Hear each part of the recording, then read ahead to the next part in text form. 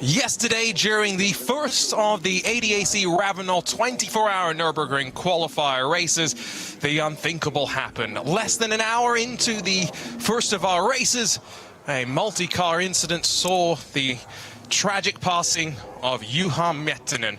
While many will remember him for his 53 starts in the NLS Series, 5 class wins and 25 podiums, his wife, 3 children, friends and team will remember him for the smile on his face, his passion for Porsche and his passion for the Nürburgring. Today, we race for Juha. Arjuna Kankipati alongside of Neil Cole as the second 4-hour race beckons. And Neil, while this weekend was meant to be preparation for most teams building up to next month's big 24-hour race, I think it's fair to say on this Sunday, we race for different reasons. Yes, we send our condolences, heartfelt condolences to Juha's family and friends, his team, and of course it's with heavy hearts that everyone goes racing again. It was a very tricky day yesterday when the race was red flagged and suspended. You know, you start to fear the worst, and then the worst possible outcome. And so, yeah, we uppermost in our minds is Juha and his family, and there will be a minute's silence, and this is a chance for the motorsport community to come together, really, because it says it on all the passes, motorsport is dangerous, but this is a very emotive moment as the community come together in the build-up to this race. And just logistically, the race yesterday was red flagged after only 25 minutes, and there was no race classified. So this is our first race of the weekend, which should have been 2 4-hour races. At the front of this grid, Juha's team will stand as we get ready for this minute of silence. You can see the rest of the grid passing their condolences on as they all get into formation. But like Neil mentioned, a chance for our motorsports community to come together. We will have a minute of silence that we will observe for those listening as well as those watching in vision, in memory of the recently passing Juha Miettinen.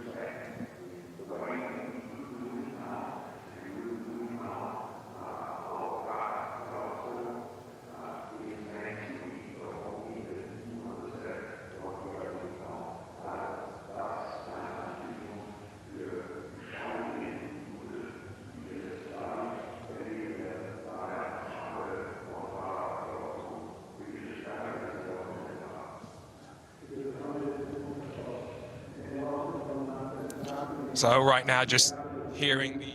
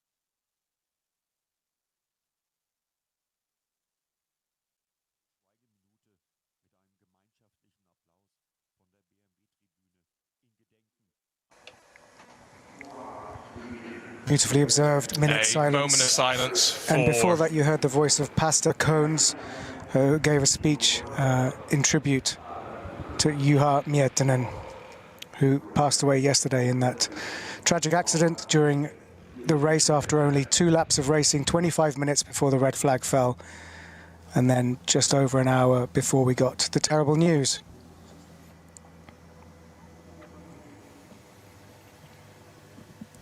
And now our field passing their condolences on to his team as well, who were stood at the front of the grid. A reminder of the dangers of motorsport, and a reminder as well to maybe those who are new to racing at the NLS as to why there are such stringent requirements around permitting and working your way up to the fastest cars. So focus then on the race that we do have today, because as we did mention, it's preparation for next month's 24 hours of the Nürburgring, Neil, but with some track running lost yesterday, specifically into the night, where, you know, some drivers would have appreciated some experience of what it's like navigating through the green hell without any external help and only with the headlights. Now it's more just about working through processes, getting through data, and maybe just making sure your car is ready to go for next month. Yeah, so many things to consider on top of carrying Juha's memory with us. And a lot of the cars have a black ribbon on their number plates on the sides of the car and on the front in memoriam of Juha Miettinen. But yeah, key things to remember is that yesterday's race, which was red flagged after only about 25 minutes, which was 2 laps for most of the competitors, means that only one of the drivers got any seat time in yesterday's race. So today's race, the 4 hours is crucial, because obviously some of the cars only have 2 drivers, some have 3, some have 4. So the chance to get everything right, the pit stops, the driver changes, the refueling, the stint lengths, and to get all the processes up and running, this is the only chance now. This 4-hour race, so this build-up now is to a formation lap. There will be, yes, it's a 25-kilometre, 15-mile circuit, but these cars do a full formation lap and then come around for a rolling start in grid formation to start this race. So this next 4 hours and 20 minutes is absolutely critical for everyone who intends to compete at the 24 hours, which is in exactly a month's time here at the Nordschleife Nürburgring. In some ways, add 20 more minutes on as well, because once the checkered flag flies, there's, you know, time for everyone else to finish their lap, and you're allowed 20 minutes after the first car has crossed the line to finish your own race. So if you're having some issues limping the car back around, that's your 20-minute sign to make your way back to the checkered flag. For those that got the national anthem, let's get ready to go for the 5th NLS race this year.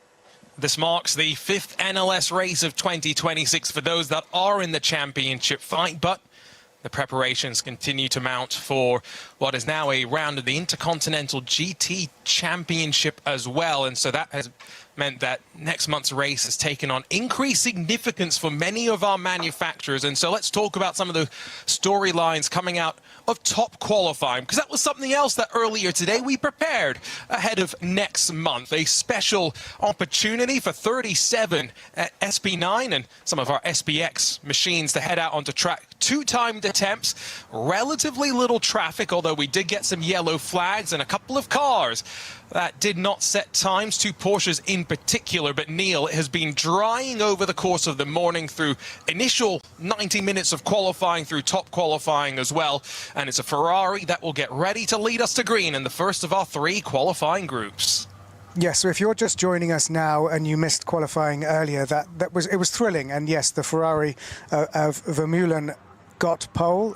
Lucas Auer in the Max Verstappen car is in P5 on the starting grid, so 1 place better than started yesterday.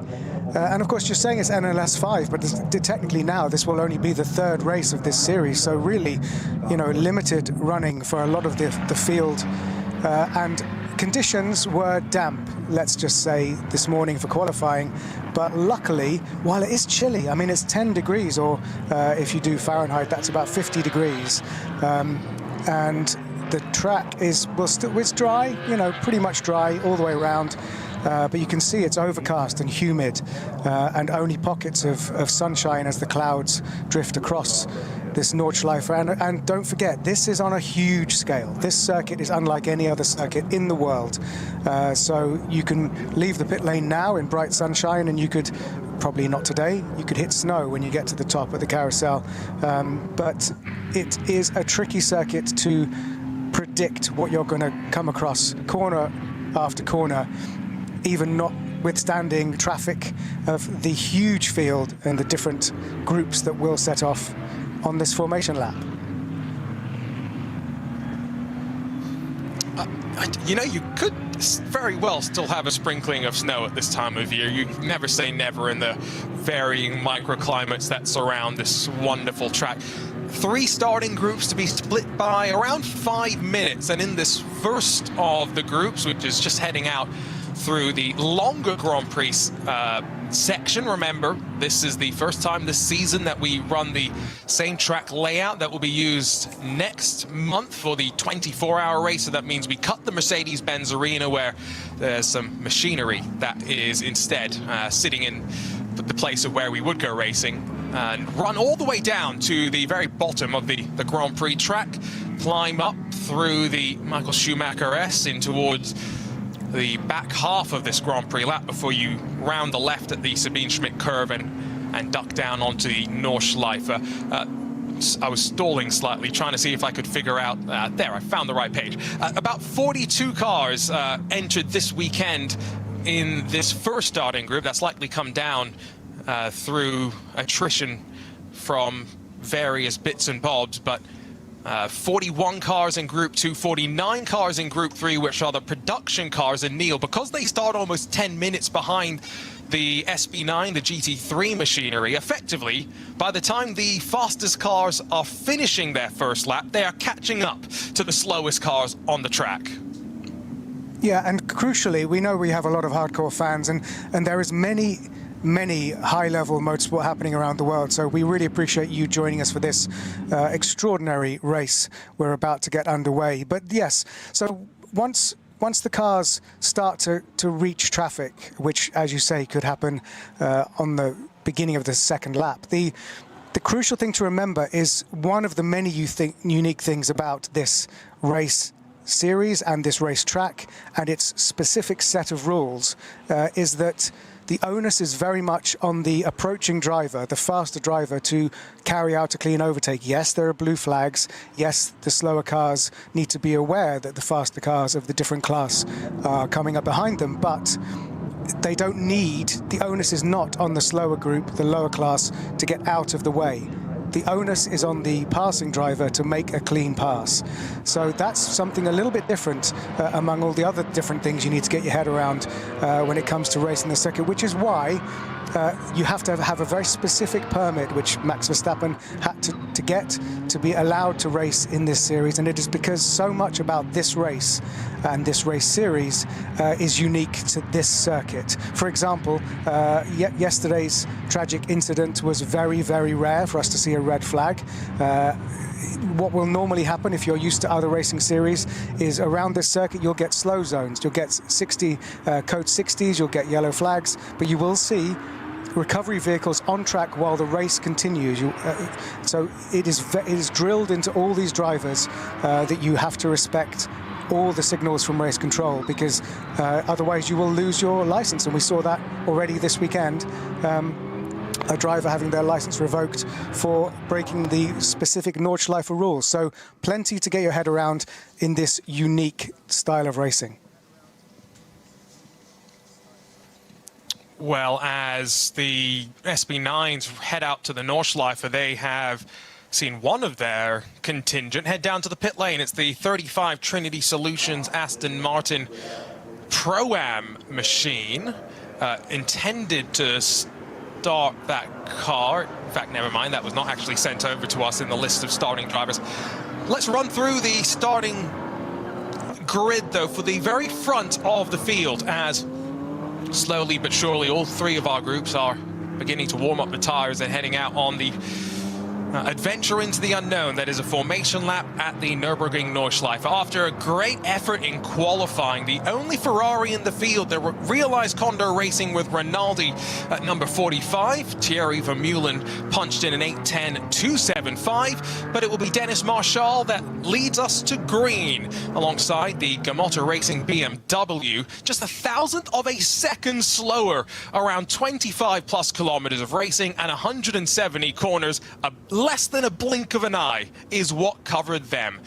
Starting that car is going to be Moritz Krantz, while in third in the Scherer Sport Audi, it will be Christopher Haase, who did also qualify that car. He starts, and alongside on row 2, Thomas Preining in Grello. He splits that car with Matt Campbell, while starting in 5th position, lots of eyes will be on Max Verstappen, who does indeed take to the green flag today in that Mercedes-AMG Team Verstappen Racing, powered by Windward Racing entry. Alongside of him will be a lot of storylines. Adam Christodoulou starts the Pro Sport Racing Mercedes-AMG. However, in that car is also Chris Lullum, who Verstappen fans will recognize that name as a long-time sim racing teammate.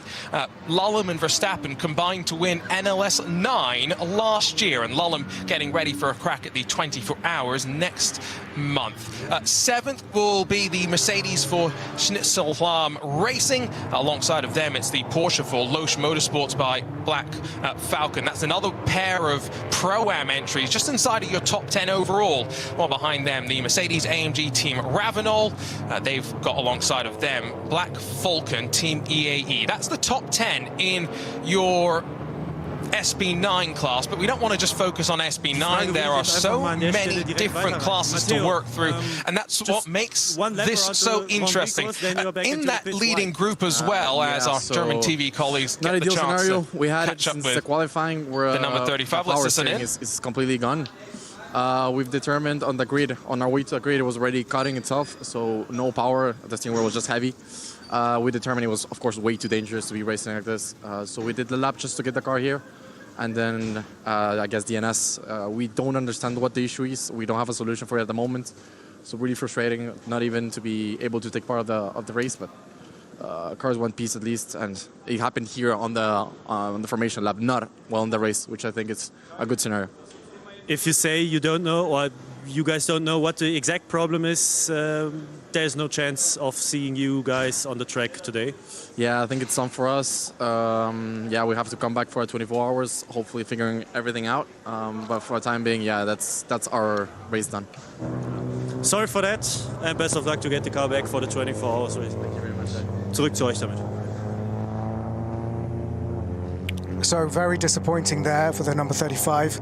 Power steering issue, which, you know, power steering is required for your average race, but certainly here at the Nordschleife there would be no point even starting to attempt a lap without power steering. So a real shame, and obviously the thing about this, Arjuna, is that you can restart the race.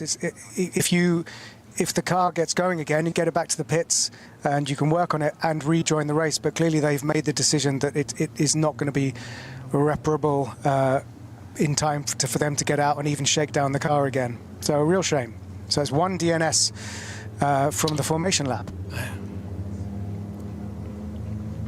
So 121, our initial entry list for today, now becomes 120, and you know that attrition always plays its part, but you go back to the shakedown part. What makes this track so unique is that because it's a public road, even if you have an issue, you may not want to limp the car back around on the track itself, but if you can pull off at the appropriate point, find a connector to one of the other public roads around, you can maybe meet up with your team or maybe even drive it back to the paddock on a flatbed potentially, get it repaired there. Maybe not so important today, Neil, but when we go racing for the 24 hours, that's where the spirit of endurance racing, as I always say, comes in crucial. Exactly. You've got to... It's called endurance for a reason, because you have to endure. And it's always been the sort of classic test of cars, that the race-to-road technology, which is what motor racing and endurance racing has always been about, is fixing it and getting it going again. So if you can do that for the 24s, then this is where to test it out in the 4 hours. So quick rundown through some of the other class pole sitters, by the way, as remember, we've got plenty of classes of competition. In the first starting group, there's a couple of entries that we'll call out. They're not fighting for necessarily much of significance, but the BMW M3 Touring joins the HWA Evos in effectively the SPX experimental class. The BMW M3 Touring is, yes, basically under the hood, an M3 GT3 car with some extra accoutrements, and what a wonderful job they've done to bring that project to life. HWA is a very old school throwback car. They start in that first group. The BMW M3 Touring going to start in on the 7th row, really only 5 seconds off, which was a really impressive effort for Neil, a car that we know is gunning for pole position around this wonderful 25 and a bit kilometer track. Yeah, well, the GT3s and so many of these sports cars are at the absolute cutting edge. We mustn't forget our heritage, and that's what that project is all about, and proving that it can still mix it up. And looking at a map of the Nürburgring Nordschleife, just to give you a sense, that little bit at the bottom is a part of the Grand Prix circuit. If you're used to Grand Prix racing, then you're used to 3 sectors. This has 8 sectors. And so as you get into this race, as it starts, we go green flag in about 5 minutes time, just get used to the fact that gaps will grow. Dropping a second here or 10 seconds there, even 30 seconds here and there may quickly become meaningless. And another thing to flag up before we start is the whole business of pit stops. Obviously, if you're used to Grand Prix racing, then a pit stop of over 3 seconds is bad. These have a regulated amount of time for the pit stop, for the refuel, and so that we don't even see quick driver changes like you would in other endurance racing formats. The driver change is slow and measured, and all of that is built into the overall racing because it's the same for everybody. So just a few of the headlines to get used to before we go green is that just get used to this being a long, dramatic and, you know, volatile race circuit, and from lap to lap so many things can happen. A great aerial look for those watching in vision on one of many streams across of YouTube. Remember, for those who may be traveling today, we will be live on RS1 through the entirety of our 4 hours, part of our Radio Show Limited network of channels, but there's plenty more racing. Yes, there's World Endurance Championship action to come, and our team ready to cover that. It's a relatively cool, crisp morning. Let me quickly run down some of those other pole sitters in some of the other classes. We've got Porsche Esports Porsche Endurance, I should say, rather, Trophy Nürburgring competition. They have an esports version of that category as well. We've got 7 starters. That's important because they get maximum championship points towards the overall NLS championship, fought across all the classes if you're new to the world of NLS. Muller Motorsports, an 8:38, 5:05 pole for them in the mixed conditions. 82 pole, which is similar cars, but some slight tweaks to some of the technical specs. There's plenty of gravel on the track in the penultimate sector running up to the mini of the carousels. But 82 pole went the way of the Black Falcon team Fanatec, the sim racing crew, if you will. That's why I had esports on my mind. They were good enough for 5th in the Cup 2 class, so keep an eye on them to try and work their way forward. In SP10, it's Pro Sport, their Mercedes. That was 7 seconds quicker than Toyo tires with Ring Racing, the Toyota GR Supra in SP10. That's, of course, made up of the GT4 classes. And the last class, or classes I want to highlight, are the production car classes. VT2, where we've got 2 of them for slightly different regulations, but 7 and 8 cars apiece. SRS team Sorg Rennsport in the VT2 Hecker class will be on pole, while it's the 495 Pascal Fritsch and Michael Bohrer on pole in the VT2 front class with about 6 seconds between them. We are weaving back and forth as we run down the Dottinger Höhe, a 1.5-kilometer blast before we get ready to file up 2x2. And Neil Cole, get ready to get this 4-hour race underway. And I like what you said earlier. It's all about enduring. Yeah, and the body language of all the cars trying to get some warmth into those tires. The first real chance to get those slicks gripping to the tarmac, and such a changeable surface. And I think what we could see was almost blossom coming across the windscreens of those cars as they went up near Carousel. Was the actual blossom from the trees in the springtime in this beautiful and woody area of Germany, rather than gravel. So I think the track is pretty clear. It's a good sign, and it's a reminder as well that we are springing into the most glorious time of the year. Summer for race fans is always great, Neil, and it's still chilly, like we said, 11 degrees Celsius in the air, but that's always great for the cars themselves in the second race of the Ravenel ADAC 24 hours of the Nürburgring Qualifiers.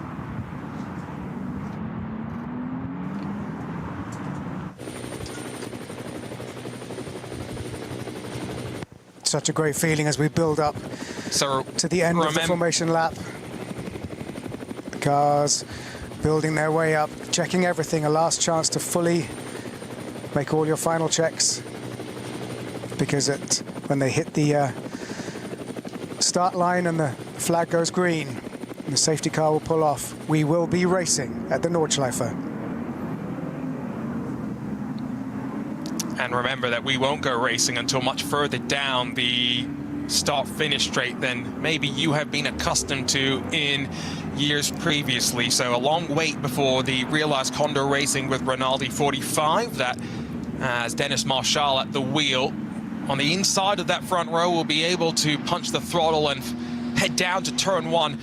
And again, remember, we're running the full 24-hour layout. That means we don't run the Mercedes-Benz Arena. Instead, we shortcut left straight out of turn 1 and run a slightly longer run through the Grand Prix loop. A final dress rehearsal, if you will, today.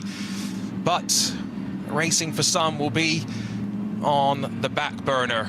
Today we race in the memory of Juha Mettinen in the second of our 24-hour ADAC Ravenel Nürburgring qualifier races. Yes, a bit of a misnomer. We're not qualifying for the 24-hour race, but we're building up to the great event. Green light, and we are racing at the green hell, and instantly Grello pops out of line as we shovel our way down to turn number 1, and the lights flash as some drivers get run out of room. Big send from the Gamotta Racing BMW to try and hang on around the outside, but as we tiptoe out through turn 1, it is going to be the Realized Condor racing car that holds on. Grello defends from Scherer's Audi as we now run down the Grand Prix loop. Max Verstappen has jumped up to 4th position as well as they flick down through the left, continue descending.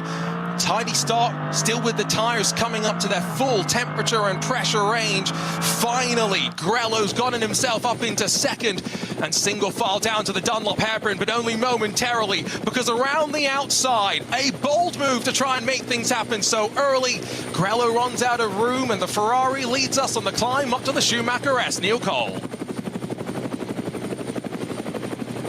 A more dramatic than expected first couple of corners there, and some position changes already. Verstappen up to 4th. Grello, we call it because it's green and yellow, up from 4th to 2nd. Very dramatic. It's Does Thomas seem to be some Preining weaving. who starts Still that trying to get car. some temperature into the tyres at the front there, which is odd. Not surprised as well, given that you don't set your car up for the Grand Prix part of the track. It's all about maximizing performance once you hook the left through the Sabine Schmidt curve. And it is going to be Dennis Marshall that leads this race. As into the Hudson back we dive for the very first time, with a couple of car lengths now starting to build between the front couple. Commentaar Racing, that BMW has been dropped down quite significantly all the way out of the front 5, and that goes to show the danger of turn 1 and maybe overcommitting on the outside and running yourself out of room. The hands fast there for First chance to Max ride on board Verstappen with Max as he Verstappen clatters over the curbs. in the Winwood Racing, Verstappen Racing Mercedes-AMG GT3. Remember, GT3 is the, that's why. So we have SP9 is GT3, SP10 is GT4. Those are the two main classes, with SPX as the special cars. So if you're used to endurance racing, then if we say SP9, that's the GT3 class, which is the leading class in this race. And as those SP9 machines funnel out now through Schwedenkreuz and down into Arenberg, already now settling into the run through the Nordschleife. It's starting Group 2 that is ready to get us underway. It's Porsche Cup cars, 992.1 generation Porsche Cup cars. We have a new generation Cup cars racing in 4 select Porsche series around the world. And no doubt they'll make their way to the ring eventually, but the fight for the Porsche Endurance Trophy Nürburgring is already 4 wide as we fly down through the stripe and in towards turn 1. It's that blue and white Porsche that holds the inside, the red and blue asymmetric Porsche that now finds the danger of going on the outside. He runs himself out of momentum. We got a car pointed in the wrong direction as well. Believe that's one of our Subarus, unfortunately, that's got entangled up with one of the BMWs, but the first signs of trouble in starting Group 2.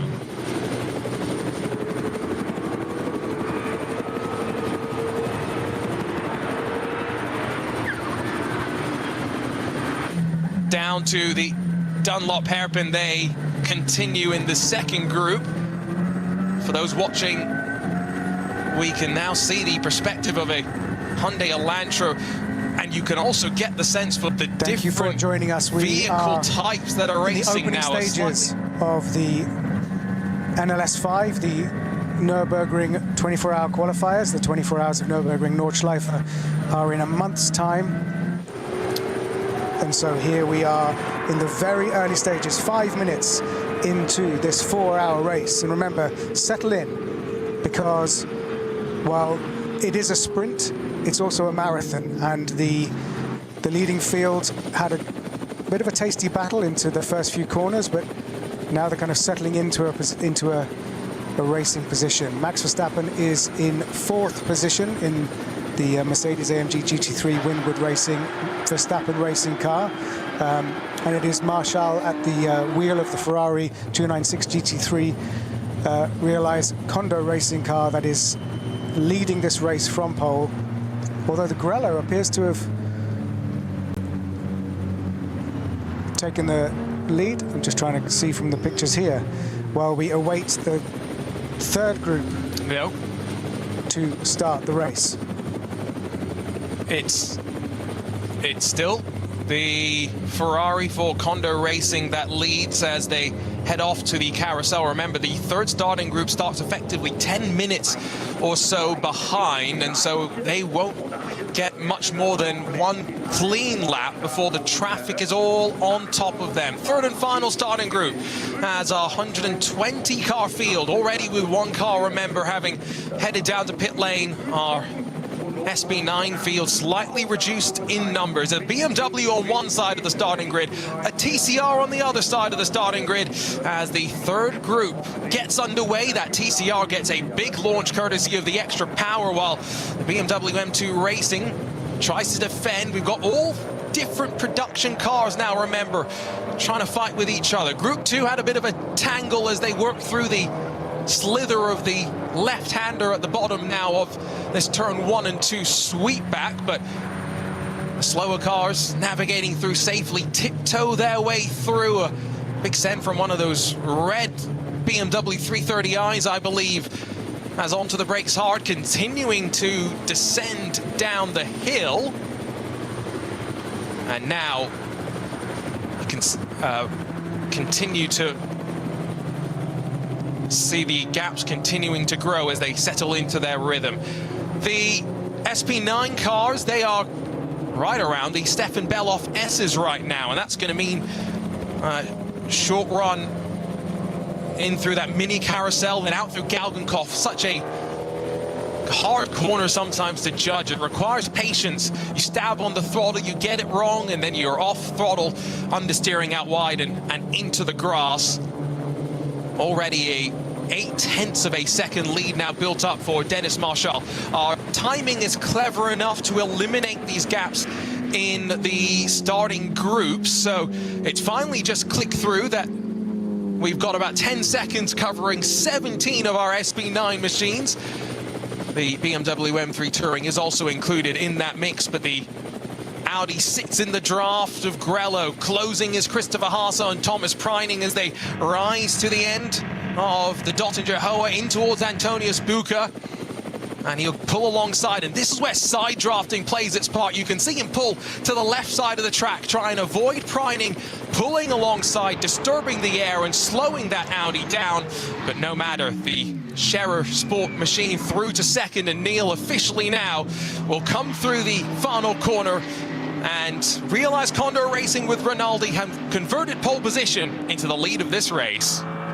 Yes, and that's a classic overtake that we will see many, many times during the course of this race, because there's no push to pass, there's no energy recovery, there's no extra power that they can put into the powertrain or the engine to get an advantage, and no DRS. This is simply racing skill, aerodynamics, and reading the road ahead of you. Although there was the Max Verstappen seemed to have worked out a hack about the optimal distance behind the car in front, even through corners, to continue to get aerodynamic efficiency to build up to an overtake. So I wonder if he can deploy that during his first stint here before he hands back over to Lucas Auer, who put this car in 5th on the grid, and the car is now in 4th.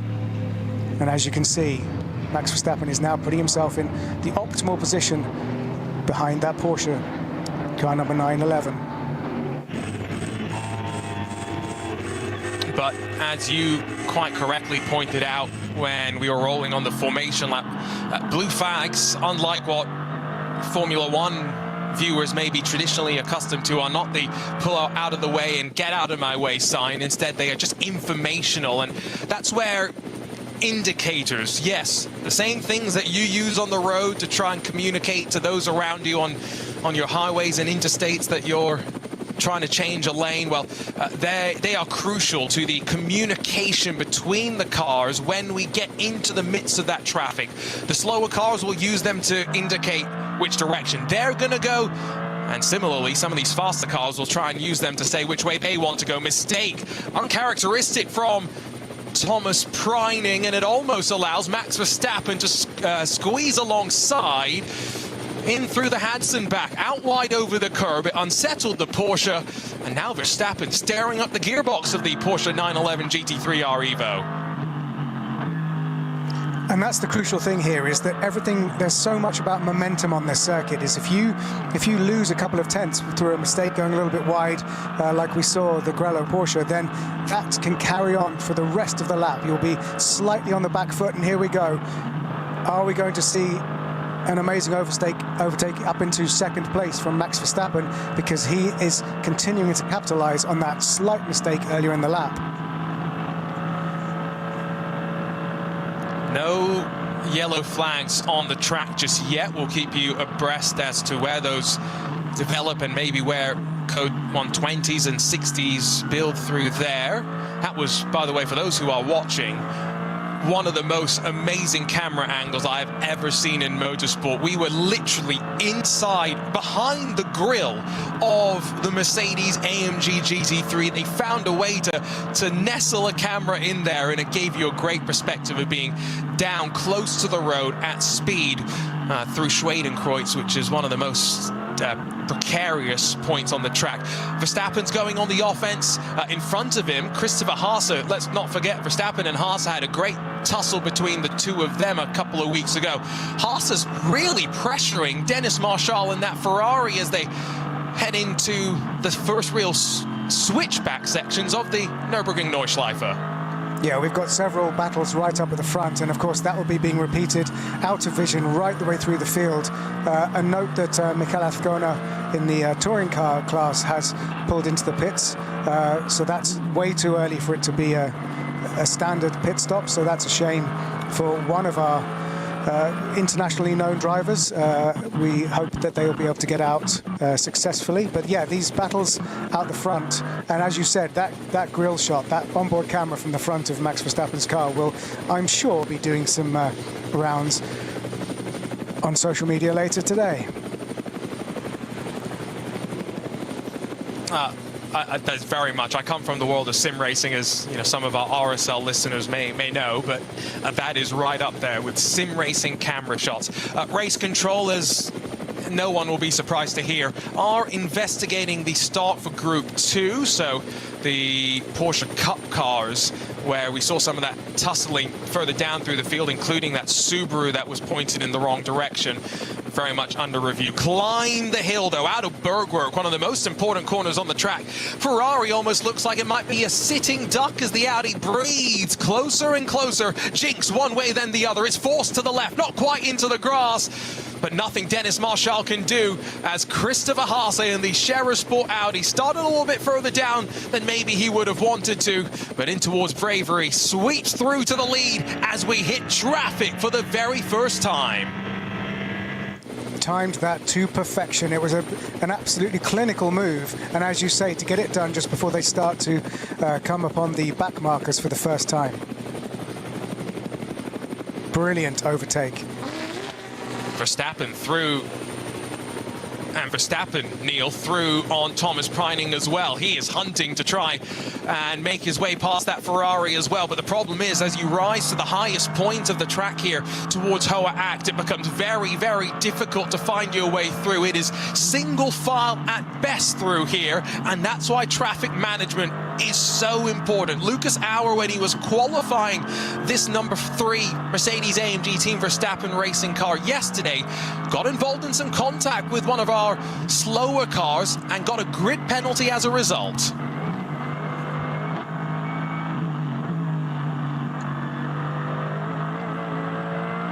The Marshall-Haase battle is a very interesting one. As you said about the grid, you know, there are some drivers here who are racing against each other who have been driven together as teammates in the past very successfully. So one of the beautiful things about NLS and the Nordschleife Nürburgring 24 hours is the mixing up of the driver fields and the driver pairings just adds to the storied nature of a race like this. Neil, we've got to move. Verstappen bullies his way forward. He saw his chance in traffic, and Dennis Marshall is dropped to third in through Flansgarden.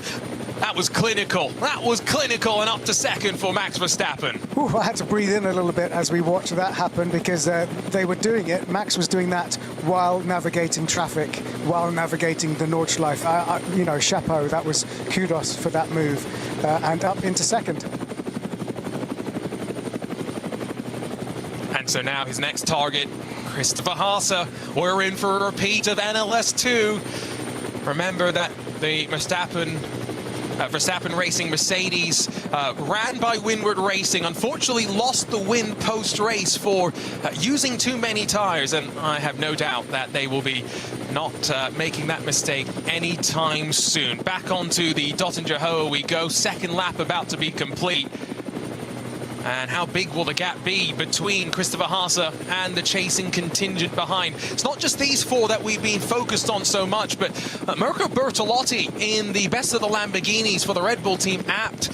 He's slowly been closing on the back of Thomas Preining as well, and Grello is looking vulnerable. Draft played out as we run up the hill, continuing to climb before you drop down into this final complex. Bertolotti's going to run out of time, but Lamborghini's looking good as well, and so it's an Audi that will lead from a Mercedes, Ferrari, Porsche, Lamborghini. 5 different manufacturers at the front, with 17 or so minutes complete in our second qualifier race of the weekend.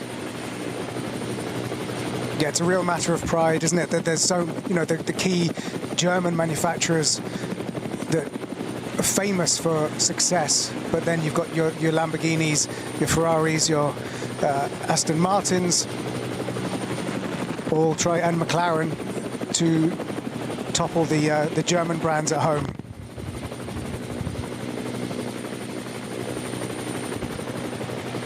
Down the hill they continue to go. The BMW M3 Touring is sat in 11th, by the way, overall. What a move from Verstappen. He saw his opportunity as they worked their way through one of the tighter parts of the track, through the ice curve, and just planted his foot to the floor and stamped his way up to second, Neil. That was an incredible move. There didn't seem to be a gap, and I don't think the car in front of him thought that there was a gap, and that's where such a skilled driver and the instinct and precision of being able to squeeze that Mercedes into that gap where there didn't seem to be a gap is exactly why Max Verstappen is a 4-time Formula 1 world champion.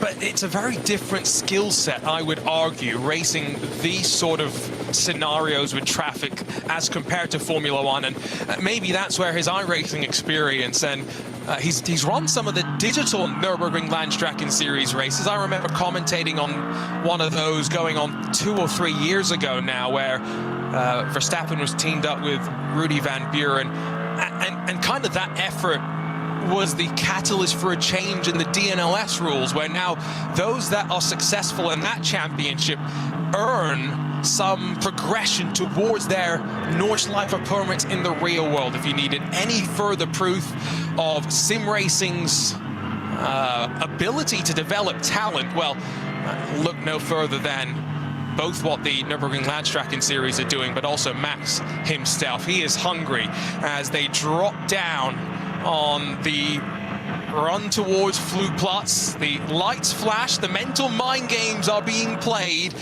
Verstappen, no stranger in the sim racing world, I have no doubts, to using that headlight button plenty. Yeah, and it's obviously, you know, if you're the car in front, it's a distraction.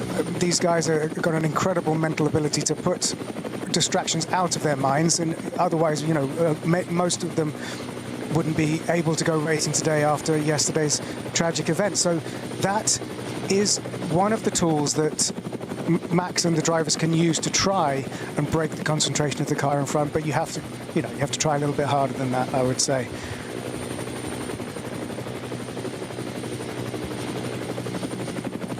You say, but sometimes it's just those little distractions that can really unsettle you.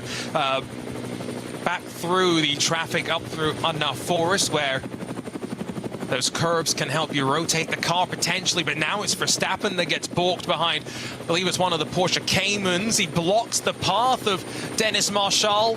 all the way to the right side of the track in that realized Condor Racing Ferrari. And now slow that momentum once again in through Metzgeveld down towards Callenhard. The gap at the front, though, doesn't really grow as a result of that. The give and take of traffic, even though the number of cars over the years may have slightly reduced, by no means has quelled the challenge of traffic. Mirko Bortolotti might have used that traffic to pass Thomas Preining, because Thomas Preining is starting to lose ground. Hand over fist, probably sits close to 6 seconds adrift from our race leaders.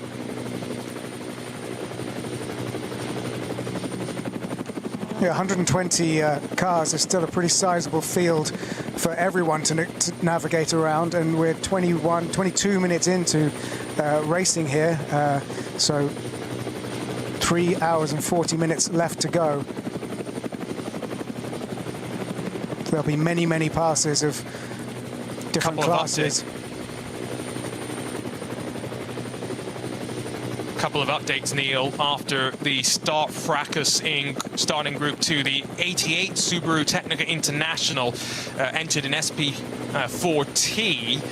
That has entered the pit lane, and I don't believe it has left just yet. Also, one of our BMW M240i's, the number 665, has been pushed back into the garage, so that's a slightly worse sign, I would say, that the crew needing to make some more significant repairs on the Gitti tyres, Motorsports by WS Racing, one of our Permit B cars, so laps important for them as well. Our SP9s fully breathing now as they continue to climb, working their way towards the Caracciola Carousel, with Christopher Haase enjoying a couple of car lengths over Max Verstappen. And as much, Neil, as yes, you know, we're not talking so much about managing batteries and things, we shouldn't forget that they're still managing tires, managing fuel, and managing traffic. There are elements of management in sports car endurance racing. It's not just 24 hours of an all-out sprint, as much as maybe some sometimes believe. Yeah, of course, and it looked like in Carousel there, which is that beautiful banked curve where you can sort of do the equivalent of ditch hooking around the inside of where it's been cemented. But there was a slightly sketchy moment from Haase, and like we said earlier, a sketchy moment where he went slightly sideways and twitched a little bit on the inside of the banking has meant he's like potentially lost half a tenth or a tenth, and that has brought Max Verstappen closer to the rear spoiler of that Audi R8. He's menacing, weaving one way than the other.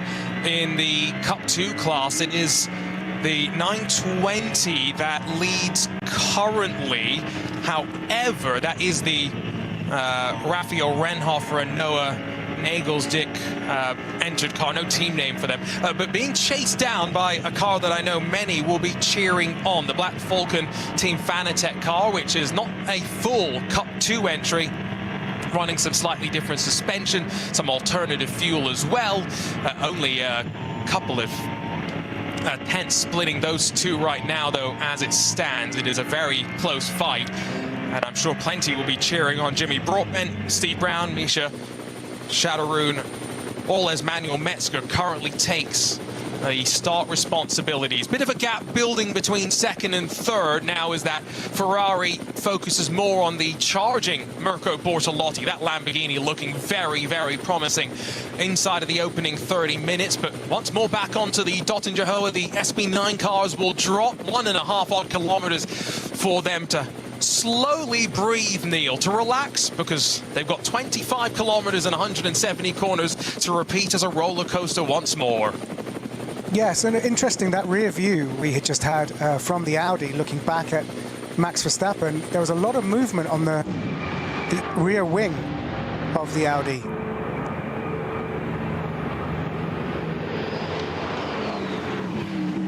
Lots of airflow, I think there's no question about that, and see the disruption sometimes when they sit in the draft. It's always interesting, the fluctuations. Mirko Bortolotti breathes past Dennis Marshall as they crested over the top of Antonius Bucca and dropped down in towards Tiergarten. That's third now that swapped hands, and The gap at the line that Mirko Bortolotti is now trying to close up to the top two is going on about 2 seconds. A half-hearted look from Verstappen there as they drop down into turn one, but let's be real, Christopher Haas is a wily veteran. He will not be fooled by that. I love the idea time of was Max an Verstappen doing anything half-heartedly. 8:17.41. It's the mental mind games at play. Neil, in terms of lap times, the fastest driver on track right now is Mirko Bortolotti, 8:17.419. He's only a couple of thousandths of a second quicker than Verstappen and Haas, but it's a, like I said, good sign for the Lamborghini. A little bit further down in qualifying than I think they would have wanted.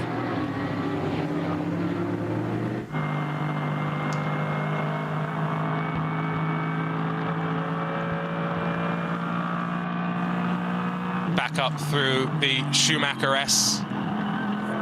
They work. I've got to say, sometimes you would say that a smooth race car is a fast race car, but at least through the Grand Prix section, not particularly smooth for Verstappen there. But again, goes back to maybe what I said slightly earlier. You set the car up for the much bumpier and slightly awkward Nordschleife when the slightly razor-smooth surface on the Grand Prix section of the track maybe doesn't suit it so well, Neil.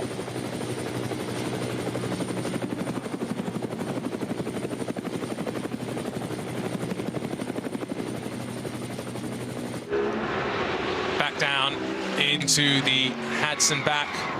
Our race leaders go. Remember, Thomas Preining had the moment into Hadsenbach a lap or two ago. Since then, continuing to drop back.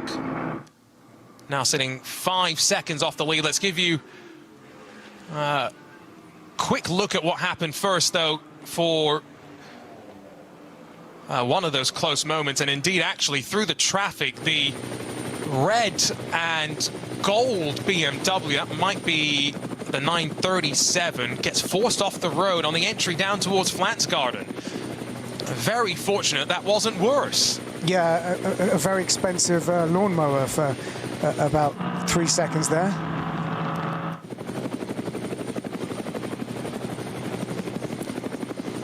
Just looking through my entry list to try and figure out which of the cars that would have been, but we've had a change for the lead. Verstappen passes Christopher Haas on the run in towards Schradenkreuz, and now down into Arenberg. They'll drop in towards the Foxhole, and Verstappen will try and build his lead.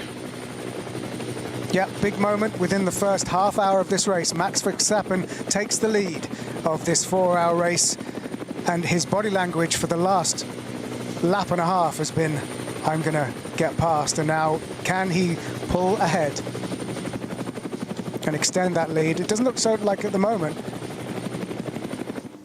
Haas is staying with him. The good news, Neil, is that just taking a look at the track map, they've got plenty of clean air before they'll catch the next group. The second group is made up of, plenty of fast cars. Those 992 machines are a rocket ship in a straight line. Maybe don't have the aerodynamic performance through the corners of a GT3, yes, but can very much match, if not best, them down the Dottinger Hoa. 3 drivers for this Scherer Sport Audi 16.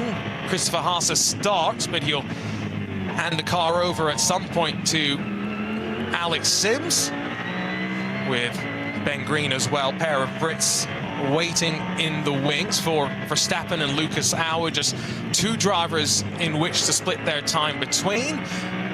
And Verstappen has said candidly over the weekend that one of the tasks for him being here at the track is to help Lucas get as much seat time as possible. Yeah, it's an interesting pairing, isn't it? Of course, these two have previous that goes back over 10 years, Formula 3 days, and Lucas Auer very much known for DTM, I guess, more, but a very, very established and talented driver. So yes, they've got to balance the amount of time that they give Lucas in this car with the amount of time that Max Verstappen, with his limited schedule, is able to get behind the wheel of this car. So yeah, everything is a balance. So that's clearly one of the reasons why they have 2 drivers in that car, whereas many of the other cars and teams have 3 drivers, in some cases 4. For Grello, they were entered yesterday with 3 drivers. The road chief, Christopher Breuer, was called up to racing Grello. He knew what a prestigious honor it was and what his task was as well, which was to do the opening stint, stay out of trouble. Don't see him entered on that entry list today, but there are plenty of drivers who, as we've called out before, Permit B, they are trying to get their final license checks done ahead of next month's race, with no real further opportunity to be able to do that. We have seen a change, by the way. The Black Falcon Team Fanatec car has jumped in front of the Cup 2 runners, and so now I have no doubt that fans of sim racers around the world will rejoice as Jimmy Brockman and Steve Brown, Misha Schuderen and Manuel Metzger, only a couple of tenths clear though in that battle. The Cup 2 class sees around 3 seconds, excuse me, covering 4 cars, and that includes the 82 class entered Black Falcon Team Fanatec machine. Still working through the Nordschleife. Christopher Haase has not let Verstappen run away by any means. Marco Bortolotti trying to keep close, but he's lost a bit of ground in the last handful of sectors. Seems to make up a bit more time at the start and the end of the lap, whereas the Mercedes and the Audi very evenly matched throughout the entirety of the lap, I would say, Neil. Yeah, very evenly matched, very similar style of driving, but, you know, 0.6, 0.7 of a second is the gap, Verstappen to Haase, which is a little bit bigger than it was the other way around, if you see what I mean. That when Verstappen was behind Haase, he was much closer than that. So this is a reasonable gap, and he's probably just about outside of getting any kind of draft or slipstream on Max. So a little bit of a chance for Max, at least until they come upon more traffic, to extend the lead and get into his own rhythm without having to worry about a car in front. And then the gaps after that, sort of 2 seconds, and then another 2 seconds, and then another 4 seconds. So these two are the closest at the front of the field, and as you can see, Haase is starting to gain ground on Max. Trying to figure out where these drivers may decide the fight isn't worth it, but Christopher Haase decides long way around, down in towards Tiergarten, around Antonio Spuka. I'll try it. Max Verstappen says no thank you, I'll hold on as we close out the 3rd lap of this race. Remarkable racing, and again, cast your mind back to NLS2 when these two tangoed plenty as well. Verstappen punches in an 8:10, 4:53, a new fastest lap of the race, and everyone behind is a couple of seconds off. These front 3 drivers, Bertolotti included, the class of the field right now. Slight slip up from Christopher Haase, deep on the brakes through the opening switchback, and Verstappen opens up that gap slightly. Yeah, it looks like every time Haase goes for a move, it slightly unsettles him and he has to pull back a little bit, but that was very close. The potential overtake was very well defended by Max Verstappen.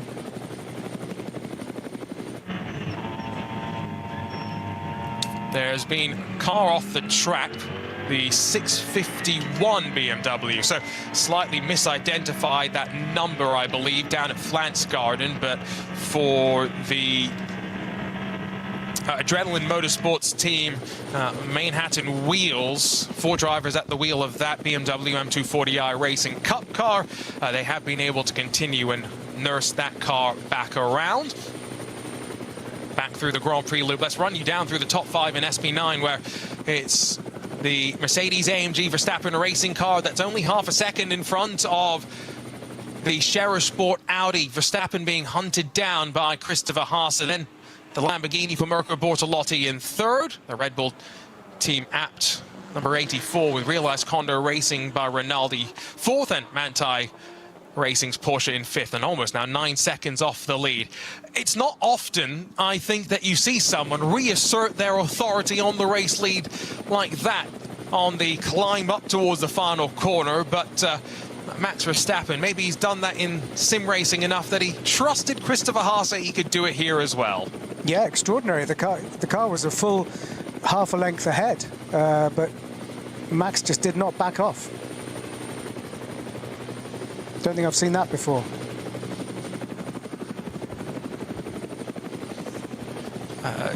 The confidence that maybe sometimes comes with the inexperience of the Nordschleife. Again, I'm not saying Max is inexperienced. I'm going to get people throwing me messages on social media. But relative to the rest of the field, yes, he's got those sim racing laps, but he's back here at the track for a reason, because when the schedule cleared up, an opportunity for not just Lucas Auer, but for him as well to get those repetitions in and to build all of that procedural knowledge heading into his attempt on next month's Ravenel ADAC 24 Hours of the Nürburgring, and one of the most exciting races of the year, in my opinion. It throws all sorts of different challenges at the drivers, and we are expecting, Neil, a capacity 150 car entry list. So, you know, we've got 120 today, add 30 more, and it becomes even busier out on track.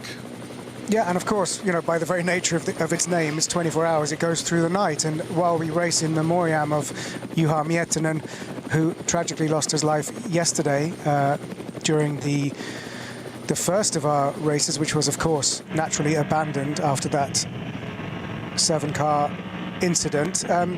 One of the key things was Max Verstappen was going to race into the dark here at the Nordschleife for the first time in preparation for doing it for real in a month's time. So that is one aspect of this racing that he hasn't managed to get under his belts this weekend. But this track time, this navigating around traffic, and this taking the lead of the race and defending the lead of the race is all crucial experience and muscle memory for him. Now, he touched the curb on the right-hand side there, Neil, as he dropped down into Wursteifen, which is the slowest part of the track here. He's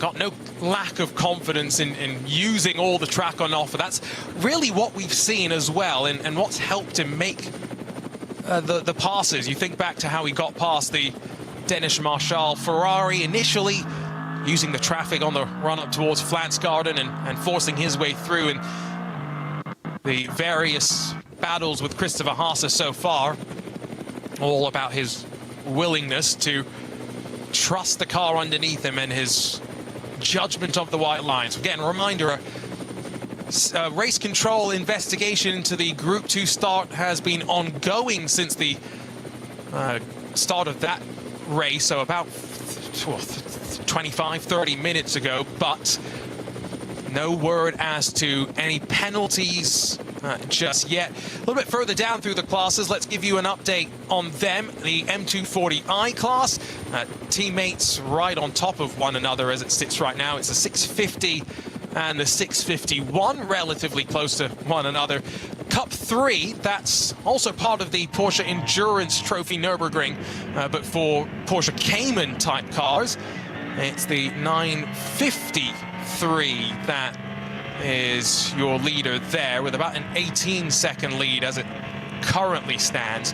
While in one of the production car classes, VT2 rear-wheel drive. Now remember, why is that class important? Well, because they have more than 7 cars, and so they score maximum championship points in the overall championship. All drivers in all classes race in an overall championship as well, and if you have 7 or more cars, you score maximum points.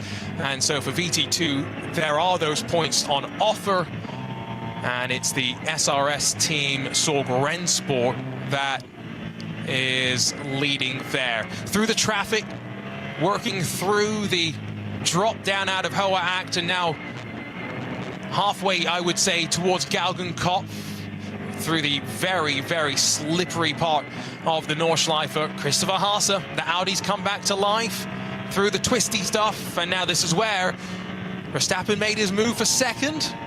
No traffic around them just yet, but as they get into the Stefan Bellof S's, Neil, Verstappen has to get onto the brakes slightly, and it costs him some momentum. Haase straight through as well. Yeah, not too much time lost in that overtake of the traffic, but it does unsettle the lead car a little bit more than the second car. So this could be the time where the gap of 0.629 seconds between Haas and Verstappen starts to come down a little bit. And can I just say, the conditions are absolutely mint. They're really spoiling us. It's dry, the track has dried out, and while it is only about 11, maybe 12 degrees Celsius, it's probably now dry the entire length of the track, and at the moment, no sign of rain. So, extraordinary scenes here at the Nordschleife. There is, though, a slow zone at Brunschen, and it's because from word on track that the realized Condor Racing with Rinaldi, the pole-sitting Ferrari, is stopped. We'll get word on that when we can. As Christopher Haase climbs up in towards Antonio Sbuca, does he pop out? He's got to time this, remember. Sweeps all the way to the outside. He wants to avoid that side draft. The game's being played at speeds closing in on 280 kilometers an hour. Haase almost balked out into the grass, has to lift off and tap the brakes. Verstappen holds on to the lead once again. That's a lot closer and getting a lot more physical in their battle. Yeah, beautiful to watch. Two talented drivers in two great cars, respecting each other, but also very, very assertive driving from both. And, you know, a close move. But again, Max Verstappen resists. One of the BMWs gives them a wide berth through turn one. The sun, going back to what Neil was just saying, when we had started top qualifying, we were talking about very grey clouds. Now we're talking about the sun popping out from amongst those scattered now clouds, and it's a great condition to go racing. Slow zone upgraded to code 60 at Brunschen, so I'm just taking a look at the track map once again, and I do get the sneaking suspicion that unfortunately after the excitement for the Ferrari in qualifying, it's not so in the race. This is where, by the way, you can just see the Audi stalls out, Neil, as Verstappen comes across and starts to disturb that air. Side draft at play. Yeah, physics. There you go, physics in action. If you ever needed to study aerodynamics and add a little bit of human skill and instinct to it, then that's a clear example of that. Just stick that up on the PowerPoint. Yeah, disappointing. The Ferrari is apparently in the gravel trap, or at least was about a minute ago, which is what's caused the code 60. So we haven't seen any pictures of it yet, but a real disappointment for the pole sitter. And another attempt. That's a replay. I apologize. This was in the... Yes. This was in the run onto the back straight. Haase tried to go to the outside. Really, let's be real, the Grand Prix section is probably your best bet for most passing opportunities because the track is at its widest. On the Nordschleife, you're reliant on the traffic to present you opportunities or to wait until you get back onto the Dottinger Hohe, which basically means it's a very long 25-kilometer roller coaster that you have to be patient sitting behind someone else when you want that clean air in front of you. Yeah, you raise a very good point there, Arjun. The only place where you would even consider track limits is when it gets onto the small section at the south end of the circuit, which is the traditional Grand Prix circuit, the tiny portion of this track that is a traditional racetrack, because the rest of it, you're so close to the grass, you don't even want to ride the curbs. You've got Armco very close, so yes, you're right. That's where you've got the most runoff for a traditional risky move, but the rest of the track, you're very confined by this beautiful, nearly 100-year-old strip of asphalt through the forests.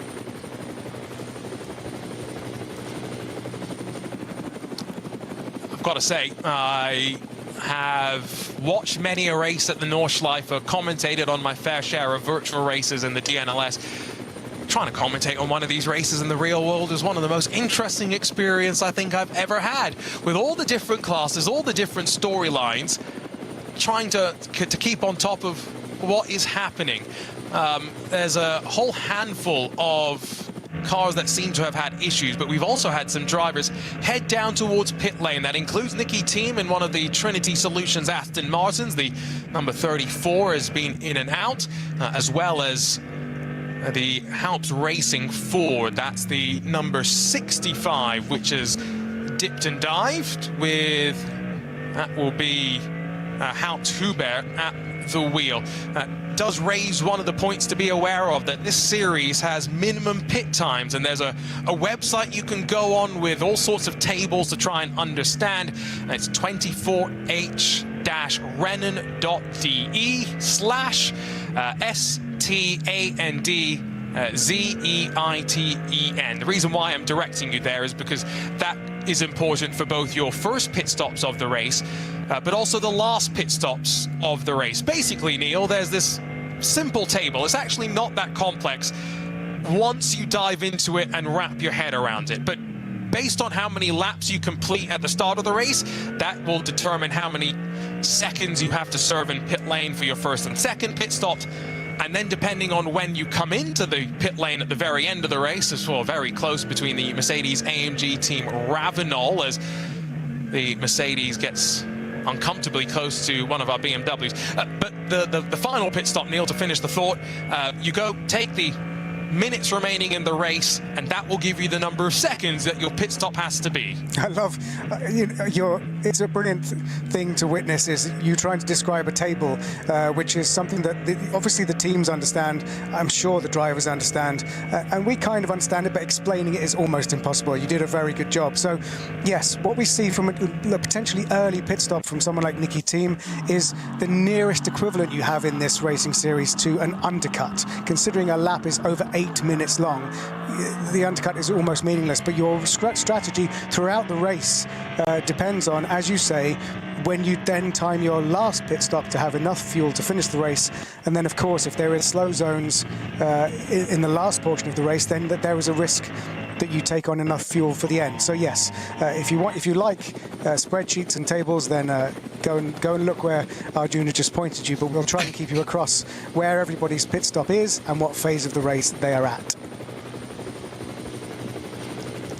Well, and maybe what's more important with that, though, is that you can't judge what's happening in the race until you get to the end, because there are no guarantees as to exactly when a driver will come down for their last pit stop based on when they come down for their first pit stop. It will all depend on their fuel and whatnot. Now, we're heading into a code 60 zone, and Max Verstappen has had to slam on the brake pedals.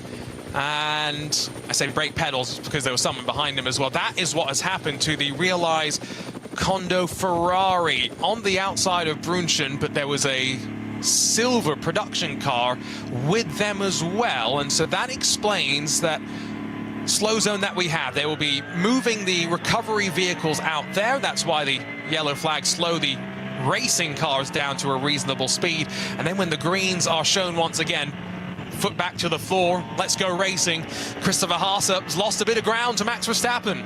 Yeah, he was very quick on the restart, wasn't he? And this is one of those things to do with the license that they need to race at the Nordschleife, is the absolute respect that every driver has to have for the slow zones, and everything is monitored, and you can have your license whipped away from you if you do not obey. And that's the level of trust that the stewards have, and the drivers have, and the teams have in everybody obeying the regulations. Well, we now have word as to what that other car involved with the Ferrari was, mainly because Race Control are taking a look at it, and it's the Renazzo Motorsport Porsche Cayman, the 945. That's been reported to the stewards, Marcus Nolken and Daniel Nolken, in the Cup 3 AM class. Porsche Endurance Trophy Nürburgring split into the AM and regular designations in the GT4 cars that are eligible. Quick moment there for Christopher Haas just to tighten the belt straps as he rides up the top of the Dottinger, but he is nowhere close enough this time to have a move on the outside of Max Verstappen. It means that we can all breathe and avoid any signs of drama. A little bit further back to that action with Mercedes-AMG team Ravenol, Lucas Stoltz in that windward run car behind the car that started on the outside of that front row, the BMW. Can also tell you, by the way, we've got takers to pit lane, and Neil, it includes Max Verstappen, who comes in at the end of lap number 5. So pit lane-wise, we have seen a driver change for the number 65 Ford Mustang GT3. Frank Stippler handed over to Hubert Haupt. So let's see if we are... Looks like it's a refuel and no driver change. But yes, so we've seen so that car, the Ford Mustang, was in 11th, qualified in 11th, and is now, because of that first pit stop and driver change, has dropped down to 14th. But as we said before, there is you can't really judge these positions yet until several of these pit stops have played out. And for Verstappen, my understanding is 145 seconds will be the minimum pit time there, if I'm reading the table correctly. You saw it on screen if you're watching. If you're listening, let's let you know about a penalty for Huber Motorsports, the 925 Cup 2 Pro entry, incorrect grid position, and they will have a 32-second time penalty. Also has just come through as well for the 919, another one of our Porsche Cup car entries. So maybe some confusion in that second of our starting groups, and that is why the investigation had been ongoing. The Commentaar Racing BMW continues to defend as we climb up after dropping down onto the bottom of the Grand Prix part of the Nürburgring, down at the Dunlop hairpin. Mirko Bortolotti, by the way, also into pit lane in the Red Bull Team Abt Lamborghini. Hesse for Row Racing in the BMW M4 GT3 Evo, followed in by the BMW M3 Touring. Jens Klingman, I think, had started that car, and the first stint officially in the books for that BMW. And Neil, why are they coming in? Well, potentially what they're trying to do, search for some track position right now. Yeah, shrewd. A mixture of getting the fuel in early, because obviously this isn't a driver change. Max Verstappen staying in the car.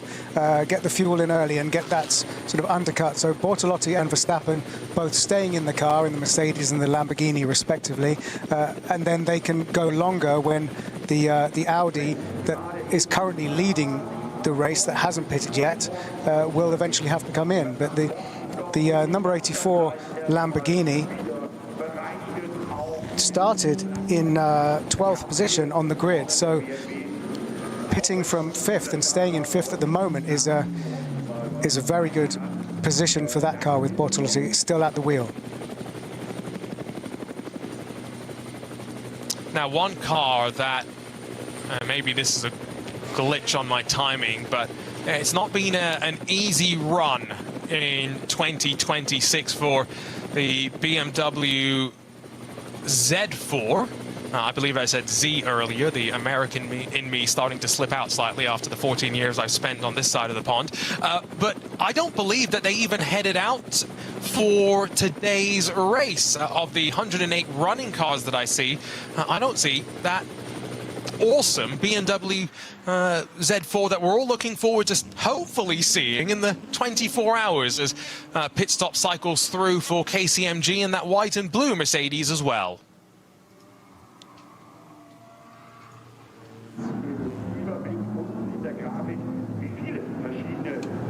So once we start to get some more sector times, having pitted, Max Verstappen Racing, Winward Racing, Mercedes-AMG GT3 is in 2nd place, and the Haase-driven Scherer Sport Audi R8 is currently leading, but that will have to pit for fuel at some point, probably within the next 10 minutes or so. In pit lane is the number 62 HWA Evo.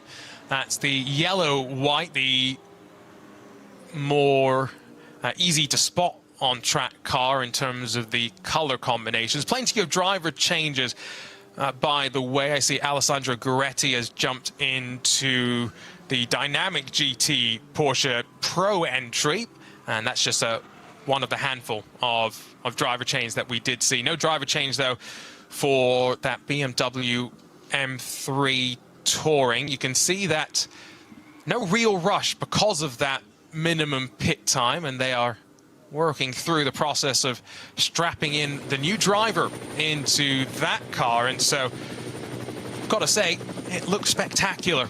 Slightly awkward dimensions when I first maybe saw it, but now that I've seen it out in full motion, especially now that we've got two of them in the SBX class, what a fantastic addition to this year's entry list. Climbing up out of Bergwerk in the SB9 class, Commentaar Racing still trying to fend off the blue and yellow Mercedes-AMG Ravenol, powered by Windward Mercedes. And this is where it does take some bravery to make a move. I'm not sure if that's necessarily what Lucas Stoltz was trying to do. Pops out of the draft, maybe to try and stall his own momentum out, but no, storms up the inside and up a spot past Commentaar's BMW.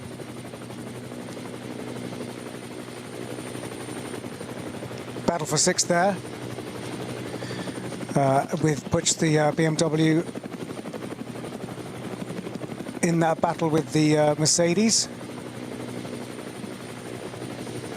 But yeah, it's really, when you watch, you know, trying to describe the driver changes, they seem to sort of be so slow. If you're used to endurance racing, where it's a scramble to get someone in, and they have time to have a little conversation, to exchange some data. The outgoing driver can, as long as they can hear each other through their helmets and all of their kit, a chance to actually just give a quick brain dump of what they've just been through, what the car feels like, you know, the stuff that the engineer can be telling them, but also just the actual experiential feedback anecdotally from one driver to the other is absolutely crucial. And on this race series, there's a unique amount of time for them to be able to do that. Without a shadow of a doubt. That's a great point, actually. Whereas, you know, especially I think the information side of things, but going over to just that driver change as the fight for what we think is sixth in SB9 hits one of our slow zones, so still up towards the tail end of the lap. I believe this is still the remnants of that Ferrari and Porsche being cleared. You can see the track vehicle on the left side of the track still loading up one of the cars. But, you know, Robert Wickens, it was so great to see him come and race here in the 24-hour race. He has said quite candidly that the hand control system that he and the Bosch engineering team have been continuing to tweak on the software side is very capable of running for any length of time, so no matter what racing you want to put it in, but also cars, right? It can be packaged up and put in GT3 cars potentially, like he's doing over in IMSA. Put it on pole position this weekend on the streets of Long Beach after the Lexus had a post-qualifying technical infringement. But he's also said, you know, prototypes, maybe an Indy car in the future. And so, you know, think about all those challenges for global motorsport that someone like a Robert could come and take on. Here at the 24 hours of the Nürburgring in a GT3 car as part of this SB9 class, Neil, I think he would probably be very quick. Robert's one of the quickest racing drivers, I think, that you'll find just in terms of pure talent. But with that more lackadaisical driver change, it gives them more time. They're not so focused on that as one of the places where they've got to get it down to 10 to 12 seconds like they did at Long Beach. Yeah, that's a very good point about the accessibility of the sport. And, you know, it's good that you mentioned Robert Wickens because, of course, he is having a very good weekend over the other side of the Atlantic. So, so much to shout globally about this racetrack and this race series and the format compared to, you know, so many other great racing series that we also follow. More takers to pit lane. Christopher Haas is already in. Adam Christodoulou and Thomas Preining find their marks for Pro Sport and Manthey respectively. I see the door opened for Grello, and so yes, there is going to be a driver change, and so that means only one thing based on the entry list. It is Matt Campbell who will be jumping into that 911 and let loose on the Nürburgring Nordschleife. Not running a full season, of course, in his Porsche Penske campaign.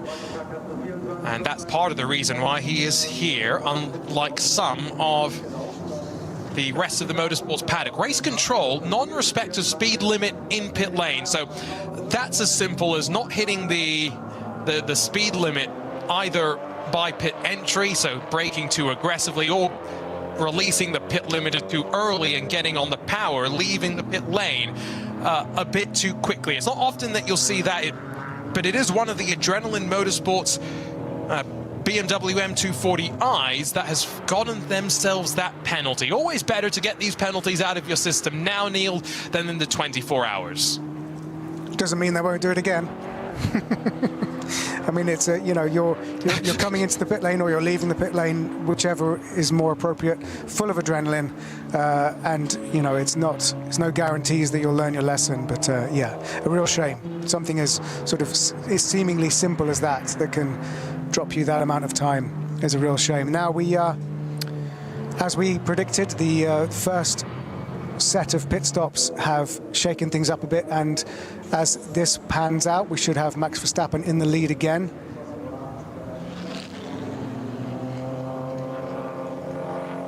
Just wait for things to cycle through. Quick update on some of our other classes. We have been very focused on that SB9 fight now, with an hour complete in this NLS 5-second Ravenel ADAC 24-hour for the Nürburgring Qualifier Race. Although, as Neil had pointed out earlier, technically is NLS 3, with 2 of our races, unfortunately, not being run now effectively halfway into the scheduled season. In the Cup 2 class, it's the 919 that leads the Klickverschung.de car, but they are 14 seconds adrift from the Black Falcon Team Fanatec 82 entered Porsche Cup car. Slightly different suspension, slightly different fuel, but running very, very well and on course for what would be a very strong performance if that pace continues. Now that we've seen the cycle out through for Alexander Sims, who has taken over the Scherer Sport Audi from Christopher Haase, he is going to end up being quite considerably back from that Verstappen Mercedes, who's already flicking it left and right and onto the back straight on the Nürburgring Grand Prix part of this racetrack. All as Alexander Sims is trying to get his tyres up to temperature and pressure much further down the Grand Prix part of the lap. Great to hear. We've had a report from Mirko Bortolotti, who did a driver change. Luke Engstler's now in the number 84 Lamborghini Huracan GT3 Evo 2. Quoting directly, I got a great start from 12th on the grid. This is Mirko Bortolotti. Great start from 12th. I was able to overtake a few competitors in the first 2 corners. I was then in 6th place, had a fantastic stint. I made the most of my opportunities and came in for my pit stop in 3rd place.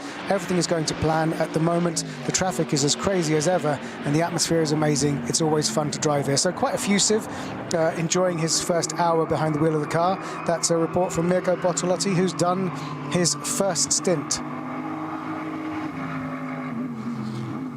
He won one of the Intercontinental GT Challenge races last year, the 24 Hours of Spa. And of course, this is next month, the 24 hours of the Nürburgring, the ADAC Ravenel 24 Hours, is one of the rounds of the Intercontinental GT Challenge. It's such an interesting championship that stretches across the year, across the continents, as the name maybe implies, yes, but some of the most spectacular tracks as well. We started that season off with the Maguire's Bathurst 12 Hours. John Hindhaugh went down for that race alongside of Richard Crail and the entire team on site there. Next month we'll get the second round, the 24 hours of the Nürburgring, the ADAC Ravenel race. Before then, in June, the 3rd round, the 24 hours of Spa. Then a bit of a wait before a trip to Suzuka in September for the 1,000 kilometers. That's one of the races that I know Alexander Sims raced in last year and really enjoyed the experience of going out there in what was a Corvette. And the Indianapolis 8 hours in October rounds out the championship. But the manufacturers, it doesn't really matter which team wins the race. The manufacturers want their car on the top step of the podium, Neil, and scoring maximum points. Yeah, sounds simple, right? We were just on board for a little while there with the SPX BMW, which is making its way back through. And now we are on board with Sims. Alex Sims has taken over from Haase. This M3 Touring, by the way, just remarkable. It is underneath, well, almost running into a touring car there as slight mixed signals onto the start-finish straight. That was a replay of slightly earlier hand in the air. Clear frustration from, I believe, Jens Klingman.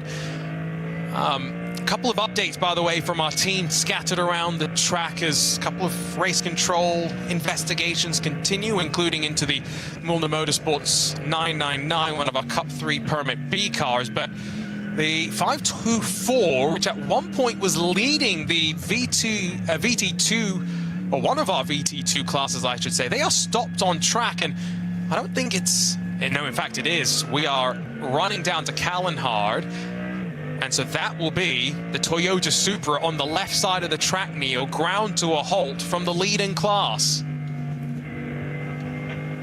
Yeah, sad to see that. Don't quite know what's happened there. But yeah, one of the slow zones being caused by that Supra. That car, by the way, sorry, Neil, that car won the 2 rounds of the championship that have been scored. And so go back to the overall championship that I'd mentioned slightly earlier, where all cars are scored in their class, and we then put those points together for an overall championship. That's going to potentially hurt their championship hopes in the VT2 rear-wheel drive class. Some of our BMWs, the Cup BMWs, navigating their way into what is a slow zone at the end of the lap as well, Neil. So we are seeing a couple of signs of struggle around the track, and what this does mean is something I was kind of wondering earlier. If there's more slow zones on the track, is it a better choice to come down to pit lane if you are scheduled for service? Yeah, for sure. I mean, now, because there are several slow zones around the track, code 60, slow zones and code 60s around the track, yes, you will, your aggregate loss for coming into the pit lane, very much like pitting under a safety car in a Grand Prix, is reduced. So this could be, having held out a bit longer, could be a good chance to pit. For those watching, a brief look at the battle between a trio of BMWs. This is a really fun fight, as well as they drop down on the Grand Prix part of the lap. They've got that Black Falcon Team Fanatec 82 Porsche working past as well. They've had a driver change. Misha Sharudin has jumped in, so Manuel Metzger has done his driving responsibilities, and now they'll continue to work through the 4 drivers that they have in their lineup. For a driver to be classified on the results, they need to do 3 laps today. So for some of our teams that maybe have entered a few extra drivers, not all of them are expected to complete laps in their respective cars. Max Verstappen has completed 7 laps so far, and now continues to try and work his way to an even bigger race lead. Alexander Sims has settled in quite nicely, and now about 15-20 seconds later drops down into the Stefan Belloff S's as well. You were talking earlier, Neil, about the rear wing movement when we were seeing some of those camera angles. Always fascinating watching the movement of various things in the cockpit. Those little tie downs and stuff moving around. As someone who gets easily distracted, I think I get distracted by those things. Yeah, me too. But of course, that's why we're not doing it at this level. We were just on board with Alexander Sims there, and we can hear I can read what Christopher Haase said from his first stint. I quote, "Max and I had another duel. To be fair, I have to say I had a harder time this time. I don't think we have the balance we need. We have too much oversteer and it's therefore too unpredictable. It's due to the cold conditions. That makes it a bit harder for us. And then it makes it harder in a duel. The battle was very respectful again, and that's what makes it fun. I was never in a position where I could have been the one to overtake. You just have to accept that. It's part of the game. But the moment will come when I'm perhaps better positioned." So brilliant praise from Christopher Haase, but also slightly ominous words for this race as it progresses.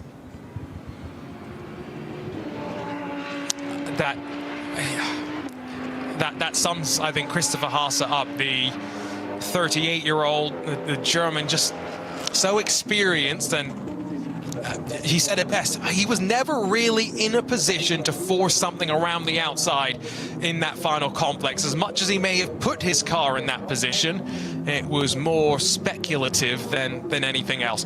It's still the Lamborghini Huracan Red Bull Team Apt 84 car that's in third, although Mirko Bortolotti out. Neil had mentioned what he had said after getting out of the car. He's handed over to his teammate in that number 84. It's Luca Engsler. At some point we'll see Patrick Niederhauser in as well.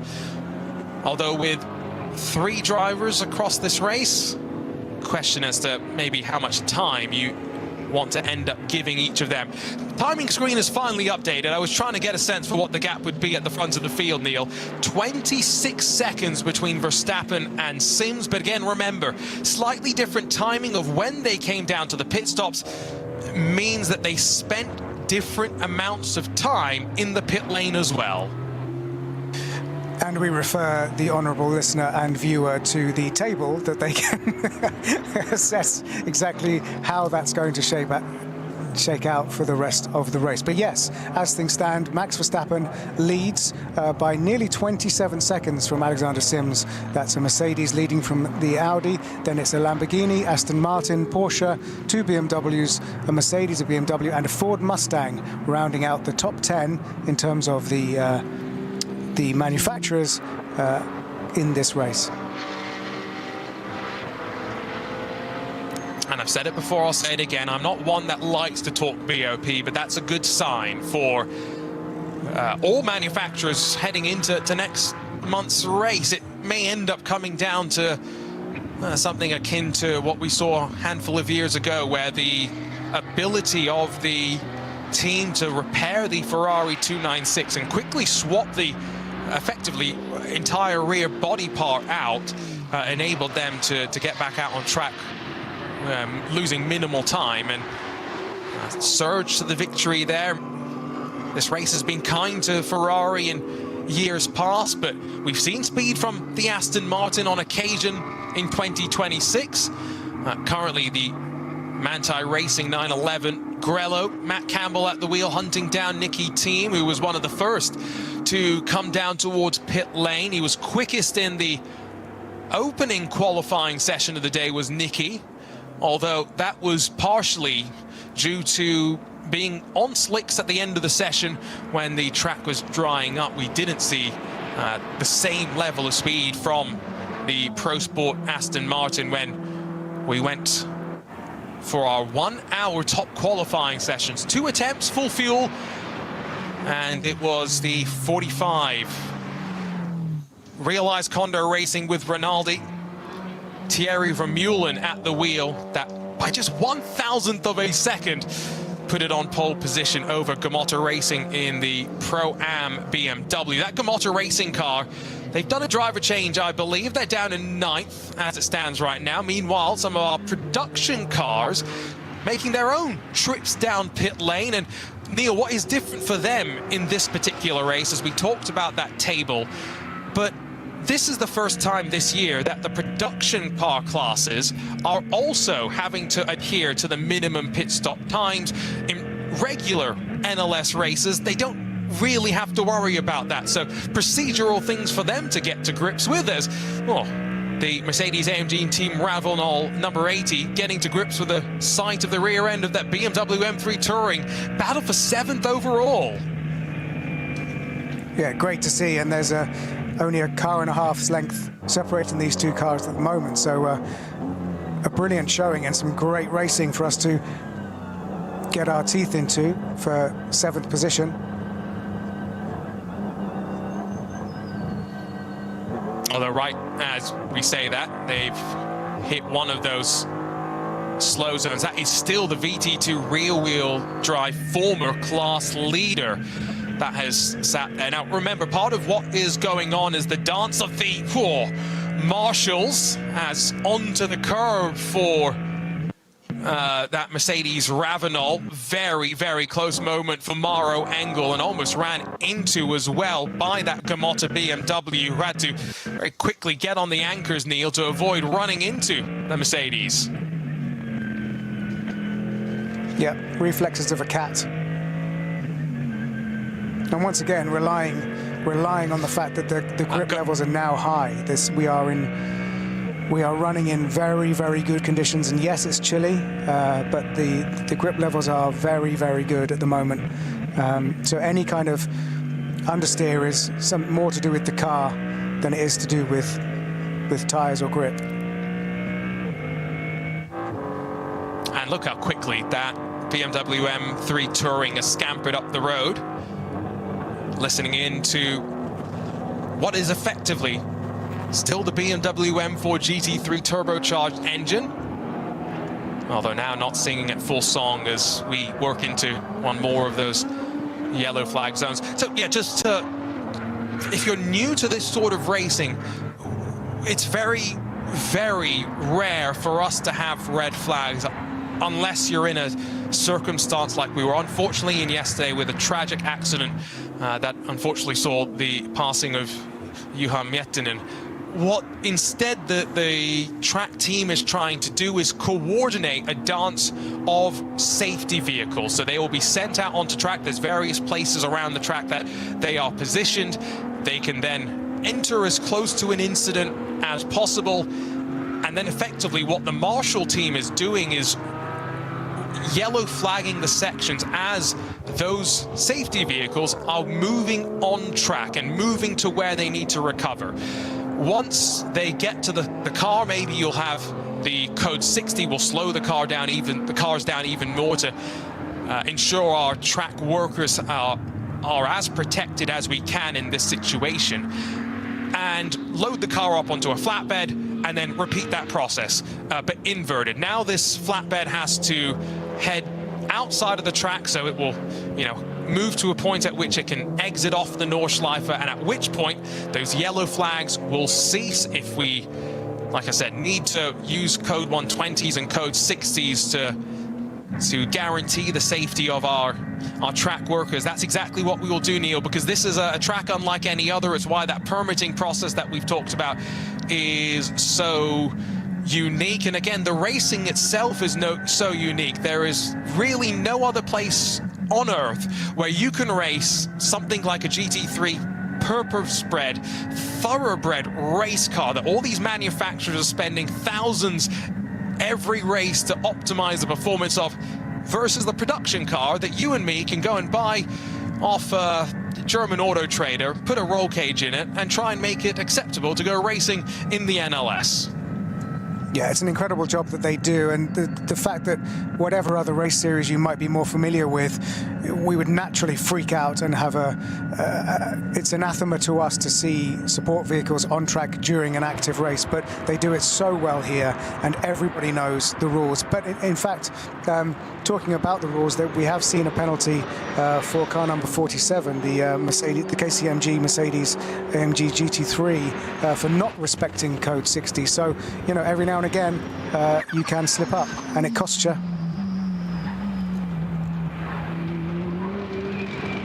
Sometimes it's intentional, sometimes it's not. And when I say intentional, I mean trying to just push that little bit extra to catch that car in front, to ensure the gap is as minimal as it can be. Engsler gets checked up behind traffic as the fight for second puts the power down out of Tiergarten. 2 hours and 40 minutes left to go in this final dress rehearsal for our teams ahead of next month's ADAC Ravenel 24 Hours of the Nürburgring. The gap is now up to 30 seconds. So Verstappen in that Mercedes windward run car is running strongly. I'm also just wondering,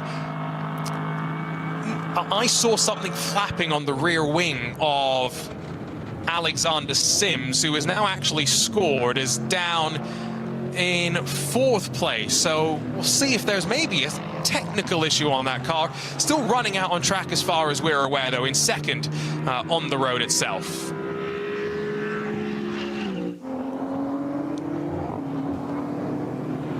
But yeah, that's sort of sizable gap. Maybe it was a screen glitch. Sims seems to be solid in 2nd, but in a bit of a battle with Engstler in the Lamborghini.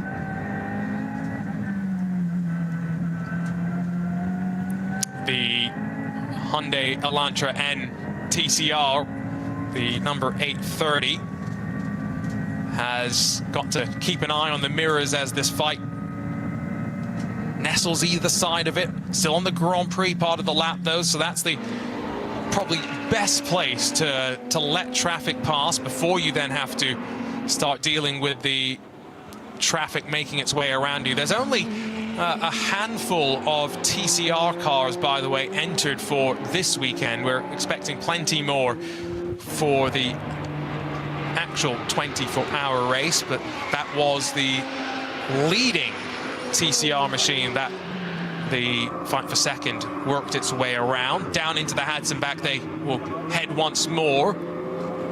Started in 12th, let's not forget, and Mirko Bortolotti, I think he may have slightly undersold what an impressive opening stint he had. To go from 12th to 3rd, that's not just making the most of your opportunities, Neil. That is basically everything going almost perfectly. You're not turning the AI down to 0 difficulty like you might on a video game. Yeah, you can understand why he was sort of so positive when he gave that interview, having stepped out of the car, Mirko, because, yeah, that's a huge effort in the first hour. And confirmation that the time penalty for the number 47 car is 45 seconds, which could prove costly towards the end of the race. You were talking about the touring car there. Baseng took over from Mikel Azcona, and of course they did have an issue early on in the race. Came into the pits very early on in the first 20 minutes and went out again. So it's good to see them getting some serious and competitive running in that Hyundai.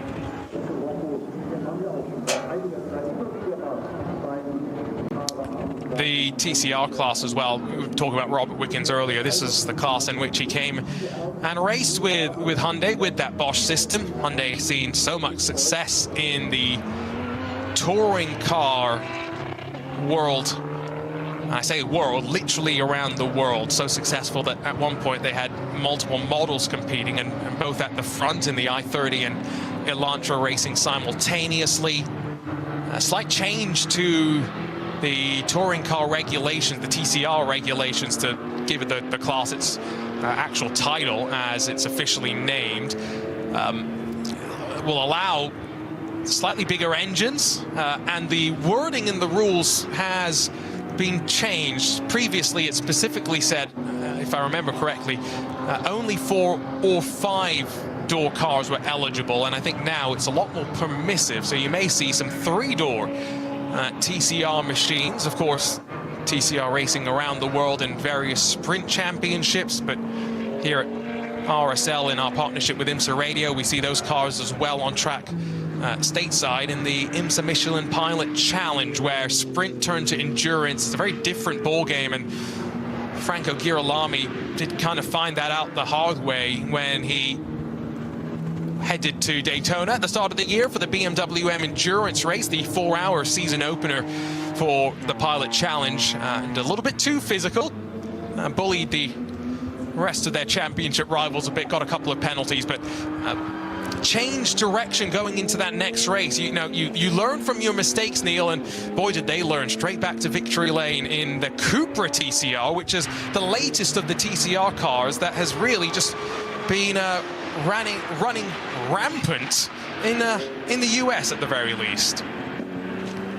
Just a quick update on the fact that the car number 48, the Arrow Assenheimer Müller Pereira Black Falcon Porsche, driven by Pereira, may still be stuck in the Pflanzgarten, which in our continuing attempt to translate the many corners of the Nürburgring Nordschleife is one of the easier ones. That's a plant garden. And apparently it's a technical fault, and the team are at the side of the track trying to repair it to get it going again, which is of course allowed within the rules of this race. And I do believe that as long as he's pulled off on the left side of the track, he will be in a spot where the team can get to him. Lots of speed as the BMW M3 Touring is passed finally by Mauro Engel and that Mercedes Ravenol. Number 80 slips through on the climb up towards Bravery, on the much curver to give its German name, which translates into courage. I did hear that with you, Neil, and John Heindorf working through the various corner names. Pflanzgarten given its name, if you are curious, because there used to be a plant garden slash nursery there, not because the cars launch into the air and land, which I thought was a much better reason for why we'd call it some sort of plant garden. We're planting cars onto the track there. Well, there's growing interest in the sport, so that would be appropriate. But yes, some of the curve names are quite literal, and some of them just refer to the nearest town to the bit where that circuit was built in, when it was built just under 100 years ago. Been racing on this incredible stretch of asphalt for nearly 100 years. And sometimes it's corner sections that get the names. So many famous parts. You drop down here, use the curb on the left-hand side. You've got some runoff to use before the cars have dug out a ditch effectively on the outside of the track through all the running that we've seen here. There's plenty of fighting outside of the SB9 class, where courtesy of our pit stop, things have somewhat settled down right now, I think it is fair to say. This is 64th and 65th positions overall that are contesting positions. It's two BMWs that are heading down to turn one. Of course, a variety of different BMW classes. There's the BMW M240i class, the just now BMW M2 Racing class with the G87s in that. But you can see the gaps that have slowly built through the respective fields, as just 4 cars in the BMW class with the M2 Racing G87s.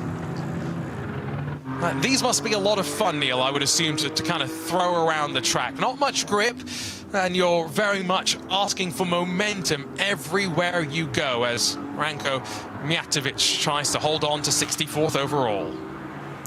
Well, given half a chance, I'd love to try it out and let you know and report back. But having not sat behind the wheel of one of those particular BMWs, I don't know. But we're now watching the Rover car being hunted down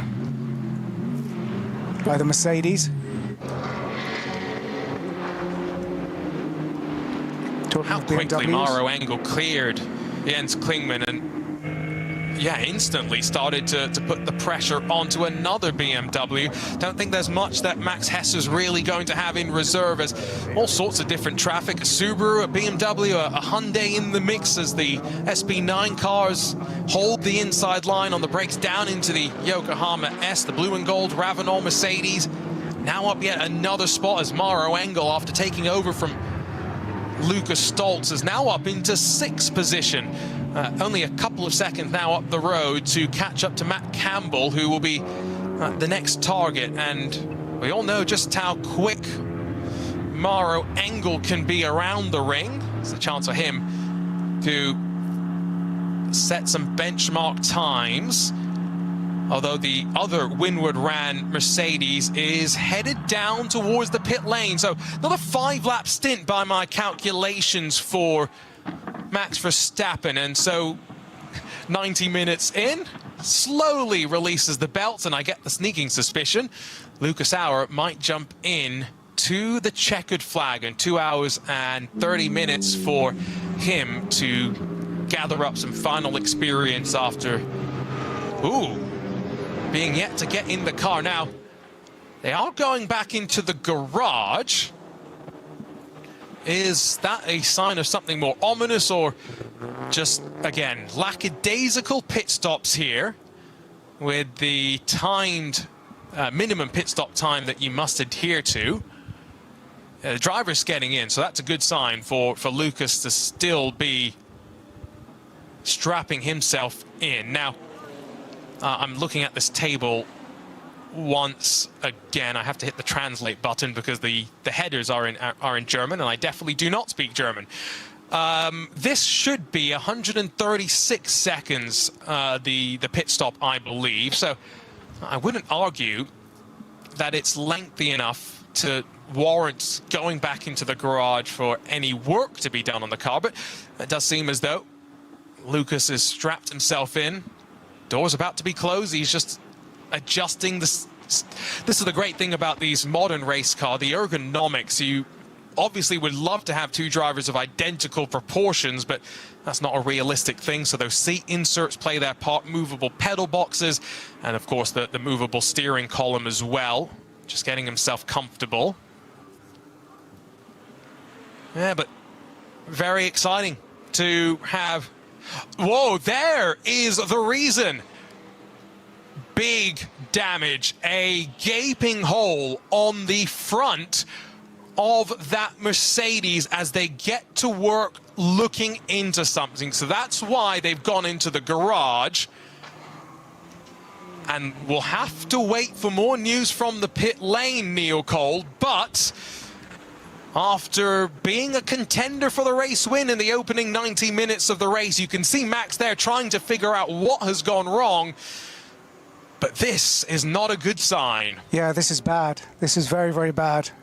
You know, they're hemorrhaging time, but we haven't seen what caused that damage to the front end of that Mercedes AMG.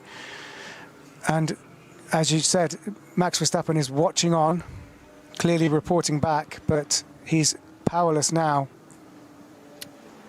And we'll see shortly that we just saw there our reporter looking like asking if he could get in there to get an interview, and being told very firmly 9. So not right. Maybe not right now. Maybe we'll get some answers in the future, Neil. Yeah, so I wonder what happened. And it's not the kind of view so it's that's definitely going to be longer than 136 seconds. It's not the view Lucas Auer was hoping for when he was going to get into that car and head out onto the Nordschleife. He's looking at the apron of the pit lane, and for every minute that he sits there, he can just lose the momentum of the race. So, for those who may be by the track, if you have seen something, at Arjuna Kankipati on X, Twitter, if you have any information for us. But, you know, difficult to tell if they had taken the grille off or if it had been damaged in some way. It did kind of look like they were, yeah, there's a bit of, right by that Mercedes emblem on the front, there is a little bit of that blue vinyl that's been ripped off. And so I get, they're lifting up the bonnet. I get the sneaking suspicion, Neil, they're about to take that front part off and do a bit more work than we were initially thinking. Yeah, I think your prediction is correct, or at least they're trying to reattach it better rather than replacing the whole front unit. Get in there with some cable ties and some duct tape, I reckon. But yeah, I think the engineer on the right was simply trying to hold it in place so they could reattach it more firmly, but this doesn't look like it's going anywhere soon. It's a disaster. So while we wait for the official word, we'll send our team off, of course, down to try and gather up what we can. Three-way fight between SB9 and, well, the SBX BMW M3 Touring. But again, remember, it is effectively just a a GT3 car with some extra accoutrements and bodywork added onto it. Penalty has come down for the 945 Renato Motorsport team. Now, I believe that was the one that was involved with the Ferrari, the Realized Condor Racing with Rinaldi Ferrari that was on pole position. They had their issue at Kesselchen, if I remember correctly. Good spot. I think you're right. So I wonder if that is maybe... Yeah, so, I mean, clearly if they've given a penalty out, the car has been able to return to the pit lane and head back out onto track. Small shots for those watching in vision as the crew's still working. The Windward Racing team, and we should give them, you know, some recognition as well. They're not just running one car for Verstappen Racing, they're running the Ravenel car as well that's in this three-way fight, Neil. And Windward Racing, they've got this European operation, but we see them as well in IMSA WeatherTech Sports Car Championship, where the Windward, Bryce Ward and Russell Ward, they race, and we really enjoy the passion that they bring both sides of the pond to racing. Yeah, I completely agree. And they've got their work cut out now, because the eyes of the world are watching them repairing the front end of that Mercedes. No pressure, guys.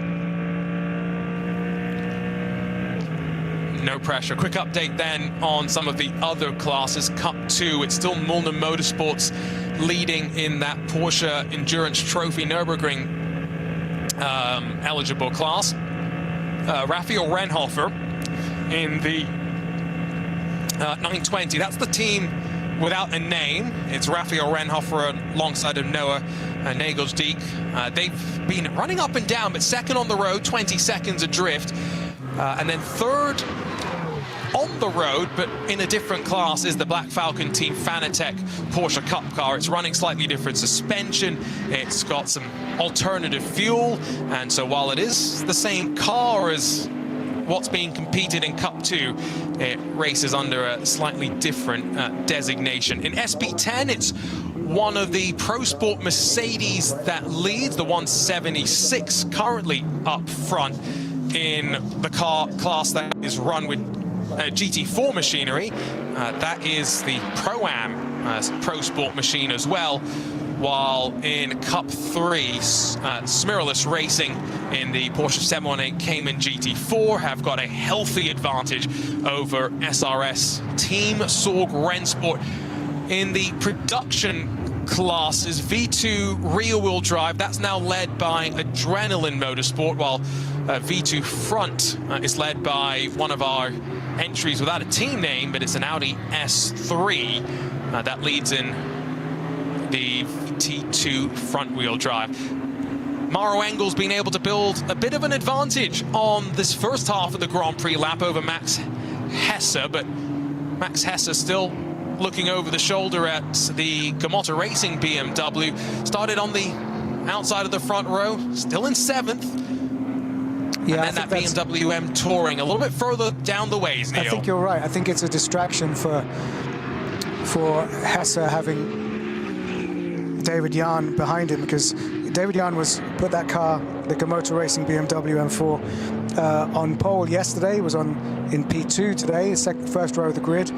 So he is pressuring that Rover Racing BMW M4 being driven by Hesse, and that is allowing Engel to get a little bit of breathing space up ahead.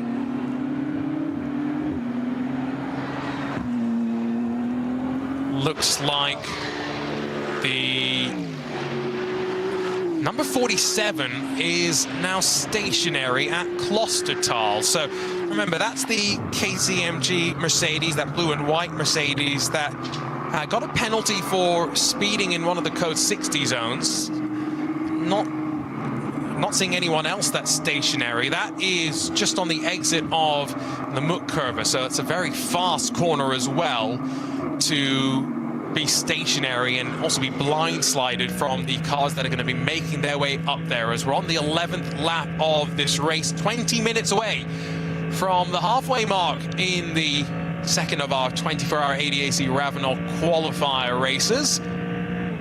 The 9:45 corrected penalty for them being sent through the race control message board. But fortunately, race control relatively quiet right now. They're having to work some of our track safety team out to Klostertal to help the 47 Mercedes, the KCMG Mercedes, but outside of that, we have a relatively clear track right now as Alexander Sims leads for Shera Sport with Luca Engsler only 2 seconds back in the Lamborghini for the Red Bull team Abt. And suddenly what had been looking like a 30-second deficit, we weren't sure how the pit stop times were going to cycle out at the end.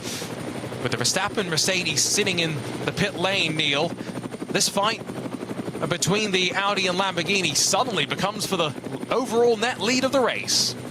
Yep, and it looks like it's going to stay that way. I'm keeping an eye on the pit lane, and there's still no sign of movement from the garage for Lucas Auer to come out and rejoin the race. So as things stand, you're absolutely right.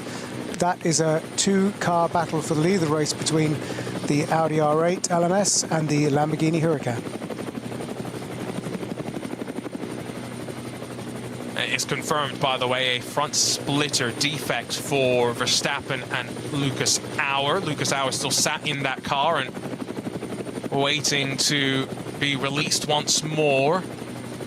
What a glorious day it is. We're from the mixed conditions in qualifying, where yes, wet tires were required, as well as the grey cloud cover that we had for top qualifying. The sun has made its presence known and increasingly will be slowly warming up the track. There is a slow zone around Bergwerk where these three are fighting through right now. Engel a 1.3 second gap back to Hesse and to David Jan, who have actually now found themselves trapped behind one of the slower cars, and Mauro Engel has been able to close right up onto Matt Campbell, who's really lost out through traffic in some of these slow zones. He's a full 30 seconds adrift of Nicky Team in third, and on the wave of the green flag, is there an issue for Grello? Because very slow to launch, still not up to speed, and here come those other three, including the M3 Touring, to breathe by on the climb up towards the Mutkurve. Yeah, there must be a problem there. Something must have happened, because that lost a lot of time and momentum. Bergwerk, of course, in our translation, is mountain factory, and there used to be a lead and silver mine close to the track there, which is why it's called Bergwerk. I've just had a report, by the way, Neil. I want to give a thank you to Ruben Bonga, who I've commentated on many a sim race for, but he has just told me that Verstappen went around the Grand Prix part and then hooks the right. Instead of going onto the Nordschleife through the Sabine Schmidt curve, he returned to pit lane. So clearly something went wrong on the Grand Prix lap. As part of the report that I've been told is there was some vibrations on the Dottinger Hoa as well. That part I'm not 100% sure about, but clearly something went wrong, and maybe that does explain the awkward sort of visual that we had of that front grille on the splitter. Yeah, I wonder if the use of the word defect in the report that we got means that it was like a part failure, or if there was an incident, and based on your reports, it's still no clearer.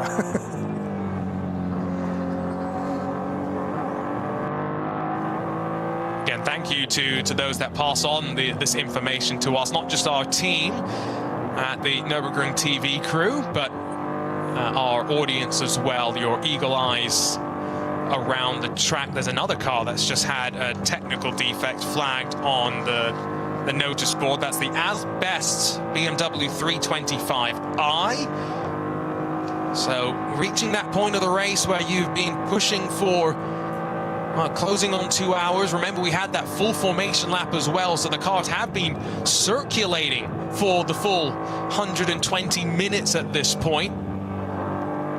I'm sure the AC system in that BMW M3 Touring must be quite comfortable, must be keeping Jens Klingmann quite cool, almost as cool as he looks, because you know how I know he looks cool?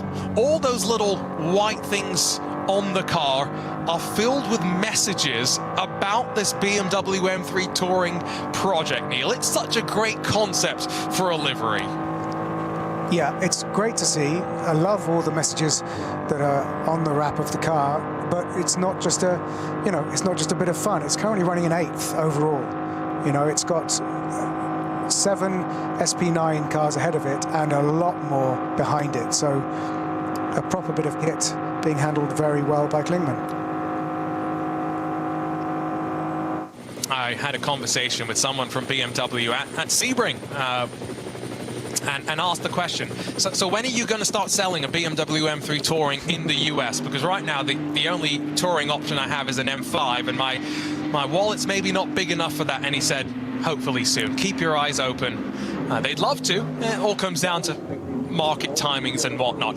Grello's going to cross the line, not in pit lane as Nicky Team is right now. That Trinity Solutions Aston Martin, the grey and highlighter yellow, is sitting in the box.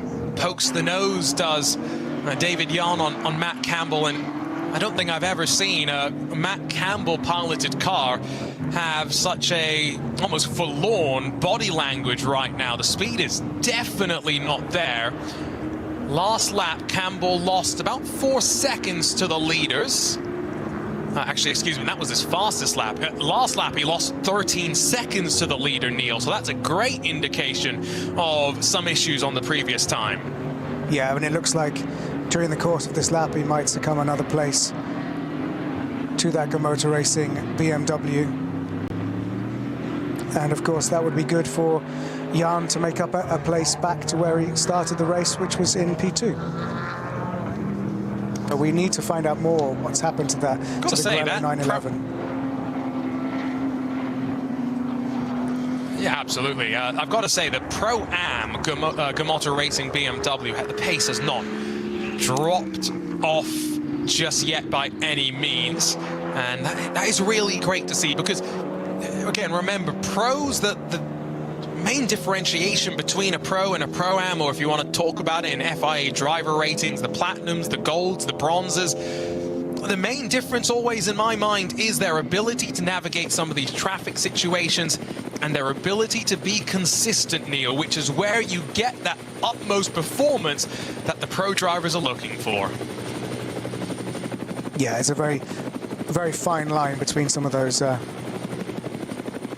categories of driver, and as we can see, the difference between Pro-Am and Pro wafer thin in this race.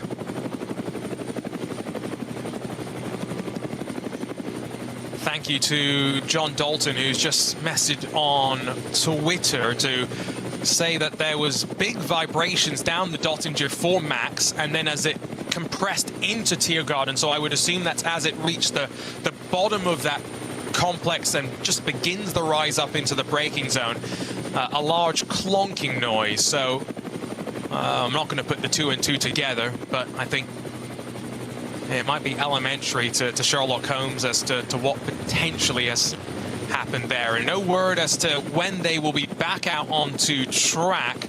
Indeed, still sitting in the pit lane, seeming as though just keeping an eye on sector times for Matt Campbell. Pace has somewhat rebounded, so that's a promising sign. It's always difficult sometimes to tell because they may be running different fuel levels. Their tire compounds may be performing slightly differently because one of the most unique things about the NLS, it might be the last remaining major championship with a tire war, open tire rules in the GT3 class. And I think, you know, a lot of our listeners and viewers might, that's something that can be ignored, is that there is no set tire for this race. Everyone is allowed to bring their own tires, and some of the teams have tire manufacturers as title sponsors of them, but many of them are working their own compounds. And a classic example there of the way that the safety zones work perfectly here at the Nürburgring as a flatbed making its way around the track, and the drivers obeying the rules to make sure that it's safe for everybody involved. And so slowly, that's the rolling yellow flag zone that continues to push around. 48 seconds off the lead is Matt Campbell right now. It's still only half a second between Alexander Sims and Luca Engelsler in the Scherer Sport Audi and Red Bull Team Apps Lamborghinis respectively. And again, a top 5 rundown shows 5 different manufacturers. Aston Martin sat in 3rd, although now with a driver change, Nicky Thiem has, I would assume, completed his drive time for the day. In jumps Christian Krognes to get to the end. Mercedes in 4th with the Ravenol Windward car, and then rounding out the top 5, the BMW M4 GT3 Evo, Rowe Racing Max Hesse piloted car. Meanwhile, in that fight for the lead, they've just exited a slow zone, and that glorious sound of the Audi rumbles up towards the carousel. Now, these are two cars that in many ways, a lot have argued, are similar. Yes, they may share some of the basic underpinnings, but there's a brand new Lamborghini that is coming. They have been, through the years, slowly learning more and more. This Lamborghini Huracan was their own interpretation of the Audi R8 platform, and what an interpretation it was. Their brand new Lamborghini Temerario has debuted in IMSA, and we'll see it slowly making its way around the world in increasing customer numbers through the next 18 months, I would say. More driver changes, and this time it's for the Equipe Vitesse Audi, as one of their drivers gets strapped in and the Goodyear tires get attached onto the car.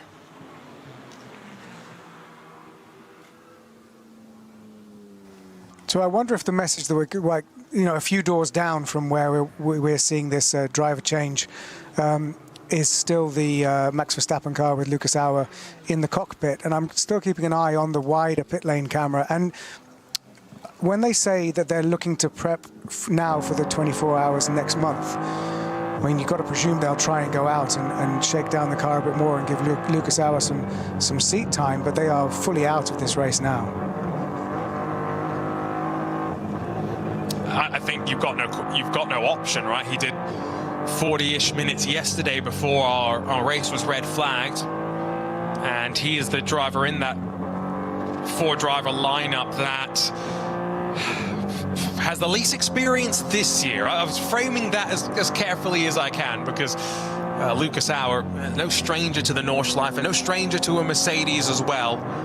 Interesting that they did give Max the start though, which I do wonder if Max might end up starting the 24-hour race. It's not the most important of race starts, as long as you survive. That's the crucial thing, but some may argue the more experienced drivers might be the wisest call. At the end of the day, he's the one bringing the entry in. Might he be given that opportunity and privilege to start the race? But it's going on 23 minutes now since it entered pit lane, and no word as to when it will leave. It's just been a fastest lap punched in one of our Porsche Cup cars, so there is some time out on track if you can find your way through our slow zones, and that's exactly what the overall leaders have been doing. It's still only half a second between them as they will cross the line and end lap number 12. Yep, less than a second separating our leaders. Sims leads from Engelsler. Audi leads from Lamborghini, but they're coming up against traffic as they enter the traditional Grand Prix section of the Nürburgring Nordschleife. Conditions very good, and of course, you know, in theory, lap times should increase because the track rubbers in. The conditions are perfect for racing. Even the sections of the track that are under many overhanging trees that might have kept their moisture and humidity from earlier in the day should be fully drying out. So we can expect the new drivers coming into the cars to be setting some pretty tasty lap times. And maybe a new driver into the Row Racing BMW, because the 99 has just made its way down to pit lane, and expectation would be for Max Hesse to jump out, one of Jordan Pepper or Kelvin van der Linde, a pair of South Africans, to potentially take over in that BMW M4 GT3 Evo. Kelvin, if I remember correctly, has been jumping between various different BMWs this year. He's been testing out in the hypercar a little bit. I think also did some of the running for the M3 Touring, so the versatile South African back in the regular M4 GT3 right now. To give you a quick update on one of our classes, I won't give you a full rundown right now. In 33rd position overall, it is still that TCR Elantra Hyundai that is running out on track. Mark Masseng is the best of our front-wheel drive cars on the road. 33rd overall. We don't have many TCR cars on track, and so his main focus, Neil, is going to be finishing as high up the overall positioning as he can. He's doing a great job so far. Yeah, and again, just to remind that when Mikel Azcona was in that car in the first hour, that did have to make an unscheduled pit stop.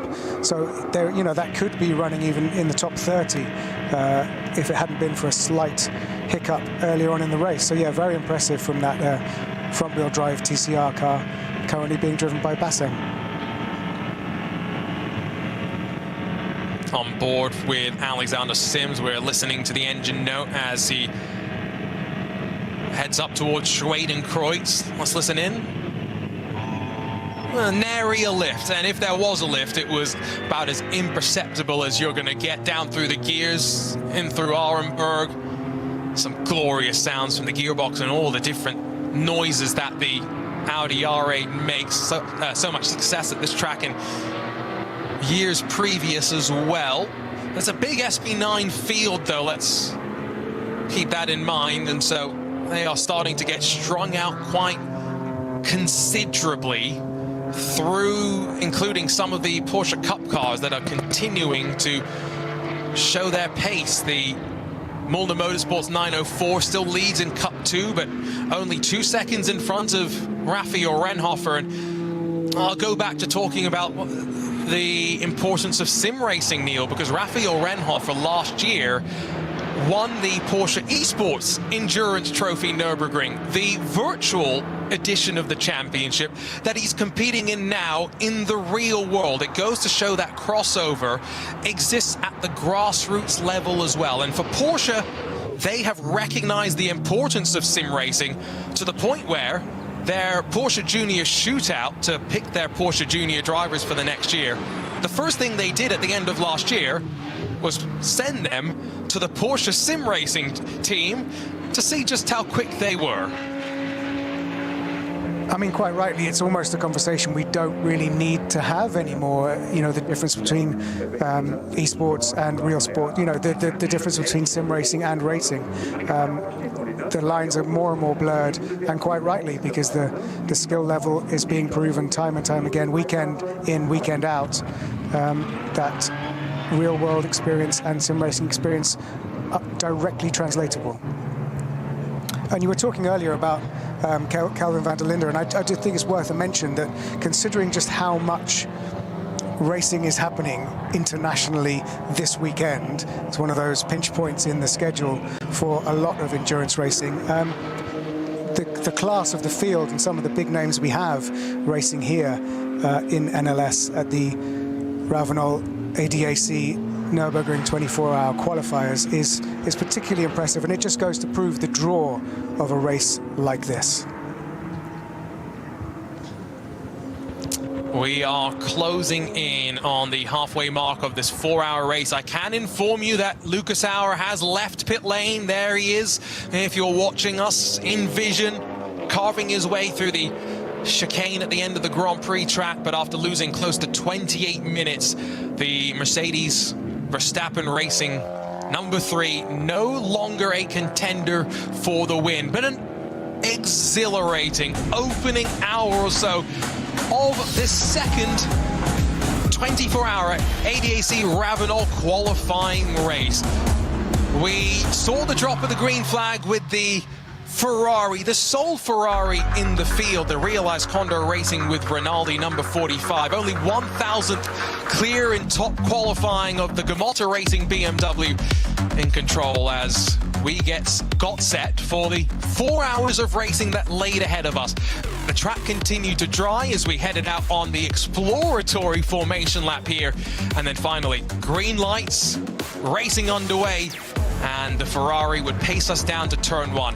Not the wisest call, I would argue, for Gamota Racing to really overcommit down to turn 1. It left them off canter as they then switched back through the left as we ran through the Yokohama S, all in build-up for next month's 24-hour race. Tidy start for the SP9s for the most part. Mirko Bortolotti went from 12th to 6th, but in the second of our starting groups, 5 minutes down the road, a little bit more hectic, and a couple of cars were out of position. That saw them incur some penalties, but as the top 15 or 20 in this group funneled through, the Subaru tagged around, and a couple had to come to a complete stop to avoid barreling in.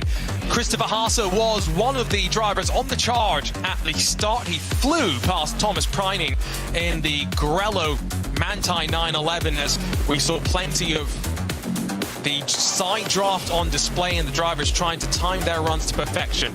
In traffic on the run down to Flansgarden, Max Verstappen saw his opportunity and planted his foot to the floor and swept through to second, demoting the pole sitters down to third.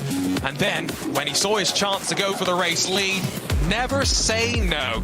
Around the outside on the run-up towards Schwedenkreuz, Christopher Haase didn't really want to fight it too much. They would go on to fight several times on the run down in towards Tiergarten. Several times, Christopher Haase was more than a car's length, I thought, in front. But Max Verstappen, not one to say no easily, bowled and held on to the lead as we cycled in to the first sequence of pit stops. That went through smoothly.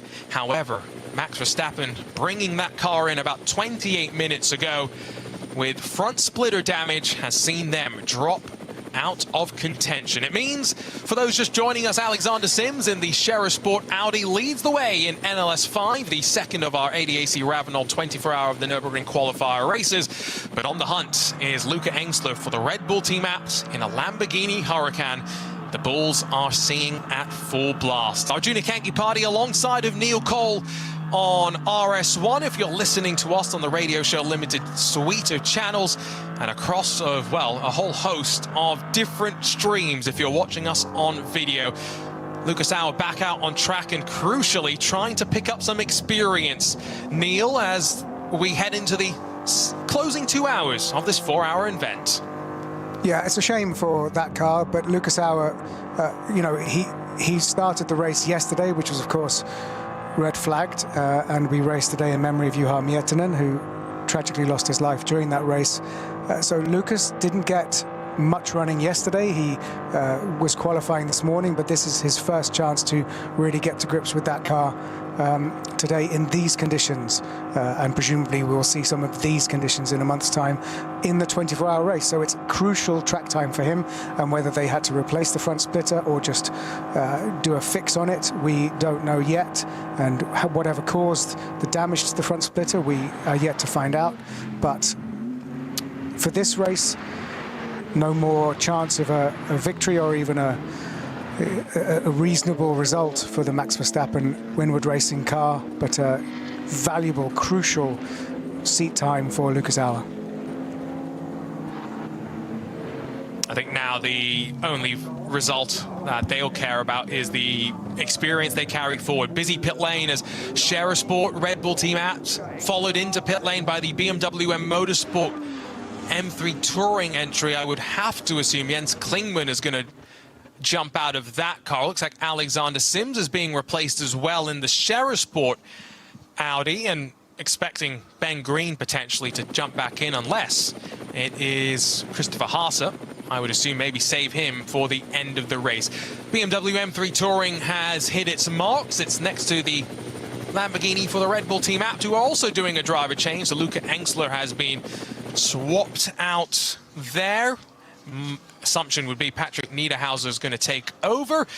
And now which of the young Americans jumps into this BMW M3 Touring. Neil, exactly what you were talking about earlier, though. The opportunity, the time during this pit stop with the regulations to have a conversation. Yeah, imagine the jealousy, the Nvidia sana that's coming from endurance races all around the world to be able to see that leisurely driver change. There's almost enough time to have a quick espresso while you wait to get in the car, but valuable information face-to-face, anecdotally, between driver getting out of the car and driver about to launch into the Nordschleife. Our camera operator is getting an up-close and personal view with some of those quotes on the front of the BMW M3 Touring when it was announced as an April Fool's joke, and some of those saying, now let's go racing with it. One of them said, I hope this was true. It is now, and we'll see it for 24 hours in just about 3 weeks' time. It was quick in qualifying, only 5 seconds off in what was a slightly interrupted top qualifying session. That was definitely something that played its part, so we'll see how it runs for 24 hours of uninterrupted running. The SB2T class leader, the Opel Corsa GS Line 130. This is what makes this race so cool. The fact that we've just gone from talking about the biggest and best of GT machinery to talking about an Opel being run by 4 Germans, all searching for their Permit B this weekend. That's the beauty of this race weekend and this race series and this wide field of different classes, all mixing it up together. There is an issue, I think, for the Grello car. We saw that it was not firing on all cylinders at times earlier on, and it has been reported as driving slowly in the Brunken area, the number 4 car. I also saw the Black Falcon. That's the number 4 car that is slow was slow in the Brunchen area. The number 7, the Conrad Motorsports Lamborghini, that's on the tow truck at the Mutkurve section. And that maybe explains why we had some of the slower zones up towards that part of the track as well. A couple of other driver changes. It wasn't just Ben Green getting in, replacing Alexander Sims. Patrick Niederhauser taking over in that Red Bull Team Abt. Number 84, Neil Verhagen, 6 of one, half a dozen of the other on how you say that name. He's in 6th position right now. He's taken over, so that will mean that Connor De Filippi will jump in for the final hour of the race. And going back to the 82 and the Cup 2 fight that we've talked a little bit about, from the lead of that combined running, Black Falcon Team Fanatec, Jimmy Broadbent has just jumped in and they've dropped back out of the combined overall lead. This is one of the first times, Neil, I think I've ever seen this withdrawal of time penalty, 45 seconds, for the KCMG Mercedes. Yeah, the plot thickens. You don't very often see a penalty withdrawn. So maybe the team boss went up to the stewards and remonstrated, and for once they listened and withdrew the penalty. Extraordinary.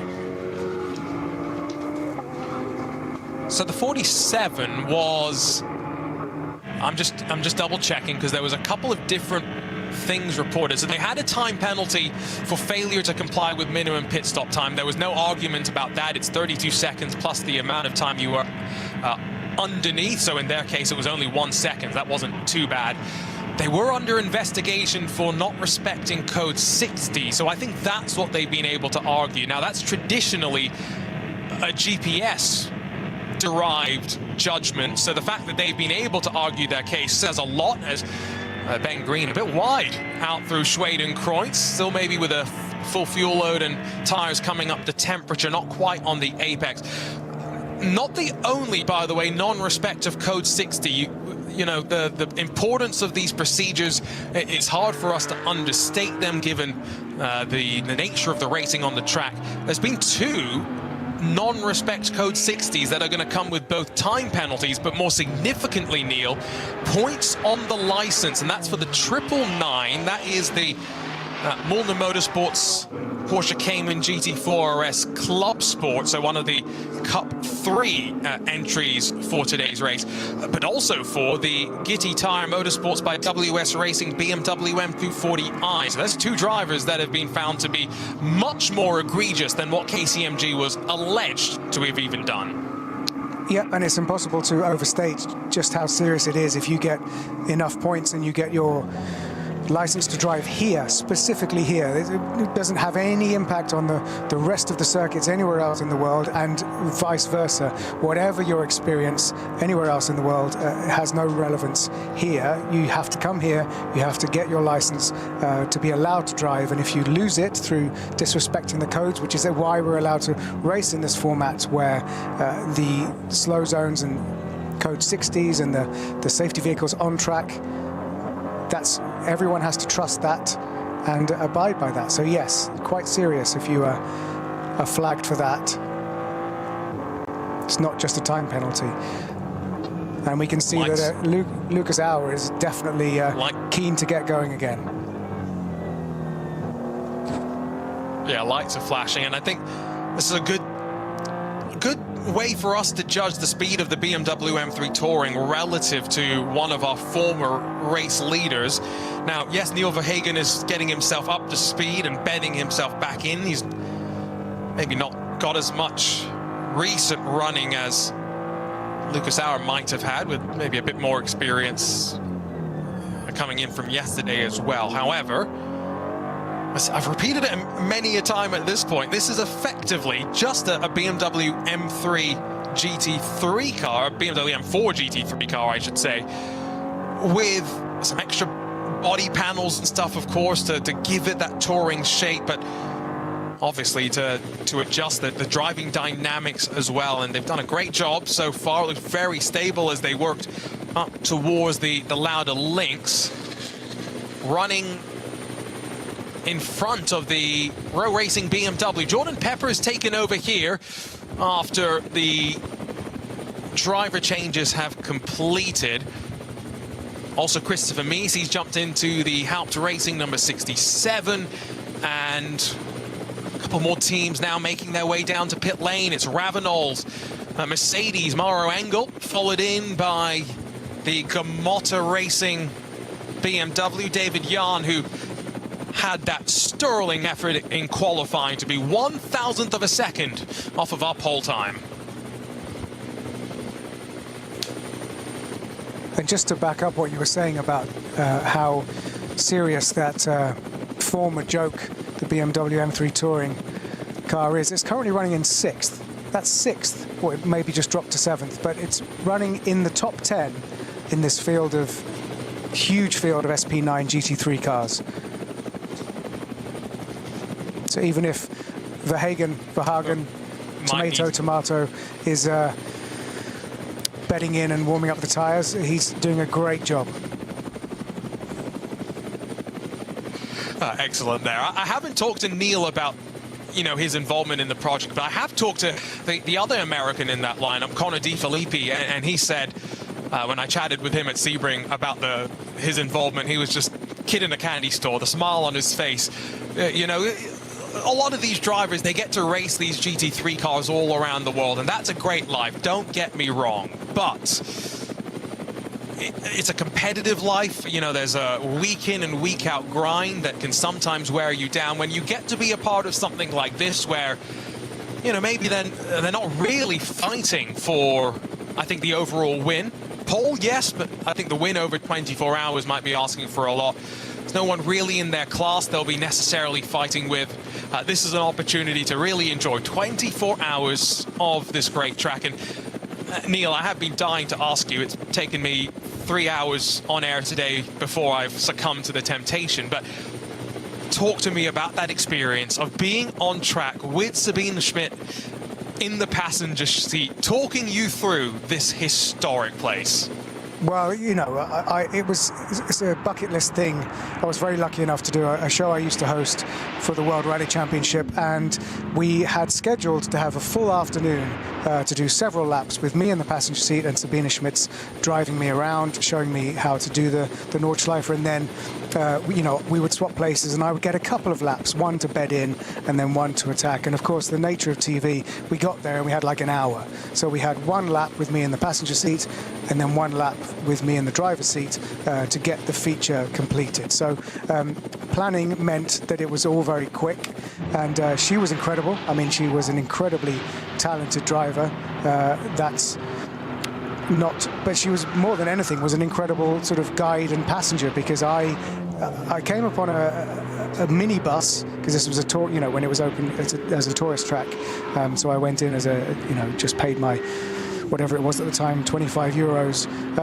And I came upon a slow-moving minibus in front of me, and I could see in my rearview mirror that I had two motorbikes approaching very, very fast. Now, bear in mind, I was in a Safari rally spec Porsche 911 on rally tyres, so it was not suited at all for the Nordschleife, and I pretty much lost it, fishtailed for a while, nearly spun, somehow, I don't know how, managed to save it, and she was incredibly gracious and laughed in her distinctive laugh, I think at me as much as with me. But I kind of partially blame her for losing it, because she was going power. She was gunning me. She was egging me on to go faster. So I did, and luckily we managed to get the feature done, and I managed to put some of it on my socials over the last week as a very good memory of an amazing person. I think, like you say, the personality is what was the greatest loss of all. Such a great ambassador for this track as well, and sorely missed, but at least now will be remembered forever as the corner that brings you on to the Nordschleife as well. I think that is a pretty fitting tribute for someone who, as a young kid, I distinctly remember watching Top Gear and watching her. I mean, the way she drove that transit around the track, it still is something that I will go back and watch occasionally. And like we said, great ambassador for this track. The slow zone at the end of the lap is cleared, so we've been able to move the stricken vehicles back into pit lane. Been looking at a couple of the different classes. SP4T, that was being led by the Hyundai Motorsport N group, the 303, they've got a considerable lead. The Cup 3 class, this is one of those classes eligible for the Porsche Endurance Trophy Nürburgring. Cup 3 is made up of the Porsche Cayman, the GT4 variants, they're non-turbos, although this may be the last couple of years that we see a Cayman in this sort of scenario, because there were some spy shots that I saw in the last week or so, Neil, where the next generation GT4 car that Porsche will release has been revealed into the world. It may have actually been testing here at the Nürburgring Nordschleife. It's not going to be a 718 Cayman anymore. With the changes Porsche is making to their road car lineup, instead, we're going to get a 911 GT4. It's going to be very, very different. Wow. Good news. Good knowledge. So one of my comfort zone would normally be running up and down the pit lane in a fire suit, and we don't have a huge amount of reportage from the pit lane, so forgive me, I'm going to sort of wear both hats at once. A little quote from Luca Engels, who has handed over the Lamborghini Huracan number 84 car to Patrick Niederhauser, and has reported, I quote, "I think the pace isn't quite there compared to the Audi and the Mercedes, but I still feel very comfortable in the car. It's a good fight for the podium, and I think that's important. We're flat out from the first to the last lap, and yes, unfortunately, it's not enough for the very front, but we have to concentrate on ourselves, and then everything will be fine." So I wasn't going to try and do the accent, but that is a pit report from Luca Engels, who's handed over the car to Patrick Niederhauser, the number 84, which is currently running in 10th. The Red Bull Team Abt Lamborghini. Well, and I wonder if, Neil, he's selling the team may be a bit short, because he was staying right there with the Scherer Audi, and now with the Verstappen Mercedes having dropped out of contention, those are our two net leaders. Yes, we're still unsure as to pit stop timing, if it's going to come back towards some other team in about an hour's time when we're in that final pit stop window, but you know, Mirko Bortolotti, all the undulation coming at you, and so many different nuances that you have to be aware of. Yeah, and even over the years and recent times when sections of this circuit have been resurfaced and flattened a little bit, so there aren't as many massive bumps and jolts as there used to be. It's still it looks deceptively smooth when you're watching it, but it is incredibly dynamic. And you know, as you do that section, Wipperman, Eisbach, Brunken, Ice Curve, that section coming down is takes quite a lot to be fully committed. I don't think this is the type of track that many drivers in the world, regardless of skill, could come to and be confident straight off the bat. It's one that you work up to, and you go back to Sabine Schmitz as the example. You know, you construct your map of this track over time. You do it section by section, and then you start to piece those sections together, and it's through the thousands and in some cases, tens and hundreds of thousands of laps that some of our drivers have done through their career that you build that ability to effectively drive with the blindfold on. You never want to do that, but I'd wager a lot of these drivers can sense their way around even this slightly unique version of the Nordschleife that we're running for this weekend, and that will be running next month for the ADAC Ravenel 24 hours of the Nürburgring. So excited for that. We'll have our RSL team, at least part of them, on site. Part of that commentary team will be remote as well to get you through 24 hours of uninterrupted coverage, and what a great effort from the TV people at the track as well as our RSL team back in London to keep us on the airwaves in sound and vision. That's just your reminder, by the way, that if you are wanting to try and follow along for a 24-hour race and follow all 24 hours, you don't have to watch them. You can listen to them as well, Beal. And that's why sometimes our commentary, it may seem a little bit like we're missing the action, but we're trying to keep you abreast of all the different battles happening out on track. And there's a lot of battles amongst the 120 cars that were on the entry list this morning. I've regularly been a customer, I've regularly been a listener when I can't be in front of a screen, and it's a essential service that is being offered. So and I shall be listening again in a month's time. So kudos to the team for always being able to pull that together. And thank you very much for listening and watching wherever you are in the world. We love your company, and we are just fans like you are. Absolutely. We're fans who are talking about racing right now because we're waiting for that race to come back to life in the last hour. The way the pit stop cycles work in the 24-hour qualifiers, it will be the same next month for the 24-hour race. But in all our classes, that's in the SP9 class all the way down to the production car classes, for this weekend we have minimum pit stop times in effect. There's a whole fancy table that helps you walk through how that works. We're not going to get into those nitty-gritties. What I will say is 24h-rennen, RENNEN.E.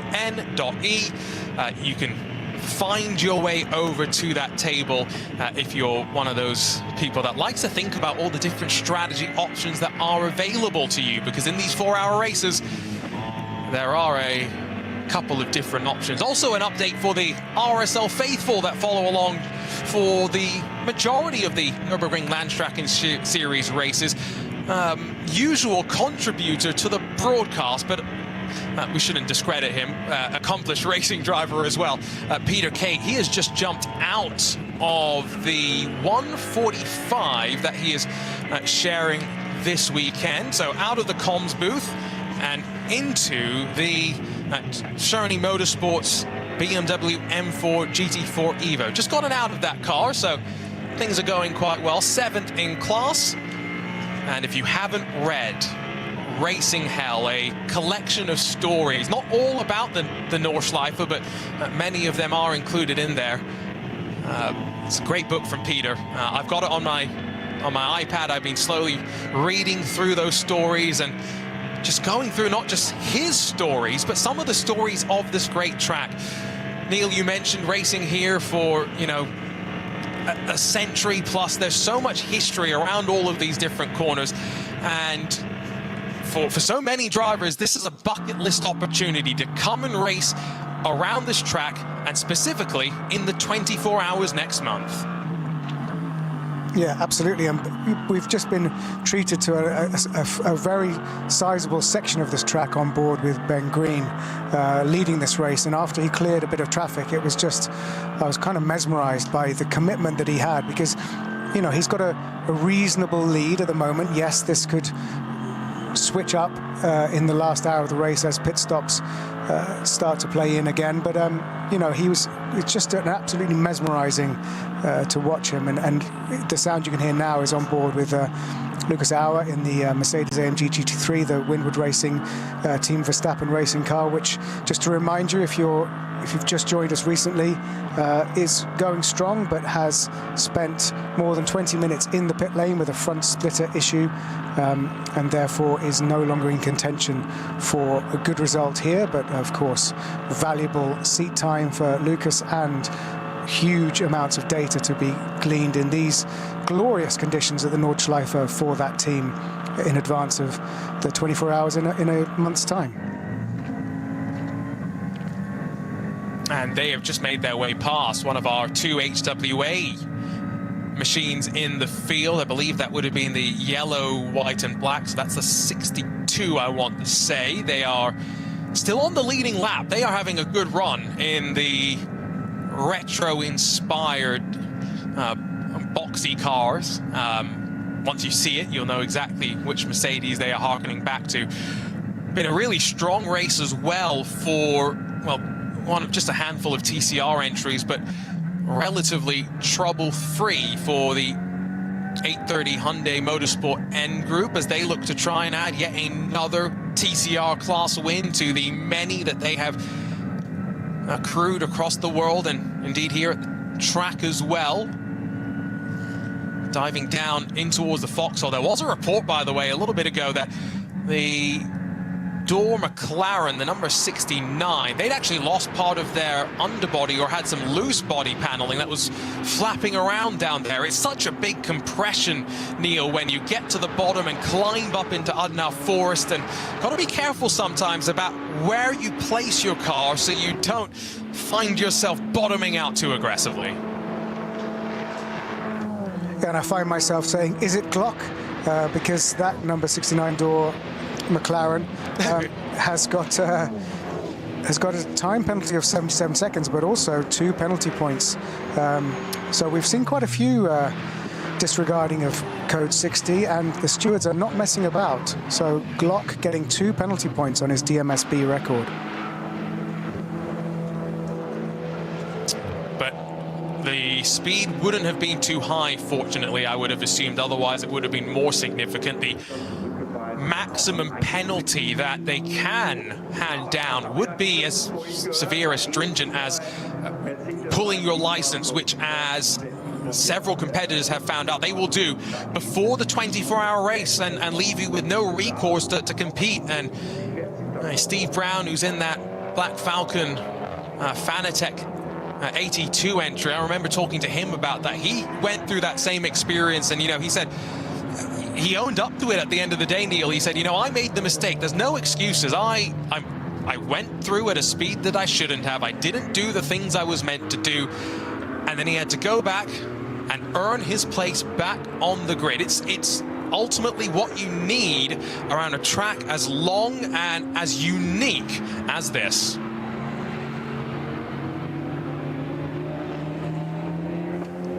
Yeah, it's very important that they and just in fact, obey the rules. Another confirmation is... Sorry, I was just about to say another confirmation of those 2 penalty points for Timo Glock has just come up on our timing screens, Neil. Let's hope that's not another one. I think it's probably the same one that I mentioned. So, yeah, and it's crucial. You know, the level of trust involved in allowing a race like this to exist works both ways. It's not the only driver, though. Let's not just flag Timo. It's also Alex Schneider, who in the VW Golf GTI, who's in one of our production car categories, the VT2 front-wheel drive class. He will also get 2 penalty points and a time penalty of 75 seconds. So these little things that you don't want to make the mistake when it gets to the big race, because you're not necessarily going to get a chance to make up too much ground. Modern endurance racing, with reliability being where it is for the most part, we very much need to keep out of trouble, stay on track, and minimize time in pit lane. VT2 rear-wheel drive, as the name implies. Rear-wheel drive, turbocharged cars with relatively small displacement engines. This is a class in which you will see some of these teams at the end of the year fighting for the overall championship. Again, remember, the cars are scored in their own class, but then those points are totted up, and often the overall champion of the NLS is someone in a BMW, in one of these production-based cars. And at the front of the VT2 rear-wheel drive class is a BMW 330i. It's still Adrenaline Motorsports in that number 500. We've got a couple of laps over the rest of the field right now, and sometimes, Neil, this is what happens in these slower classes where the attrition can be maybe a bit higher of a factor. The gaps grow. It becomes on the driver to avoid mistakes, which when you're running by yourself with seemingly little to play for, it can be very, very easy to do.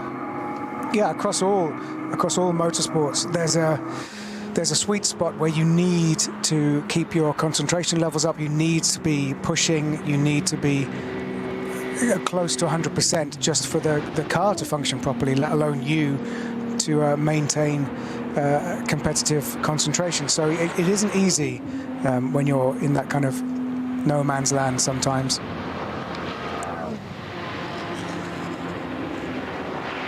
Only 26 minutes away from the final hour getting underway here. It will signal the start of the final pit stop sequences as well, you would think, with some competitors doing relatively shorter runs. Just the 5 laps for a couple to open up the race, meaning they will owe us a slightly lengthier stop at the end. It is still Ben Green that leads by 27 seconds. Is now the gap back to Patrick Niederhauser, the Red Bull team apps Lamborghini. Trinity Solution, Nicky team actually was the first to come into pit lane in the opening hour of the race, but that Aston Martin is third on the road right now. Let's see how that plays out. Jordan Pepper, he's into the Row Racing BMW, fourth on the road with the Ravenol Mercedes run by Winward Racing. Lucas Stoltz back into that car, so they've cycled through their drivers, and that completes the top 5 with Go Motor Racing's BMW 6th, Manthey's Grello car, Thomas Preining back in 7th, and then the BMW M3 Touring in 8th rounds out is at least the best of the non-SB9s in that top 10 with Schnitzel Lahm and HRT Ford Racing. The rest of that contingent. Still 5 different manufacturers in the top 5 in SB9. Going down to SB10, it's now the BMW M4 GT4 that leads there. AV Racing by Black Falcon, the 180, although maybe still waiting for final pit stops for some. Pro Sport Racing there, Mercedes is second, that's the 176, with another BMW sat in 3rd and 4th positions respectively. Hofor Racing 3rd, and then the 2nd of the AV Racing by Black Falcon BMWs, the 177. Is 4th with the Toyota Supra for Toyo Tires with Ring Racing. That started up towards the front of the class. 5th as it stands right now. Arjuna Kankipati alongside of Neil Cole. Remember, if you've got any questions, feel free to shoot them in our direction as the checkered flag gets closer and closer. Neil, I think we have another update, by the way, from one of our teams down on the pit lane, talking about conditions and how their stint went out on track. Yeah, car number 188, the BMW M4 GT4 Evo, Philip Biskekken said, it's very warm, but my stint went very well. The car ran perfectly. We're currently in 3rd or 4th place in our class, which is very competitive. There's still an hour and a half of racing left, but of course, we're hoping for a podium finish. There was apparently some contacts with Max Patel, and after that, we were driving without the rear hatch. It was quite loud as a result, but we didn't have any problems, and this car is running with the hatch back on now. So, great sort of live update, but you know, it's very warm. We've been treated to quite a few, you know, the best part of a lap, looking at Mikel Azcona, of course, the former WTCR champion in his Hyundai, who's, you know, he's driving his own race really in the Hyundai Motorsport N TCR car. Nice and clean, nice and fast. It has warmed up nicely, that is for sure, given the somewhat cooler, was it 11 degrees Celsius that we started out with, which is relatively cool for when you jump back into the car itself, then you ratchet up all the heat that the electronics and things can generate. That's one thing that the Lamborghini Temerario has been apparently designed with in mind. You don't need the AC to stay cool. Driver's got the door open on one of our Porsches, and I don't think that's because he's trying to stay cool. That is a car that has ground to a halt. The red, white, and Lander? Blue. Not sure if that was. I think you may be right.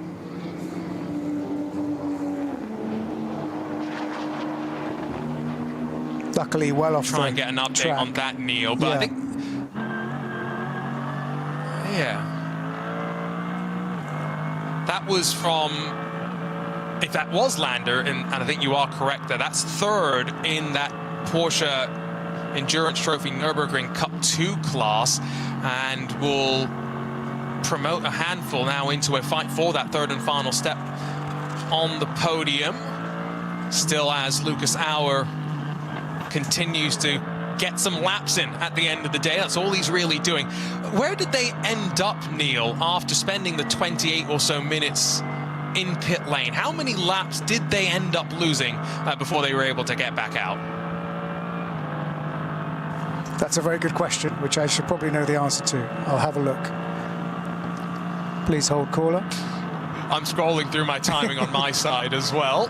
Try to find their name. It's a long way down the list, isn't it? Well, they're 4 laps down, 3.5 laps down. So Auer is currently on, that's on their 15th lap. And they're about 17 minutes down.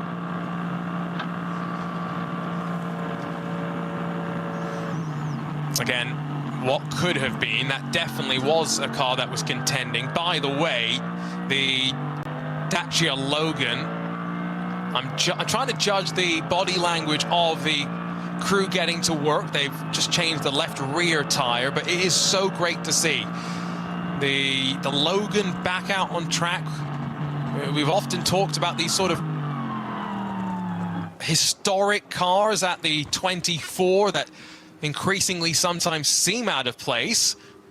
What's happened on the Dottinger, by the way? This is with Lucas Auer at the wheel that we're grabbing a look at him tightening the seat belts at 280 odd kilometers an hour. I wonder what he saw up ahead. That's normally a sign that you're bracing for a battle, or maybe he'd just felt I could do with a little tighten at this point. Making a pass. Lucas Auer is going to slip past the Gamotta BMW. At the wheel right now is Moritz Krantz. Remember, this is a Pro-Am car, so we're expecting that it's not going to consistently have the speed to be at front as much as in the one-lap pace. We've seen that it's got the potential to match the pole time, but an easy path there for Lucas Auer. Maybe that's what he saw in front. Strap the belts in, focus on the move in front. Confirmed, by the way, Neil, good eyes. It was Lander in the 925 Porsche Cup car that was stopped on the GP lap. Another look, by the way, at a replay. This is how the gap actually closed up between our and Gamotta's BMW. On the entry into the Stefan Beloff S's. Very, very close moment with the Porsche. Yeah, I felt like there might actually have been a bit of contact there. But yeah, Lucas Auer currently running in 59th overall.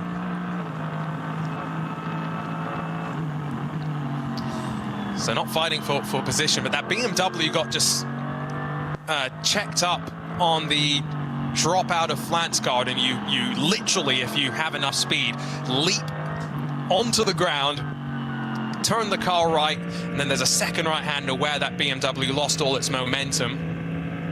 Auer very lucky. That could have been a bigger moment. Lucas Stoltz is about 5 seconds off the top 4 right now. The Aston Martin of Trinity Solutions is the car he's on the hunt with. He's right to that inside through Schwedenkreuz. That's right where you want to place that Mercedes. And meanwhile, in the pit lane for one of the Hyundais, that is the former SB4T leader. Damage on the right side and heavy damage as well.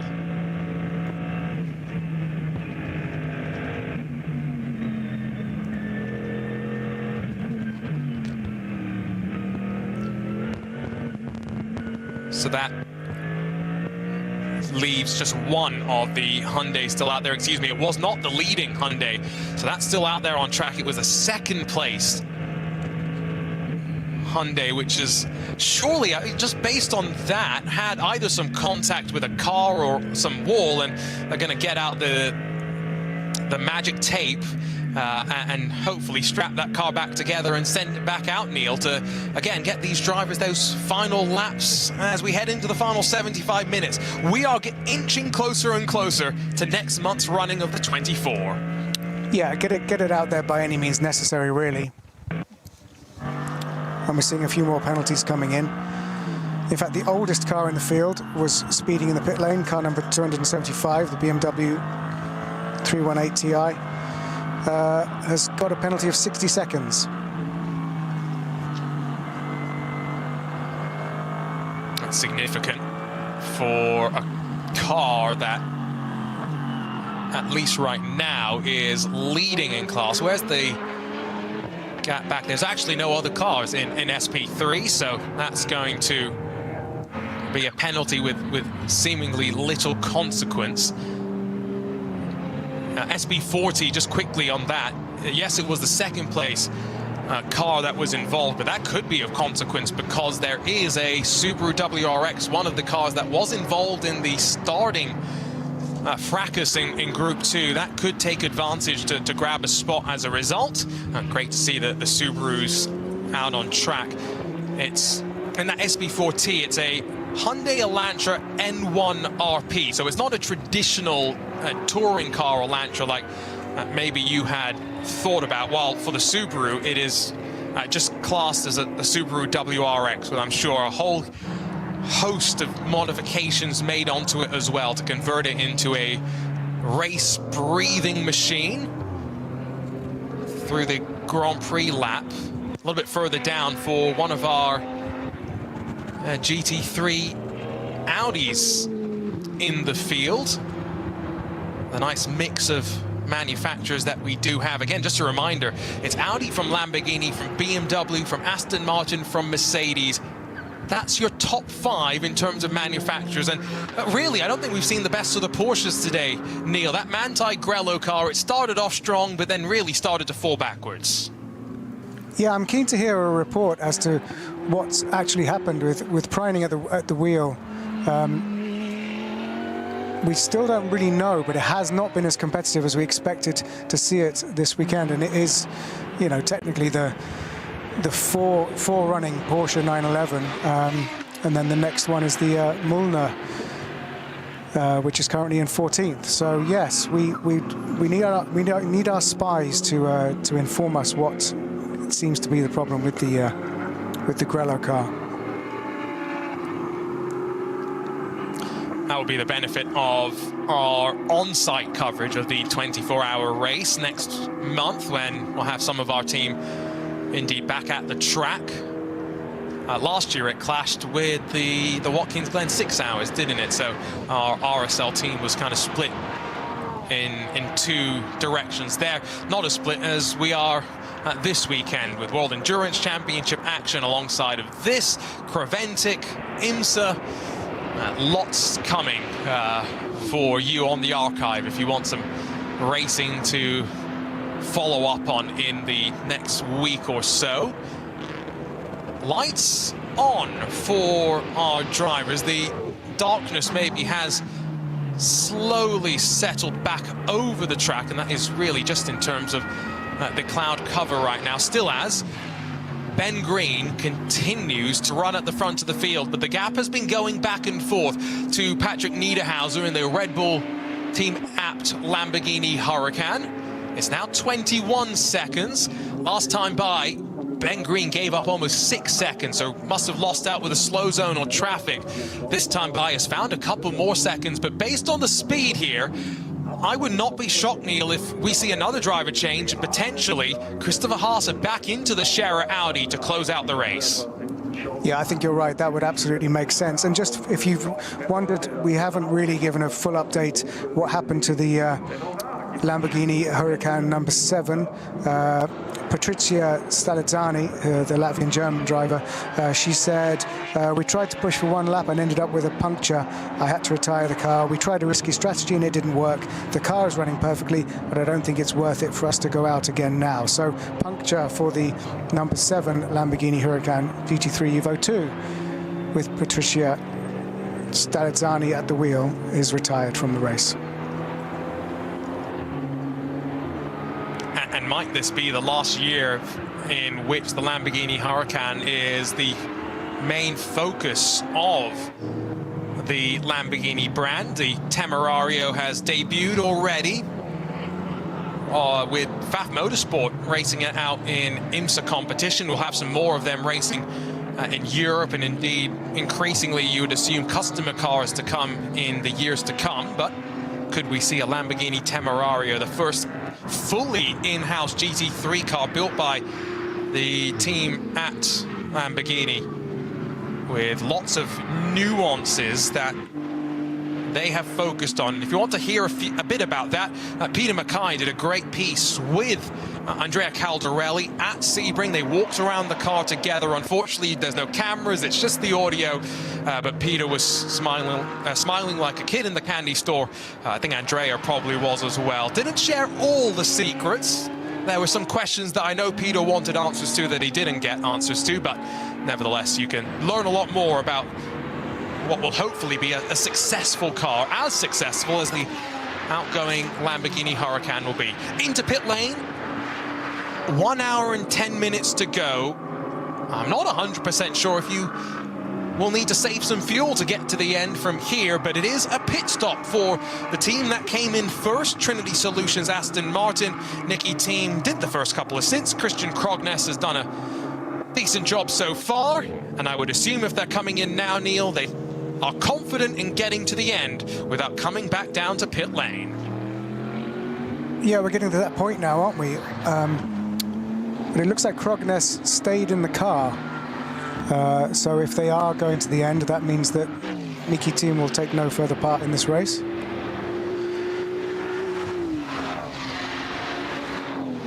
Just 2 drivers for them, so as opposed to the Scherer Audi, which we are maybe speculating if they will do another driver change in a handful of moments' time. I guess you divided up pretty evenly there. Pretty similar sort of story for Preining and Campbell in the Grello 911, albeit it would seem changing drivers in every pit stop cycle. A little bit easier potentially just to go through the motions and get some extra driver change practice in, as much as those two have done driver changes in a Porsche GT3 car plenty. Down in towards the foxhole for the Mercedes-AMG Team Ravenol, the white and orange. But an issue now for the 830. You can hear the right front dragging on the ground, the only of our TCR entries. And unfortunately, it is going to be a painful half a lap, because only at the Muttkurve right now is this car. And so for Michael Ascona, this is going to be a very important job that he doesn't go too fast, Neil, and accrue some more damage on the machine. Yeah, real shame for Mikel Azcona, the Hyundai factory driver.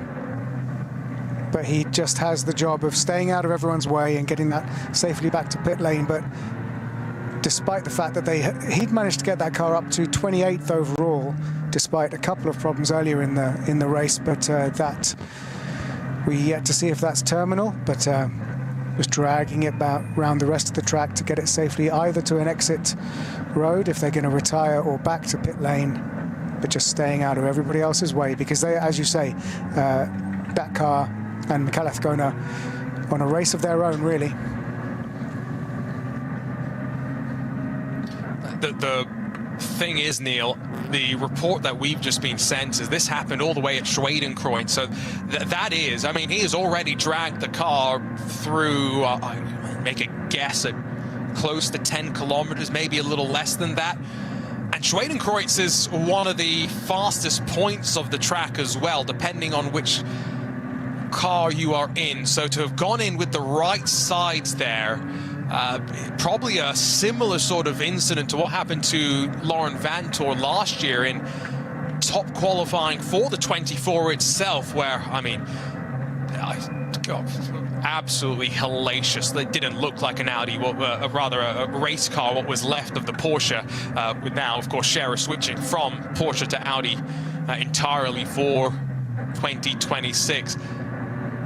You can't really tell if you're ever watching, I think, these onboard cameras, but for anyone who's ever been strapped into a race car, once you get the Hans and the seatbelt on as well, it's a very claustrophobic experience, and you don't really have great ability to turn your head and look into the mirrors. And so this must be a very difficult prospect for a driver. You're also relying on your team, who will be telling you on the radio where cars are behind you, Neil, and what you need to be aware of.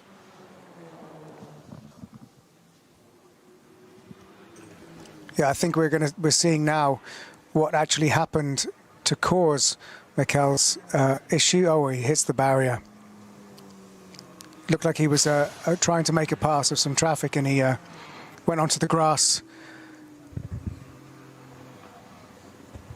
Yeah, that was a mistake. And he's dragged bits of gravel back on from Arenberg, but I mean, it just looked like understeer. He was winding on the steering lock, trying desperately, but that Armco will have taken a hit, and I would assume that some track services teams are heading in that direction for potentially some work into pit lane in one of our Porsches. Meanwhile, as a bit of a blend between GT4 production cars and the Dacia Logan, which is back out on track. We talked about the BMW 318, one of the oldest cars in the field, but this is up there as well, the second coming of everyone's fan favorite, the Dacia Logan.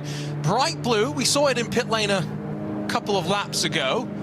Highlighter green on the wing mirrors as well, and a stripe that goes diagonally over the top of the car.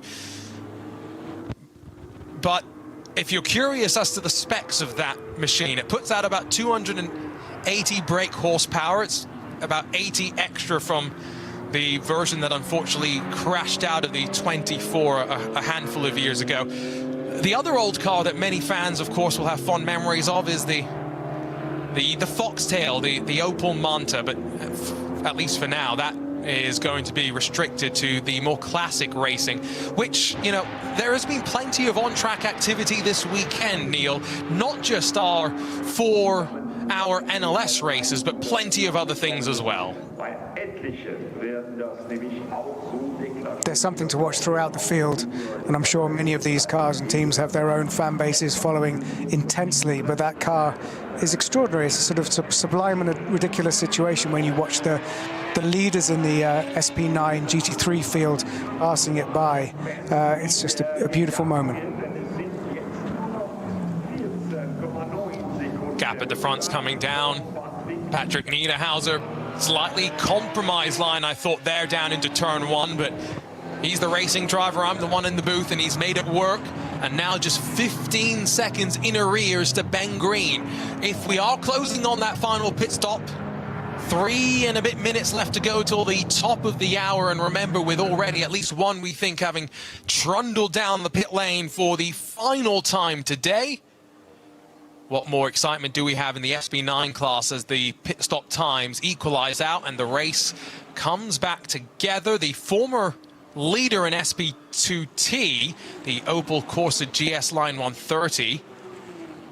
The slight differences between what you and I, Neil, got to see at Daytona with the air jacks and the dance of the IMSA WeatherTech sports car pit crews versus a much more grassroots campaign. Meanwhile, the Pro Sport Mercedes AMG TT4 off the track, and I think that's down at the Dunlop hairpin.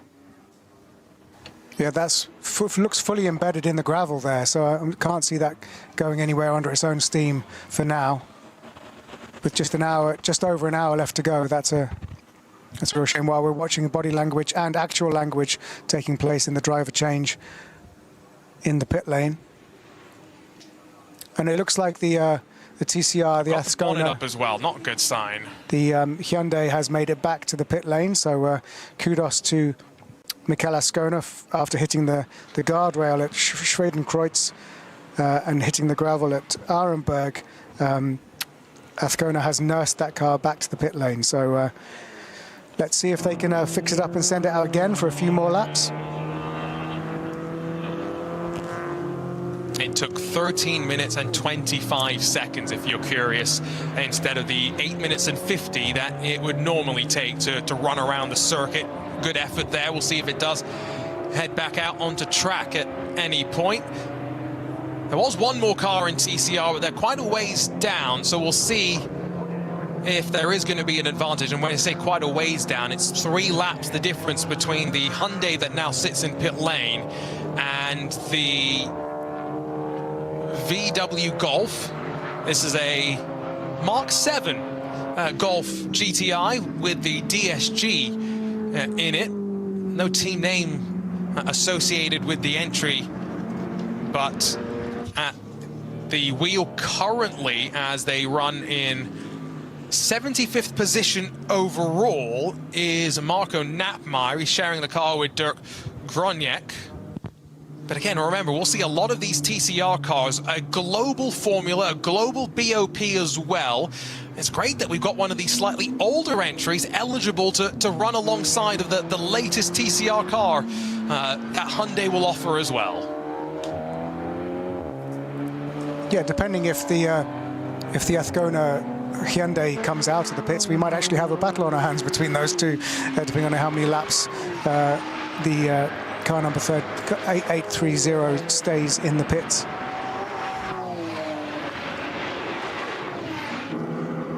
Relatively lengthy. You heard the noises coming from that car as he limped it back to the pit lane. That is never a promising sign, is it, for that sort of noise to emanate from any car, let alone a race car. Yeah, I don't believe that there is a Mark 8 Golf available. I've seen some renders of it, but I don't think I've actually ever seen the built car. I do enjoy a VW Golf Mark 8, I must say, although mine now sits in a wrecker's yard somewhere in Virginia. Less said about that, the better. 15 seconds, though, at the front. It continues to shrink. Patrick Niederhauser was 3 seconds quicker than Ben Green last time around. If we're expecting driver changes on both sides, Neil, the first hour of this race was electric. We're into the last hour of the race. We had a bit of a stale, if you will, middle 2 hours where things settled down and everyone just ran to their own rhythm. Hopefully things starting to come closer as we hopefully will see some pit stops sooner rather than later at the front of the field as well. Yes, we've got to hope for that, because the front 5 have got quite a hefty series of gaps. But you're right to point out that Niederhauser has made up quite a lot of time on the leader, Green. Less than 15 seconds now is the gap to the leader, so this is where the strategy will sort of start to come together, and the different staggered pit stops will come into play, and we should hopefully get a nice race to the checkered flag in the next hour. quick update for the Jimmy Broadbent, Steve Brown, Misha Schauder fans listening in. Well, remember how I was saying at one point they were leading in the combined 82 and Porsche Cup class? No longer, however. It's still some time to go in this race. They lead in 82, of course. They're second on the road when you factor in the Cup 2 car, so quite remarkable. For those that don't know the story of Jimmy Broadbent, go back about a decade or so, and you know he was going through a really difficult time in his life, struggling with his mental health. He moved into a shed, quite literally, with space for a bed and a sim racing rig. And from there, he's now here, racing in a Porsche Cup car and hoping that next month will be the year that after 2 consecutive second-place finishes in the 24 hours of the Nürburgring, that he and his team will finally be able to taste success in the 24-hour race from a shed to victory lane. What a story that would be, and that's exactly why Bilstein, Black Falcon, their program had come together in the last couple of years to build them up. Last year running a GT4 car, albeit not in the regular SP10 category. Stepping up in speed once again, and Jimmy behind the wheel right now. Likely to see Steve Brown jump in at the very end of proceedings to close out the race. Steve, of course, unfortunately has not finished second in the 24-hour race. He might not like that I mentioned it, but did lose his license that one year, so he's hoping to just try and win alongside of the team. 15 seconds, still that gap up front. It's another 15 seconds back to Jordan Pepper in the Row Racing BMW. They've been a bit quiet on occasion, but you can never count out a team as experienced as them. The Ravenol Mercedes, only a couple of seconds behind in that fight for third on the podium as well. There's a lot still to play for Arjuna Kankipati alongside of Neil Cole here on RS1 if you're listening in, and live on a whole variety of video streams with so much excitement building up to next month's race. Neil, this is your first experience of the NLS in the Radio Show Limited booth. What are you taking from this weekend so far that maybe you've not taken from it as a spectator, as a fan in the past? The quickest answer to that would be brain explode emoji. There's a lot going on, and I have to keep reminding myself that I'm not just a fan watching and listening at home, that I occasionally have to speak. So that's my experience, is trying to keep across all the different classes, all the different drivers, and trying to work out, which normally, I'm relying on the commentator to explain to me. I've got to do that a bit. So I'm doing my best, but I'm loving it. And, being in your capable hands today, Arjuna, and being alongside John Hindhaugh for a very difficult session yesterday. It's been a great experience so far. And we've got 55 minutes until the checkered flag, and let's hope we get some action picking up towards the end of this race. I've got a quote from Max Verstappen, allegedly, I should say. I'm just checking social media here. But according to the tweet that I saw from Vincent Bruins, who's a very trusted source, to be fair, so I feel in good light sharing this. But Max said, "I suddenly felt a lot of vibrations. The splitter started rattling loudly, so then I knew it had broken off." So sounds like what had happened is maybe the splitter fell off and then maybe comes back up into the path of the car, and maybe that was the scratches on the front vinyl that we had noted. Very strange. To continue quoting, "I didn't touch anyone, so I don't know what happened. We need to see exactly where it went wrong." My gut assumption here, and I'm not going to try and say this as a fact by any mean, Neil, but based on what he said there, it just sounds as though, you push the limit of the track a few bit many times here, which we did see Max doing. You catch that splitter maybe on one of these curbs a few too many times, things come unsettled, and then you just get a vibration or some sort of, what's the right word, frequency through the chassis that does the damage that ultimately we saw on the car. Yeah, it's fascinating stuff, isn't it? And the difference of driving a noisy, powerful, heavy GT3 car relative to, you know, Max's usual ride, to be in tune to those kind of vibration frequencies. He'll be someone who's hyper aware of every difference in stability and noise going on in a car. So yes, that's going to unsettle you, and you realize you do have to bring it back to the pit lane. We also have a nice quote from Martin Tomczyk, the motorsport director at Abt Motorsport, about our car that's currently running in second position with Niederhauser at the wheel. Martin Tomczyk says, "We're driving a super clean race. Mirko certainly laid the foundation with his start, overtaking 6 cars. Then we were lucky to get through traffic. And now you can see that the lap times are quite far apart. However, it must also be said that this hasn't been adjusted for pit stops yet. So basically, Martin's doing our job for us. He says, in other words, the Mercedes behind us is virtually ahead of us. The Audi has a considerable lead. Now we'll see. It's pretty even between Audi and Mercedes in terms of pace. Now we'll just finish the race and see where we end up." So thanks to Martin Tomczyk for giving us that quote and a guide to what to expect over the next 52 minutes. Yeah, I appreciate that, because I made the unfortunate mistake of refreshing my timing screen and losing those stint lengths from the first hour and 2 of the race. So I can't go and do the math with the table, tell you how long we expect their pit stop time to be and where the gap should cycle out. So really do appreciate our team who are providing us all this info as we go. 50 minutes left, though, on the clock. The BMW M3 Touring, it's out there on track still, 7th on the road, although that is partly because we've got some drivers down on pit lane. The Row Racing BMW, Jordan Pepper, is out, and Kelvin van der Linde's going to jump in there. Looks like a couple of other driver changes too, although the Haupt Racing Ford may not be a driver change for the 64. Never mind, Arjun Mainy's back in there now that he's crossed the pit exit. Timing's updated. One driver who I believe will not be doing a driver change is Chris Lullum, who some Max Verstappen fans will recognize the name. Lullum racing under Verstappen's sim racing team and won the NLS 9 race last year alongside of Max Verstappen in his first outing onto the Nordschleife. He's in the second of a double stint right now, back out on track.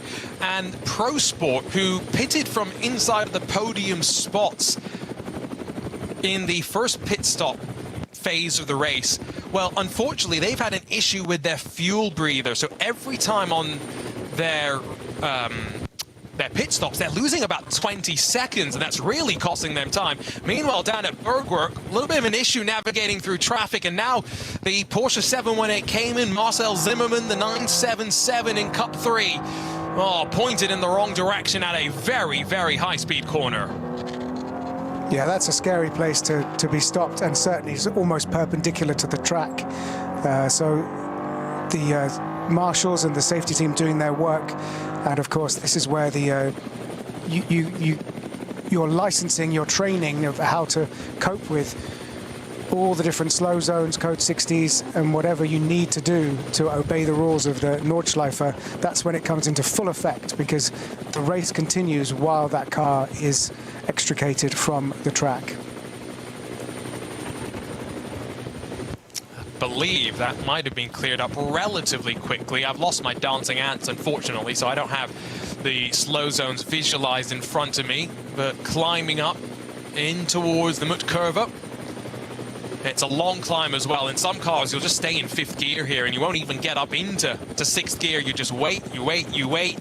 Light breathe off the throttle as you tip the car in, and when I say tip, we saw a car in top qualifying caught out by rain. If there is moisture at that part of the track, it is really difficult to judge. And it was Picariello in one of the Porsches, in fact, that found himself sliding off right side into the wall and took no further part in that session.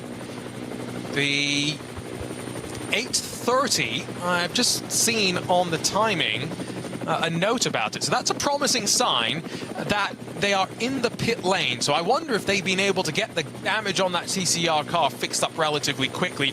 We'll get some more news shortly as Thomas Preining closes on the back of the Gamotta Racing BMW. This is all as the menacing sight of the black and white BMW M3 Touring lurks over the shoulder.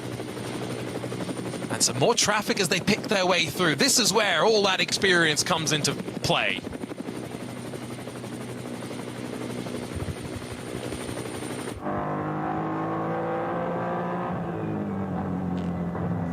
We've got a note that the car number 175, Dulcet tones. Lalem de Oliveira Couch-Sparred Mercedes AMG GT4, parked in the gravel bed at the exit of the Goodyear hairpin bend. I think that we saw that a little bit earlier. So here's a direct report from Michele Ascona. I had a puncture in a very fast section. I was going at about 250 kilometers an hour. I turned in, the tire exploded, and I was just a passenger. Even though I hit the barrier, I managed to bring the car back to the pits. It wasn't easy as I was driving on the rim, so it was actually a blowout that caused Michele Ascona to hit that barrier in the dramatic style that we saw. But he was able to nurse it back to the pits on the rim. And it looks like it has gone out again after a driver change. But yeah, good work there by Ascona in his second stint to get around that blowout. So that would have been the noise that we were hearing, and how, again, like I said, one of the fastest points on the track. It's the last place you want to have a tire issue. Meanwhile, the Patrick Niederhauser-driven Lamborghini Huracan for the Red Bull team apt. Number 84 is in pit lane. Looks like Patrick staying behind the wheel, though. No urgency to get him out. Wait to see if we'll see any more dive down to pit lane. Scherer's there too. So from the race lead, both of the front two, with 47 minutes left on the clock, have descended for their final pit stop of the race. It's a battle brewing up into Tiergarten here. Looks like Grello's got the momentum back on its side as they slip up into the brake zone. Pit entry off on the right-hand side. We saw Max Verstappen pass some slower traffic there. Grello stays out, so does the Gamotta BMW, but the BMW M3 Touring descends the pit lane where Neil Verhagen will get out and Connor De Filippi will get in. If Patrick Niederhauser staying, though, in the Lamborghini for the Red Bull team apt, as you can see the wheels getting replaced there and a brand new set of slick tires, Michelin slick tires onto the Lamborghini. Question is, Ben Green, will there be a driver change for Scherer in the Audi, Neil? Well, let's look out for it. No, that battle between Preining and Krantz was really hotting up. It was down to a quarter of a second, the gap, and it's getting closer and closer. De Grello is really mounting an attack here.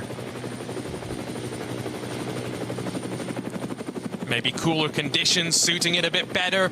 Lunges around the long way down at the Dunlop hairpin, but as he straightens that car up, he gets the power down, he'll pull alongside as they rise through the Schumacher S, and Thomas Preining grabs what was fourth, but I think technically actually now is second on the road, but net fourth, of course. BMW fights back to the inside, still on the Grand Prix loop, but it's going to have clatter the inside curb. Thomas Preining takes some liberties with the outside curbing there, and then onto the back stretch on the Grand Prix loop, power down, and Grello, bit between its teeth, extends the margin slightly. Confirmation, though, by the way, now that Scherer have left the pit lane. Neil, no driver change. Ben Green will stay in as a little bit of a... we can see a little bit, I should say, of the battle scars on the front end of the BMW M3 Touring. Just all that debris being flung up into the front. So, yeah, we're not seeing Christopher Haase getting back in that car. Interesting that Ben Green stays out for the final stint to bring this car home.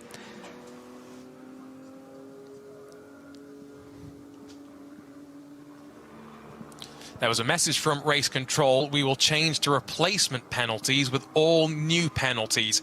I'll get you confirmation on exactly what that means at some point. Future NLS winner right there at BMW. I hope this program has legs beyond the month of May, and we will see the M3 Touring continue potentially for a couple more NLS rounds here and there. Crucially, though, we talked about minimum pit stop times. One team has fallen foul of that. It's the Ravenol Mercedes, powered by Windward Racing. Lucas Stoltz and Mauro Engel have shared the vast majority of the driving duties so far, but they will get a 32-second penalty. And it's not the only one that I would expect. They're all going to be running this as close as they dare to whatever their limit is, Neil. Yeah, just a minor calculation error, I would imagine there, and that's costly on the timing screens, but not sure how much of a difference that will make position-wise. Meanwhile, the Grello is stretching its legs a little bit ahead of the BMW after this overtake. What a great move it was. Not the traditional place, is it, Neil, to go around the outside down at the Dunlop hairpin?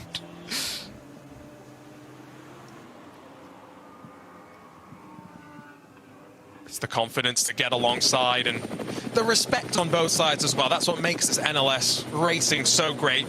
You know that you get these opportunities without traffic to go wheel to wheel, and then once you're stuck in the traffic, especially on the Nordschleife, it becomes a lot more single file. Steve Brown has jumped into the Black Falcon Team Fanatec machine in the AT2 leading Cup machine, but of course, remember, second on the road in the Cup 2 class.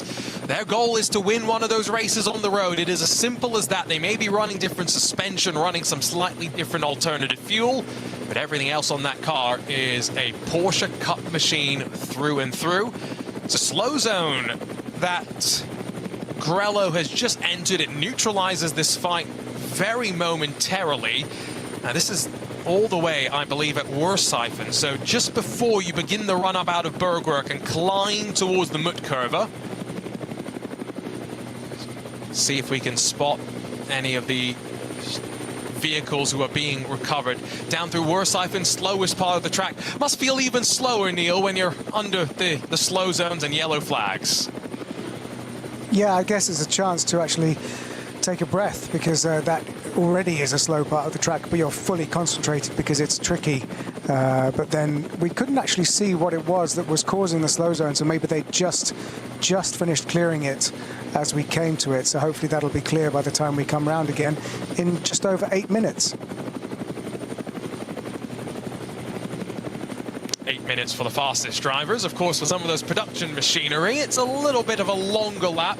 I'm just trying to look, what's the slowest, fastest lap that we have right now? That might be for one of our BMW 325s. There's a close moment there for Grello, just around the outside of a GT4 car on the climb up towards the Muttkurve. One more that he'll pop to the left of and make that move nice and easily. But 11:55 is the slowest, fastest lap that I see on the timing screens. So about a 4-minute delta between the fastest and slowest cars that we have on track. Can't really compare the lap times to previous races for anyone who's looking at maybe NLS2 and NLS9 results to see how fast Max was. Because again, remember, we're using a slightly different version of this track. We have the longer run through the Grand Prix loop, and that means 25 plus kilometers is what we have. Confirmed, by the way, there is now a code 60 down at Worshifen, so Grello probably got through at the optimal time. It didn't cost them too much momentum. Speaking of momentum, behind Gamotta Racing, another one of the SP9 contingent, hot on their heels. I believe that might be the Schnitzellahm Mercedes, the very yellow and black asymmetric machine as they dodge their way through traffic. Yeah, with Hartling at the wheel. So really sort of trying to navigate and negotiate their way, not just through traffic, but also around slow zones, which means that the Grello car has had a chance to pull ahead, and it leaves the Rover Racing car at a little bit of a disadvantage. Now that we've got some stabilized sectors from those that have come down pit lane, it's about 11 seconds between Ben Green and Patrick Niederhauser. I feel like that could be a gap that continues to close, but we're into the final 40 minutes. Quick rundown of how things stand. Yes, knowing we've got some pit stops to come, but Sheriff Sport led going into the pit stop window in their Audi, just in front of the Red Bull Team Apps Lamborghini. Then Winward Racing, the sole surviving car on the lead lap for them, the Ravenol Mercedes, although they have given themselves a penalty for a too short final pit stop time. One of the things that they are all working through on process before next month's 24-hour race.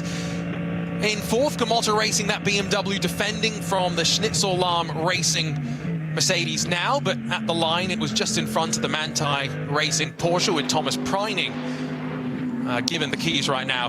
And then the BMW M3 Touring, that's in seventh. That's an SPX, yes, but running as fast as our SB9 class. The Ravenol Mercedes is into pit lane. Let's quickly talk to you about Cup 2 in the Porsche Endurance Trophy Nürburgring, where it is still that Renhofer and Nagelsdijk entry. No team name associated with it, but it leads in class. Second in Cup 2 is Muller Motorsports, but in front of them on the road is the 82 Porsche Cup car entry, Black Falcon Team Fanatec. We'll see if any changes there in the final hour of the race. In Cup 3, it's Mirrorless Racing that leads in those Porsche 718 Caymans, the GT4 entries, while in the separate SB10 class with the GT4s themselves, Toyo Times with Ring Racing currently lead in front of Hofer Racing and the two AV Racing by Black Falcons.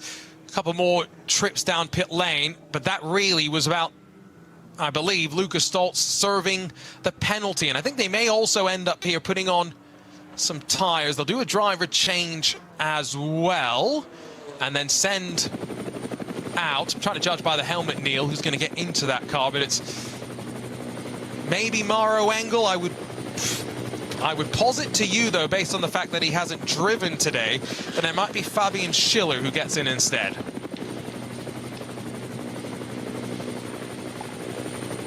Let's see how the timing screen updates us with that. Just a nice quote from the pit lane from Lena Strycek in the 380 Opel Corsa GS Line 130. I received a last-minute call this week asking if I wanted to participate this weekend. I mean, we all dream of getting a call like that, right? After a break of over 4 years, I had to quickly update my permit this week, and now I feel right at home again. Our Bitter Corsa is actually an Opel Corsa that has been customized by the company Bitter. So a last-minute call-up after a hiatus for Lena, and she's been driving in the Opel Corsa GS Line 130.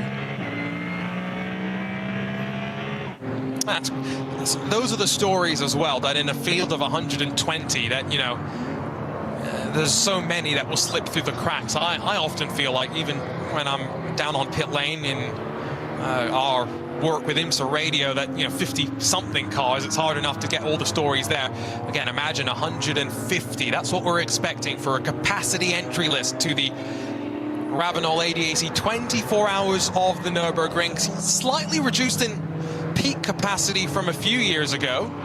At one point, car lists, entry lists upwards of 200, but a little bit smaller now. The entirety of the front five in pit lane based on timing. Grello's off and away, followed then by that Ravenol Mercedes. The Schnitzellahm and Gamotta Mercedes and BMWs respectively are off and away too. It was Fabian Schiller that got into the Ravenol Mercedes. Gamotta looks like Kranz is still there. Manthey, no change. Thomas Preining stays behind the wheel. Now we'll wait to see. Build themselves back up. 35 minutes to go. They're all within sight of one another. It's a sprint to the checkered flag. And you were right, it was Schiller who got in for this last stint. And once this all shakes down, it's sort of technically race leader, but we will have to wait and see as they pass all the timing beams.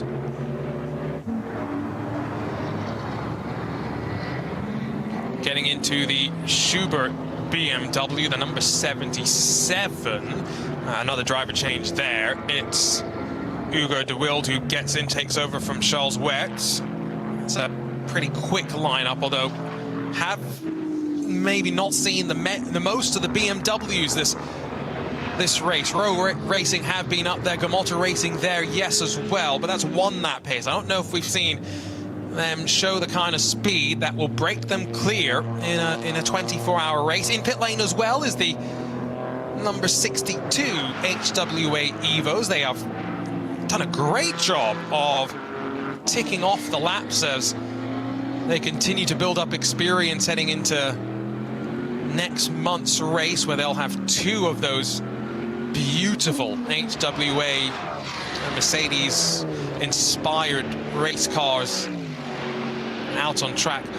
Also driver change for the Gamotta BMW as well. Now just waiting for that driver ID to officially go through. It's now Ansel Zigo who takes over, and so we'll see how his pace develops. Remember, Pro-Am, we were expecting at some point that car to maybe be a little less consistent, and maybe that's why you put the less experienced driver, the less consistent driver in, Neil, for just the final 33 minutes. Yeah, it sounds counterintuitive, doesn't it? But that makes a lot of sense, because fundamentally they don't need to build up a lead or build up consistency during the bulk of the race. They just need to bring it home. So that's a good call by the team there.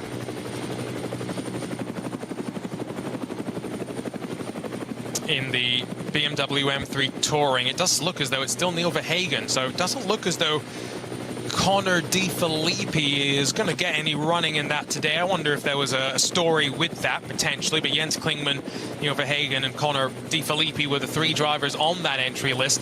We'll get a good comparison here of M3 Touring versus M4 GT3.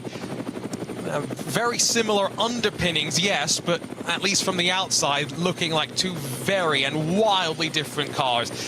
The yellow, white and black HWA is now finished up with its pit stoppers. What a run. Great run there from Kelvin van der Linde. Almost too much speed in towards Schradenkreuz. Had to get down to the inside and makes his move nice and easily.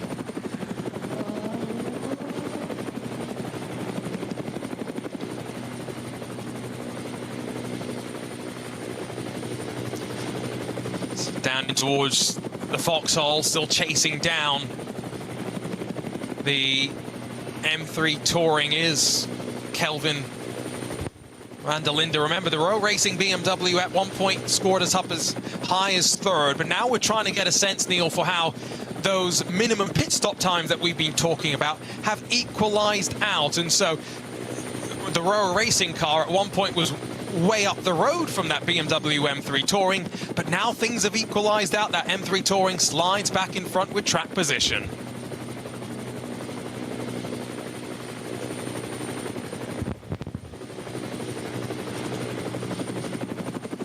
And it's great to see such an effort from Kelvin van der Linde.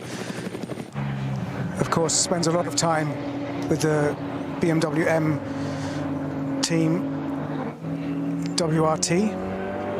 It's driven with Valentino Rossi.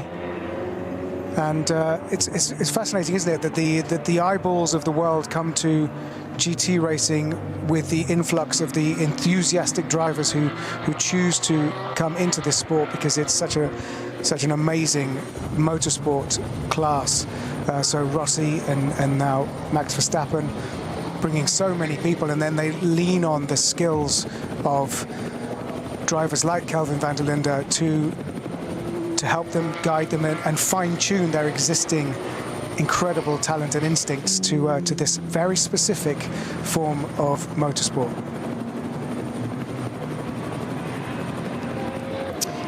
Another confirmation there from race control, by the way, that they are in the process of changing any penalties which have not been served into time penalties added post-race.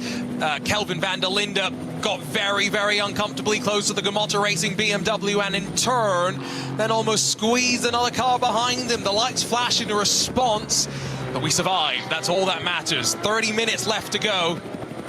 Van der Linde doesn't have the patience to wait much more. He slides past that car as though it's almost standing still.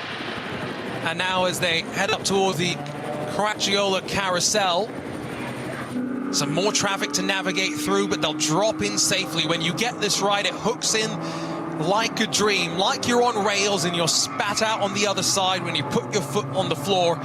and the power runs you up the hill towards the highest point of the track. But that was aggression. Kelvin van der Linde getting the elbows out and forcing a competitor out onto the grass.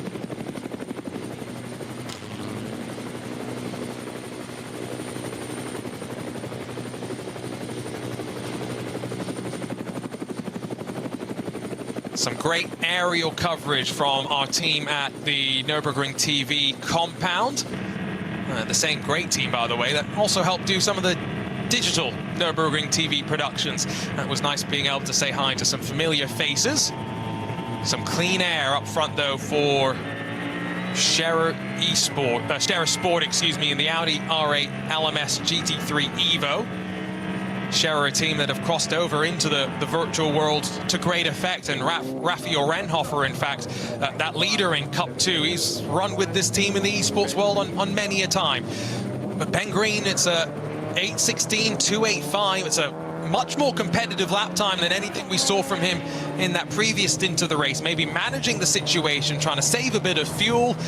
Get back to Patrick Niederhauser, 17 seconds. He's pulled out 3 extra seconds on that last lap, Neil. Yeah, Ben Green, it seems to have switched it back on again, and he's extended that lead. And is this just going to be the run down to the checkered flag now? Because those two are the leading cars.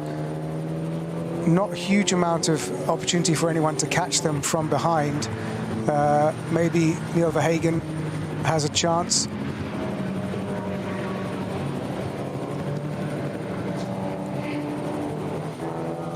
Just waiting for our timing to cycle through, and we'll get some good gaps on the rest of the field as well, Neil. Yeah, it's tricky, isn't it? Fundamentally, though, the race leader, that Audi R8 LMS has been dominant and clean throughout. And with penalties for the number 80 car helping to push that back a little bit further, we wait to see how this settles down into the last 20 minutes of this race to the checkered flag to settle our top 3.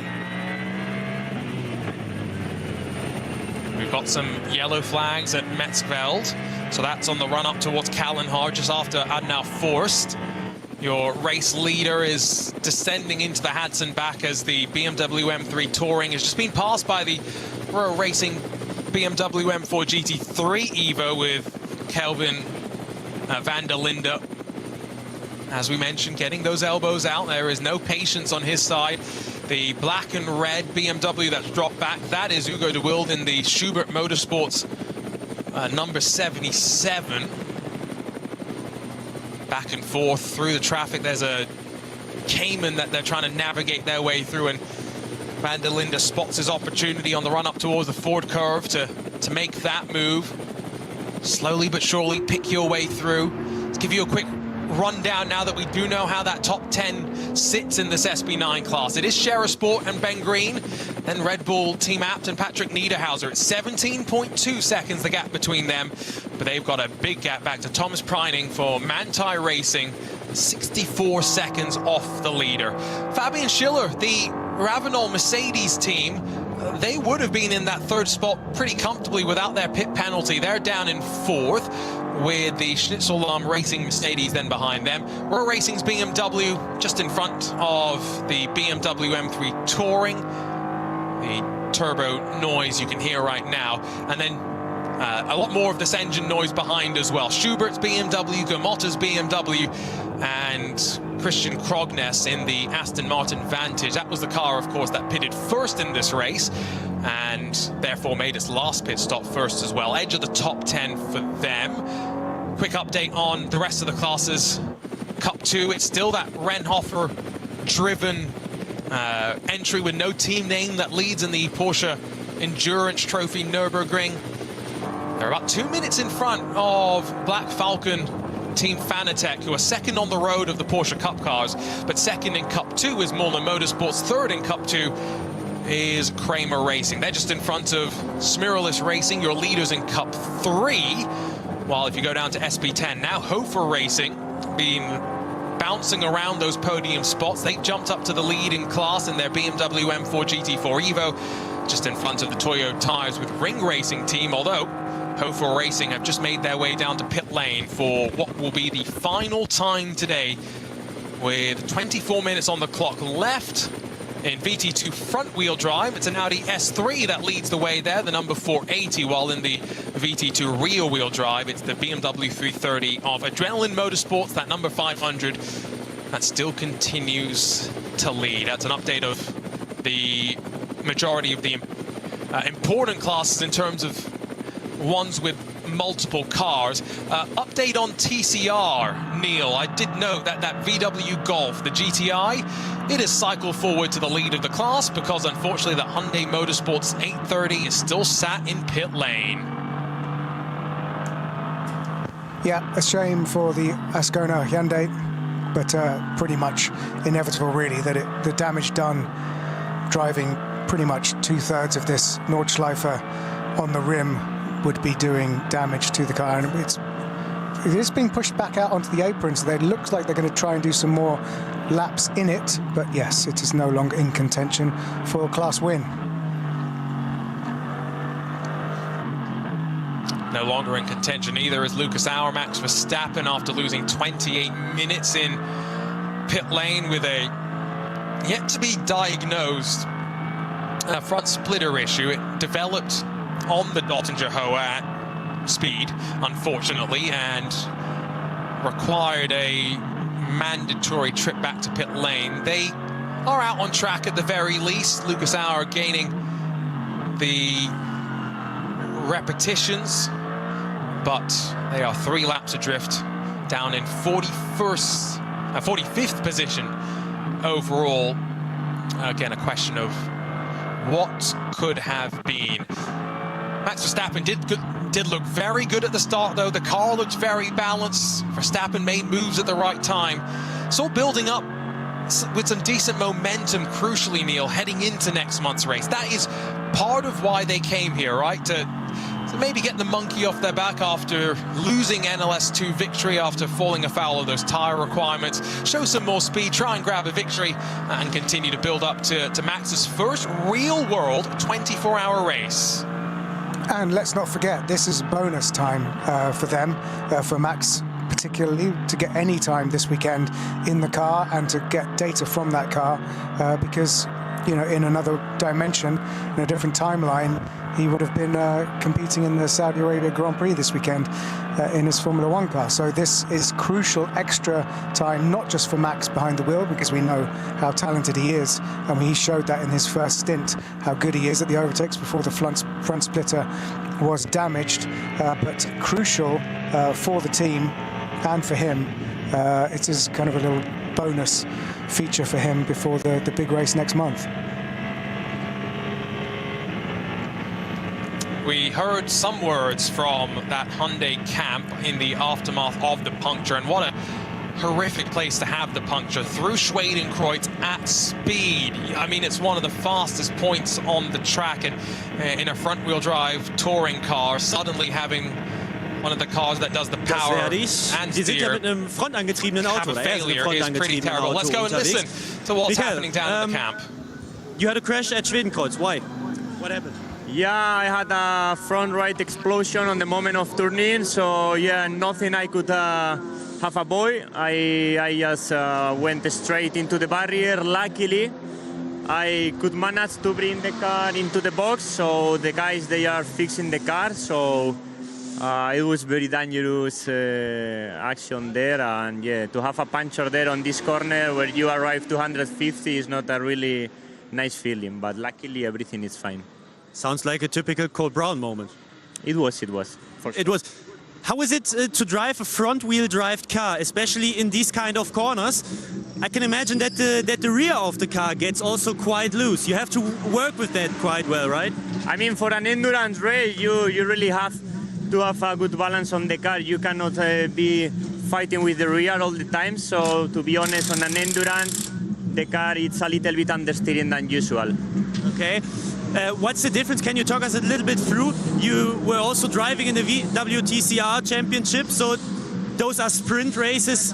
The car is coming back into the pits again, not a good sign, but In sprint races, you mean the setup is more aggressively than in an endurance race? Yeah, for sure, because sprint races you want to find the maximum performance of the car for a 14 lap. But here in endurance, you really want a reliable car, no problems, no mechanical issues. So to be fair with you, the setup really changed a lot for a sprint and endurance, and yeah. Is that a routine check right now, or I mean, Yeah, you look like you have a big question mark in your face. No, if the car is here, it's because it's not ready to go into the North Life. Should have some issues on the suspension because yeah, the hit into the barrier, it was really strong. So it means it's also all about testing and all this stuff right now. Yeah? It's all about testing and all this stuff Yeah, right we now. have to check now. All right. Thank you very much. Damit zurück zu euch. Great to hear from Mikel Azcona. And of course, the geometry would have been quite seriously skewed maybe after he had the blowout and then hit the barrier. And just a word on Mikel Azcona. I've spent a lot of time with him in World Touring Cars, and briefly, if you remember, there was the electric touring car series, which I was involved with, and he was one of the pioneers of that, 5 years ago now. So yeah, a very talented driver and a real gentleman to hang around with.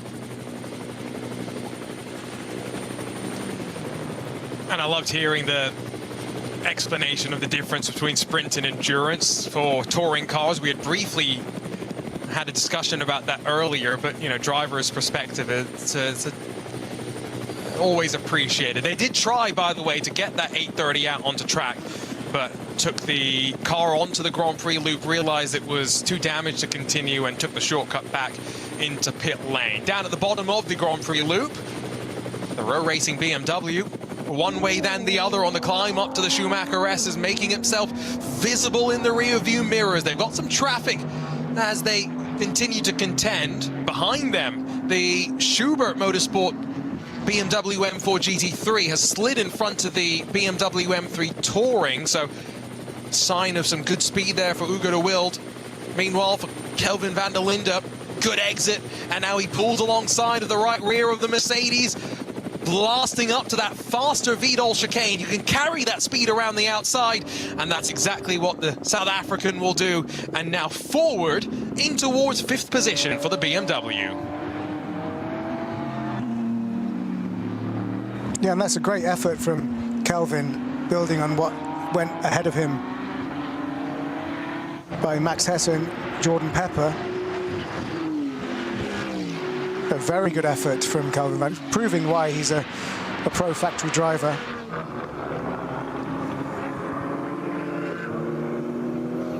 We've got a lot of great brothers in sports car racing nowadays. I was going to say, of course, Sheldon, the Sheldon and Kelvin van der Linde.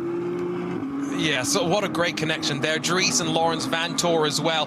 That Mercedes, though, struggling. The Schnitzel number 11, not quite sure if there's an issue for Kenneth Heyer, if he's maybe not feeling too confident. What is a Pro-Am car? We should point out it's just been passed down on the exit of the Hudson back in towards Quiddelbacher-Hoa, not traditionally a passing spot you would assume, but Hugo de Wilde in what is a pro-entered SB9 machine flying. Also flying, remember, if not for a penalty, Fabian Schiller would have been dropped onto the racetrack after the final pit stops in the Mercedes Ravenol blue and orange in 3rd position. Instead, he's going to have to fight his way forward, pick his way past what seems to be a VW Jetta, slide down the inside as we work towards Callenhard, and Thomas Preining firmly in the windshield. Target acquired.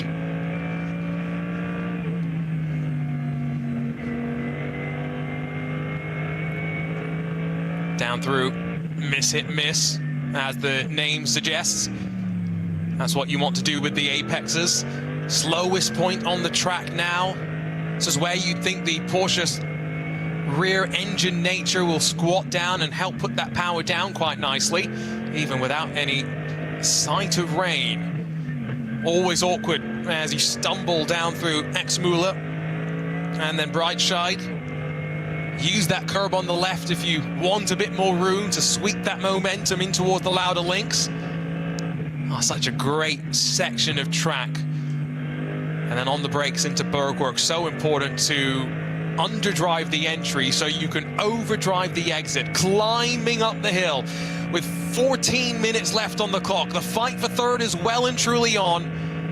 Grello's looked vulnerable through the course of today. I don't think there's any doubt about that, Neil. But there's only a couple of times you've got to really hold on, and those times will be now.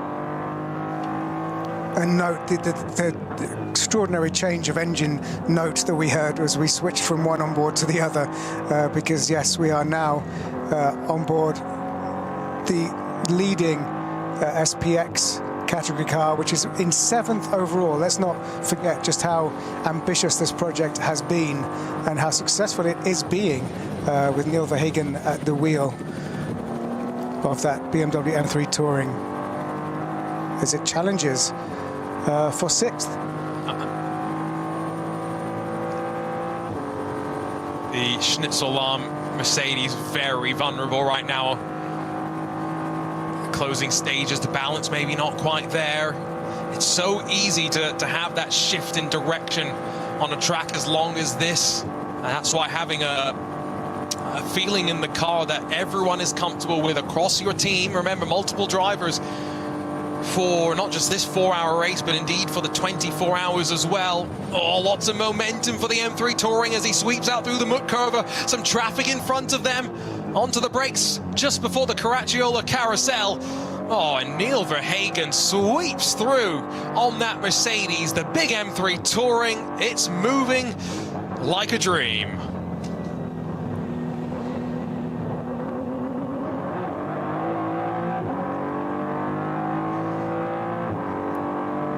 Shot out now of that carousel. What a fascinating addition to the track that is, which over time has been repaved to some degree, but that carousel retains so much of that character. And well, if character is another word for bumps, I guess that is fair enough to say. Still through the traffic they go. As mentioned, of course, we've also got that fight for third. Fabian Schiller trying to hunt down Thomas Preining. They work their way at the end of the Stefan Belloff S's, I think.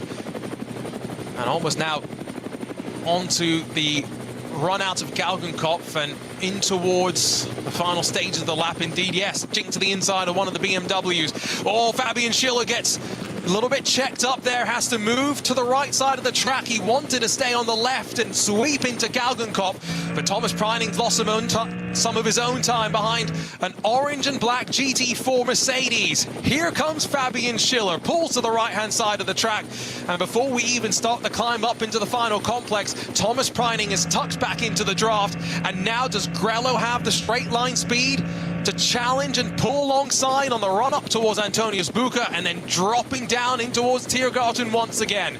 Remember, Christopher Haas had tried this a couple of times for the race lead on Max Verstappen, and that Mercedes was having none of it. Fabian Schiller is also having none of it as they edge their way closer to a Volkswagen, closer to a BMW. Thomas Preining a bit bolder than we saw from the Audi slightly earlier on. And as they finally get to the inside of the first bit of traffic, positions have not switched hands, and Thomas Preining is back in front after being passed on the Dottinger Hoa. But Neil, this is not done. And don't forget, after nearly 4 hours of racing, this is a battle for the podium. And there was a very shrewd bit of race work there, racecraft by Thomas Preining, because he used the traffic to his advantage to gain that position back. So this is the battle for the podium, and they are going head-to-head, toe-to-toe, door-to-door, with 10 minutes to go until the checkered flag. So this is for the podium. Thomas Preining almost 2 wheels off the track there, but it gave him the inside down through the forward curve, back around the outside. This is great stuff. We may not be getting a fight for the lead, but now that the pit stops have brought us back together, Porsche and Mercedes, two of our contenders going into next month's second round of the Intercontinental GT Challenge. After the Maguires, Bathurst, 12 hours to open up that calendar. Sweeping through, Preining will hold on as they climb the Schumacher S. But with 9 minutes left to go, this should be the penultimate lap of the race. Next time Ben Green comes around to see the start-finish line, we'll we'll start the final lap of this 4-hour race. So Ben Green has a healthy lead of nearly 20 seconds. So unless there's any mistakes, we can presume that he's sort of sealed the victory in the Scherer Sport Audi R8 LMS, and behind him Niederhauser in the Red Bull Team Abt Lamborghini Huracan. But then a minute behind them is this battle for the podium, and that's the battle we're going to continue to watch, because this is a long way from over. You just do feel like Schiller is biding his time to make another attack as they hit traffic again. And if you cast your mind back to the opening hour of the race, where was Max Verstappen most successful in making his moves? Well, with traffic, that's where he made the boldest moves that maybe surprised us the most. Update on Cup 2, by the way, now that our pit stop sequence has seemingly cycled through. It's still Renhofer that leads in the Porsche Endurance Trophy Nürburgring Cup 2 class. Northern Motorsports are second, though, on the road. There's not much time separating them, while Steve Brown in the Black Falcon Team Fanatec 82 alternative fuel entered Porsche Cup car, third on the road of the Porsches. See what Steve's able to do in the remaining lap and a bit that he's still got underneath him. Cup 3 leader is still the Smirless Racing Porsche Cayman, while in SB10, now that our pit stops there have also been worked through, Toyo tires with Ring Racing. That's the Toyota GR Supra that is looking like they are on course for a victory, with a 41-second gap back to Hoful Racing in the BMW M4 GT4. Down at the bottom of the foxhole, where we've heard some reports of cars heavily hitting and compressing against the bottom of the track. These two in their fight for third wind out of Adenauer Forest, and now towards Metzgveld, the fast left-hander dab onto the brakes. You want to get all the way to the right side of the track to then maximize your run in towards Kallenhard. Lucas Auer is on the charge. Remember, a couple of laps down on the field, he's the next driver to make his way past the Schlitzow Lam Racing Mercedes. And just another sort of pit lane style report. One of the stories that might get overlooked is Michael Schrey. I don't know if you were aware, but he was planning to retire from motorsport, but his former team, Bonk Motorsport, got on the blower and got him back in the car for this one. And it's a return that's paying off, as he's leading both the SP10 class for GT4 and the BMW M2 class. So Michael Schrey doing a great job. Clearly not too old for this. That's incredible. You can do this race in multiple classes, and indeed that's part of the charm sometimes of jumping between very different cars.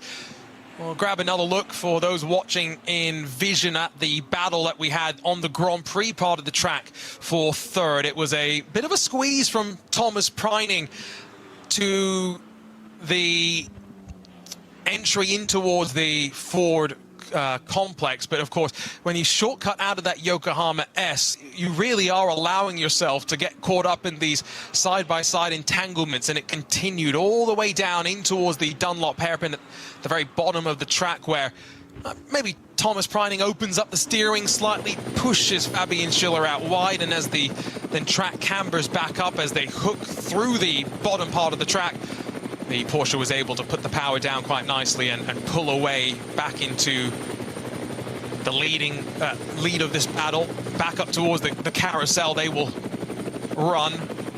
And once more, just note the line that they take here. So important to drop in at the right point, run a constant speed, and then put the power down and spit yourself out with the maximum force that you can find. For a car, Neil, that I have said has been hot and cold today in terms of form, the Grello Manthey Porsche now is very much relying on Thomas Preining to use all his experience here at the Nordschleife in a Porsche 911 GT3R to put the car in the right place at the right time. Yeah, you're exactly right. We don't know what was if there was an actual issue in the middle part of the race, but that certainly wasn't delivering as it should have been. But now, with Preining at the wheel, he is holding off. And don't forget, he's holding off a car, part of the Windward Racing team, that will be feeling a disappointment at what happened with the Max Verstappen car, which is now currently in 41st place overall, with Lucas Auer at the wheel. But yes, that battle for the podium is one that's particularly keenly contested for Schiller in the number 80 Windward Racing Mercedes-AMG GT3, because of course that would be their only chance of a podium in the absence of Auer and Verstappen. And after being stripped of the NLS2 win, after using too many tyres per the allocation requirements, they would quite like to be on the podium once again, and this time actually keep the trophies. That's a lapped car that peels out of the way of our race leader. It means that Ben Green is going to get set for the final lap of this 4-hour Ravenel ADAC 24-hour Nürburgring Qualifier race. A bit of a misnomer, that name. We're not qualifying for the race itself. Part of the results will, yes, be used to help determine which cars will maybe advance directly to the final part of top qualifying, which has been split into 3 sections for next month's race. But ultimately, a lack of participation here, as Neil has pointed out this weekend, is not a sign of anything untoward ahead of next month. The reality is it's a busy weekend with racing in IMSA out on the streets of Long Beach, racing in Imola as the World Endurance Championship gets underway, and of course racing at Spa as well with the 24-hour series, Creventic, and coverage of all 3 of those and the NLS here across of the Radio Show Limited Network channels.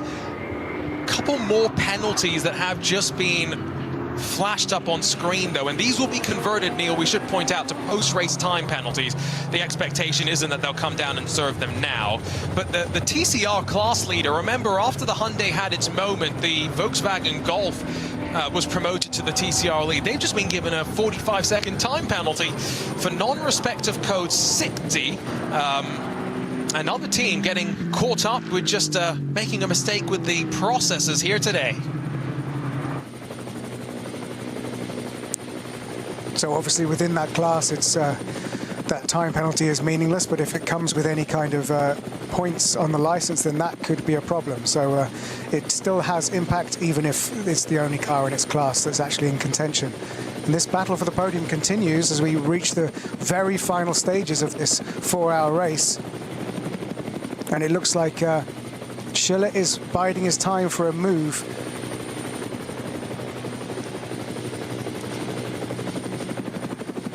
The Audi that had peeled off onto pit lane just in front of the overall leader of the race, they'd actually had to come down for a front right tire change. I wonder if there was a bit of damage potentially accrued. Maybe it's difficult with ABS to flat spot a tire, but I wonder if maybe either that cut it at some point. But back out onto track for Juter Racing's Audi R8 LMS Evo 2. And they'll finish this race 1 lap down. Also in pit lane, and I'm not seeing a sign as to whether this has been a longer stop than was initially intended, but the car that pitted first in the SB9 class, the Trinity Solutions Aston Martin, the number 34, it is going to drop out of the top 10 if it continues to sit in pit lane. There is pace out on track though, because Raphael Renhofer has just set the overall fastest lap of any Porsche Cup car today with an 8:26.529. Bodes well for the Porsche GT3R that's defending right now. And Fabian Schiller, after pulling alongside on the Dottinger Hoher a lap or so ago, has not been close enough to do so again, Neil. No, I think you're right. This has really come into the hands of Preining in these closing stages, and that Porsche is really delivering, and it's managing to defend this crucial podium position, which did seem to elude them earlier in the race. So very impressive work by both the engineers and, of course, Thomas Preining. We've been talking about production cars aplenty, and there are some storylines to keep an eye on onto this final lap of the race. The VT2 front-wheel drive class, this only 30 seconds covering the top two right now, although that screen would indicate maybe a bit more time, and maybe my timing is yet to update. I think actually what that means is we are 5 laps off the overall leader of the race, so don't worry too much. The 495 is actually only about 1 second off. You can see the car if you're watching with us, the white and orange Volkswagen closing on that red Audi S3. It's a Golf GTI versus Audi S3. They fit into the same performance band, and that's why they race in the same class. Jürgen Nett looking anxiously over his shoulder right now as he's being hunted down by the nimble Golf.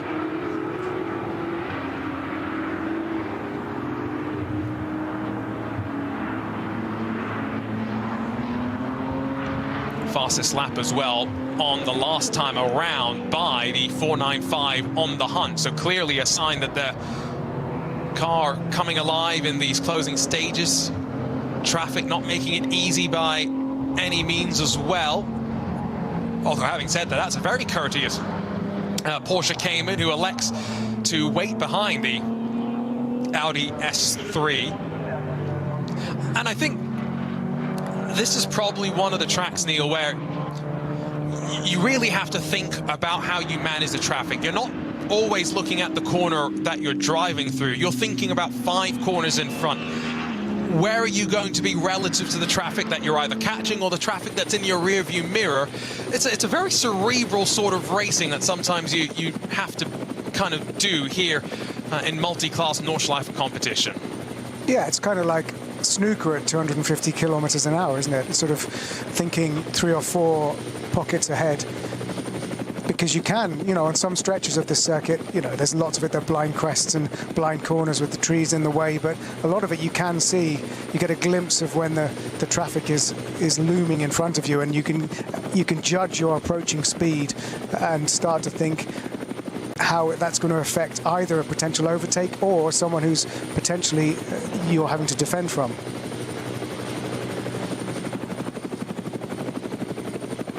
Thomas Preining still under pressure. Wonderful aerial shots, great coverage from our team at Nürburgring TV here, and a thank you to them, to all our track workers and everyone that makes this weekend possible. We all know that yesterday was not easy, and without them coming back to the track and working once more, this would not be possible. Through the carousel, traffic has played its part. Fabian Schiller gets caught behind one of those GT4 BMWs, white, blue and red, and the gap soars wide. Not quite done. Thomas Preining still got to be careful through the final parts of the Nürburgring Nordschleife, as does Ben Green. And what has been a superb performance from Scherer Sport. Christopher Haase led from the drop of the green flag, pushing the tempo of the race.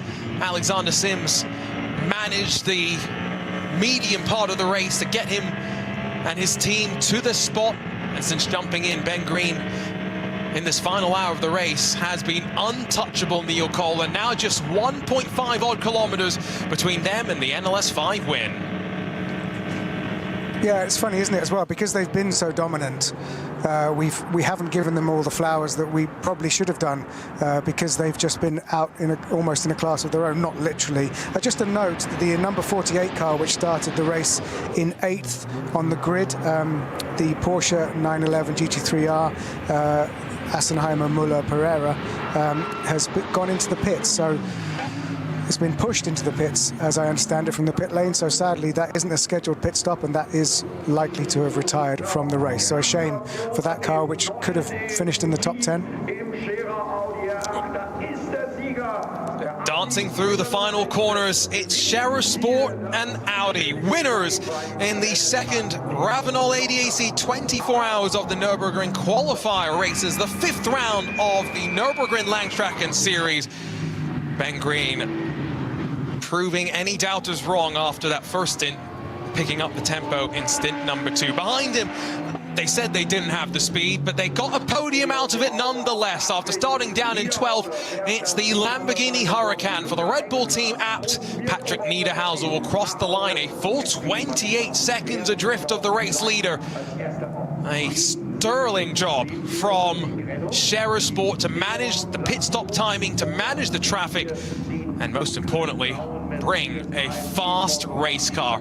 Be a little bit of a wait before Thomas Preining and Fabian Schiller cross the line for 3rd and 4th positions respectively, and so while we wait for that, just a quick update on the rest of the classes. Still Raphael Ranhofer that's leading in Cup 2. It's still Steve Brown that leads in the 82 class, and Smiralist Racing leading in Cup 3. No changes just yet, and no change on this final lap for 3rd. Grello, even with some up and down here today, holds on to a step on the podium, Neil, in NLS number 5. And it'll be a huge relief just that they not just finished the race, but, you know, managed to get a podium, considering how tricky that race seemed to be in the middle section. So yes, very impressive, and slight disappointment for the car that will come across the line in 4th, Schiller and Winwood Racing. A question of what could have been for that team, for both cars. So many more class winners to sprint their way to the line. We'll hopefully catch them as they do so. But Christopher Haas and Max Verstappen had a good fight in the first hour of the race after pushing past the pole-sitting Ferrari. What heartbreak for Realized Condor Racing with Rinaldi. I saw a tweet from David Perel, didn't even get to jump into the car. And looking from up above, there is something that has been dangling from the back of the Scherer Audi. It's off the right side of the rear wing where it attaches then to the rest of the car. I'm very curious if that was something that caused any performance degradation, or if the drivers were even cognizant and aware of that. Looks like already 82 winner has crossed the line. So Steve Brown, Jimmy Broadbent, Manuel Metzger, and Misha Schauder in the Black Falcon Team Fanatec car. Winning class. Might be a little bit disappointed that after leading amongst all the different Porsche Cup machinery entered today, they slipped back slightly in the closing stages. But again, if their goal is to be running up toward the front of next month's 24-hour race, there is, I think, plenty of promising signs for them, as our field is going to be waved back around into the paddock, into Parc Fermé, as our drivers get ready to celebrate. But again, with the events of yesterday, it will be a slightly different celebration, I am sure, for all, Neil. Not the jubilant celebrations, instead a remembrance of motorsport, the community that we're a part of, and unfortunately the life that was lost. Juha Mettinen passing away in a tragic accident yesterday. Yeah, it's been a heavy weekend for motorsport, and it's been once again our condolences to Juha Miettinen's family, friends, the team, and kudos really to all of these drivers for getting back strapped into the cars again to go again. The community rallying around and continuing to do what they love. But yes, we must not forget that we lost Juha Miettinen yesterday.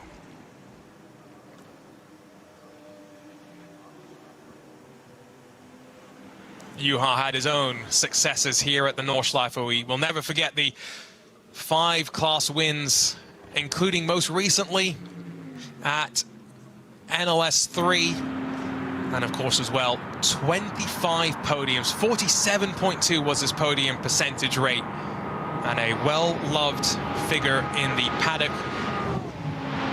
We'll hopefully get a chance to catch up with our race winners. Alexander Sims, part of that trio, only here, by the way, because his regular day job, racing a Corvette as part of the Pratt & Miller Corvette entry for the IMSA WeatherTech Sports Car Championship. Well, GTD Pro wasn't racing on the streets of Long Beach, and so Alex was obviously free to come over here and continue a partnership with Scherer sport that continues to bring fruit. The fight, by the way, in VT2, what a battle all the way to the end.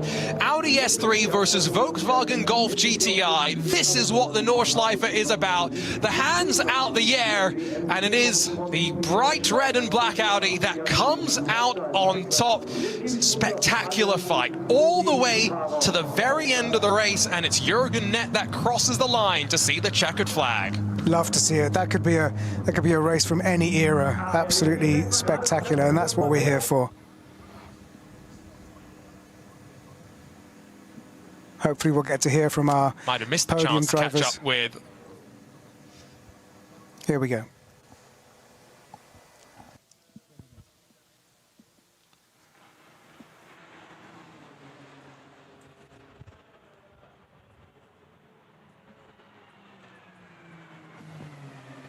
So hopefully we'll get the audio soon. Otherwise, we'll try and do maybe some lip reading of what is happening. We do have some written messages that was sent our direction. So we can, Neil, at the very least, give an update from what Christopher Haase has already said about this weekend. Yeah, so I'll try. Maybe this is what he's saying in German. Our weekend was a real roller coaster. We were struggling in the rain. I also had a minor collision with the tyre barriers. We had a really hard time getting the car to work. In top qualifying, the whole picture changed again, and the car ran quite well, almost perfectly. While things are going well for us in the race right now, the balance isn't quite where I personally would want it to be, but in the end it went pretty well for us. We did see a few things in the data that we're not entirely happy with. I think we need to take another look at the technical aspects. It's not making us slower, but it's obviously less pleasant to drive. If we can improve the drivability of the stint, it would be much less stressful for the drivers. That would be especially important in the 24-hour race. So that's a quote from Christopher Haase, which I'm sure he was just giving a brief summary in German to our pitch reporter down there, but a master of understatement, really, that it would be useful for the 24-hour race to make things improve the drivability to make it less stressful for the drivers. Yeah, you know, there is no other racing series like this where you get the opportunity to race at the same track at this level of motorsports, I should say. You know, 10 times a year, 11 if you factor in the 24-hour race itself. A quote from Matt Campbell as well. Remember, Thomas Preining finished the race for the Grello 911. We had a good race. Thomas did a really good job. We also did a good job with strategy, but I think the other cars were certainly faster than us, but the strategy worked really well. I think that's kind of the story that we saw as well, Neil, from up here in the Global Broadcast Center, from 10,000 feet, if you will. Very much so. Also a word from Mirko Bortolotti. From a sporting perspective, it was a great weekend for us. We had two great starts yesterday and today. Things are going in the right direction regarding preparations for the 24-hour race. But yesterday was a dark day and really tough for all of us. It was a really difficult moment for the entire paddock. My thoughts are with my family. You don't want to see something like that in motorsport, but unfortunately sometimes it's part of it. So not a happy weekend, but from a sporting point of view, I can't complain. So very well put there by Mirko Bortolotti, who was impressive in the early part of this race in the number 84 Lamborghini Huracan.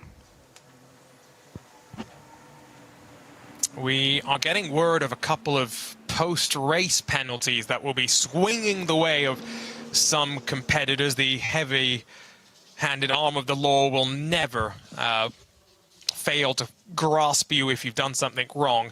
One of our BMW 318s in SP3, they're going to get a 60-second time penalty. Not sure exactly how that converts into the post-race, but also the other thing that I did see was something for one of the Subarus Toyota Supras in the field, ignoring one of the double waved yellow periods. And so another thing that will affect our provisional results, which we'll work through in a couple of moments' time and talk through our winners today, who will leave this round of the NLS with some good data heading into next month's 24-hour race, because this is it. The dress rehearsal is now done. The only thing left to do, Neil, is go racing for the 24 hours of the Nürburgring. Yeah, what a perfect way to race today. Great conditions, no rain, pretty much blanket sunshine throughout the whole race, and really important work for everybody to get through today in preparation for the 24 hours next month, but also to, you know, gird your loins and to do it for Juha Miettinen, really.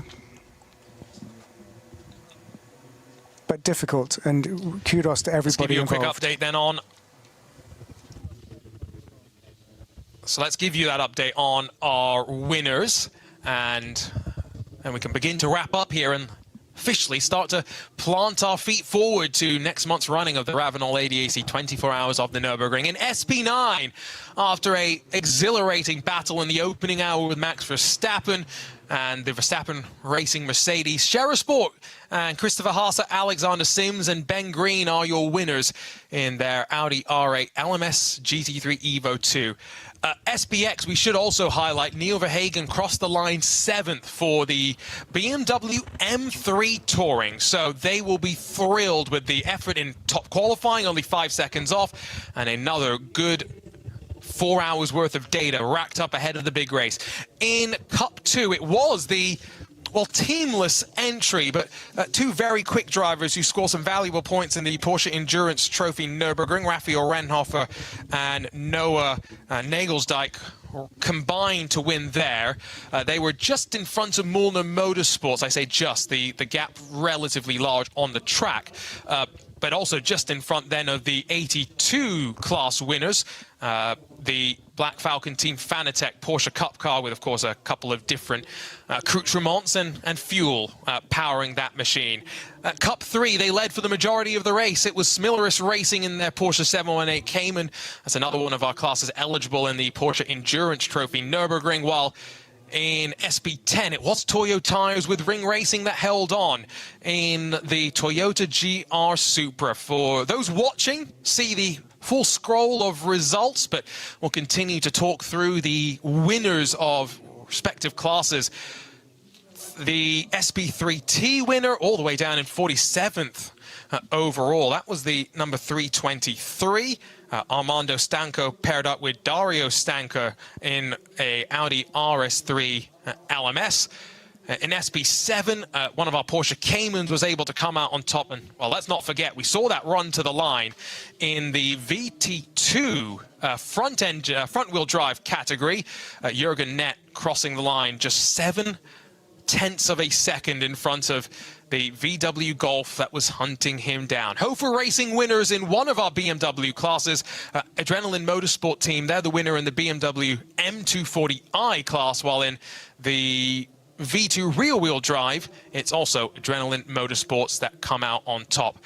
In TCR, after the retirement of the Hyundai, after the tire blowout through Schradenkreuz, it's that VW Golf, the Mark 7 GTI, that is promoted into the race win and class win as a result of that.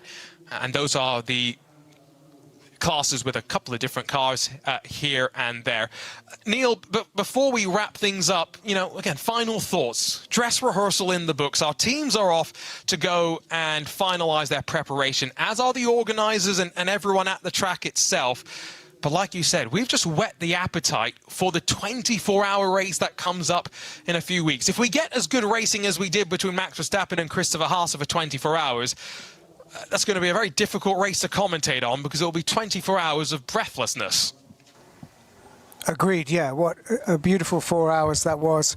And the prospect of the battles at the front when the field is swelled slightly in a month's time is sort of, you know, it's worth whetting the appetite for. It gets everything going ready for the 24 hours in a month's time.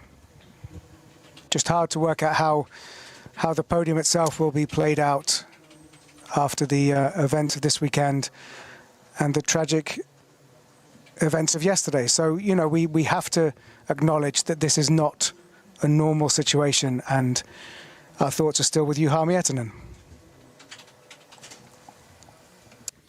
And I think everyone's thoughts will be as we wrap up this fifth round of the 2026 NLS season. Technically only the third race complete, and of course the second of our Ravenel ADAC 24 hours of the Nürburgring qualifier races.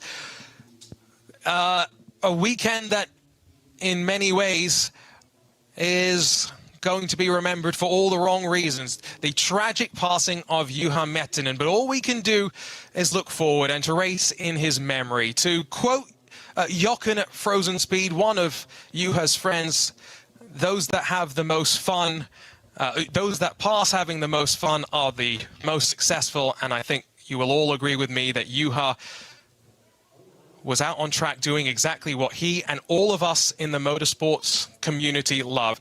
He leaves behind his 3 children and his wife, as well as his teammates and the entire motorsports paddock thinking of him here at the Green Hell on what has been a very difficult weekend. Arjuna Kankipati alongside of Neil Cole, thank you for your company, and we'll see you in a few weeks' time for the Ravenel ADAC 24 hours of the Nürburgring.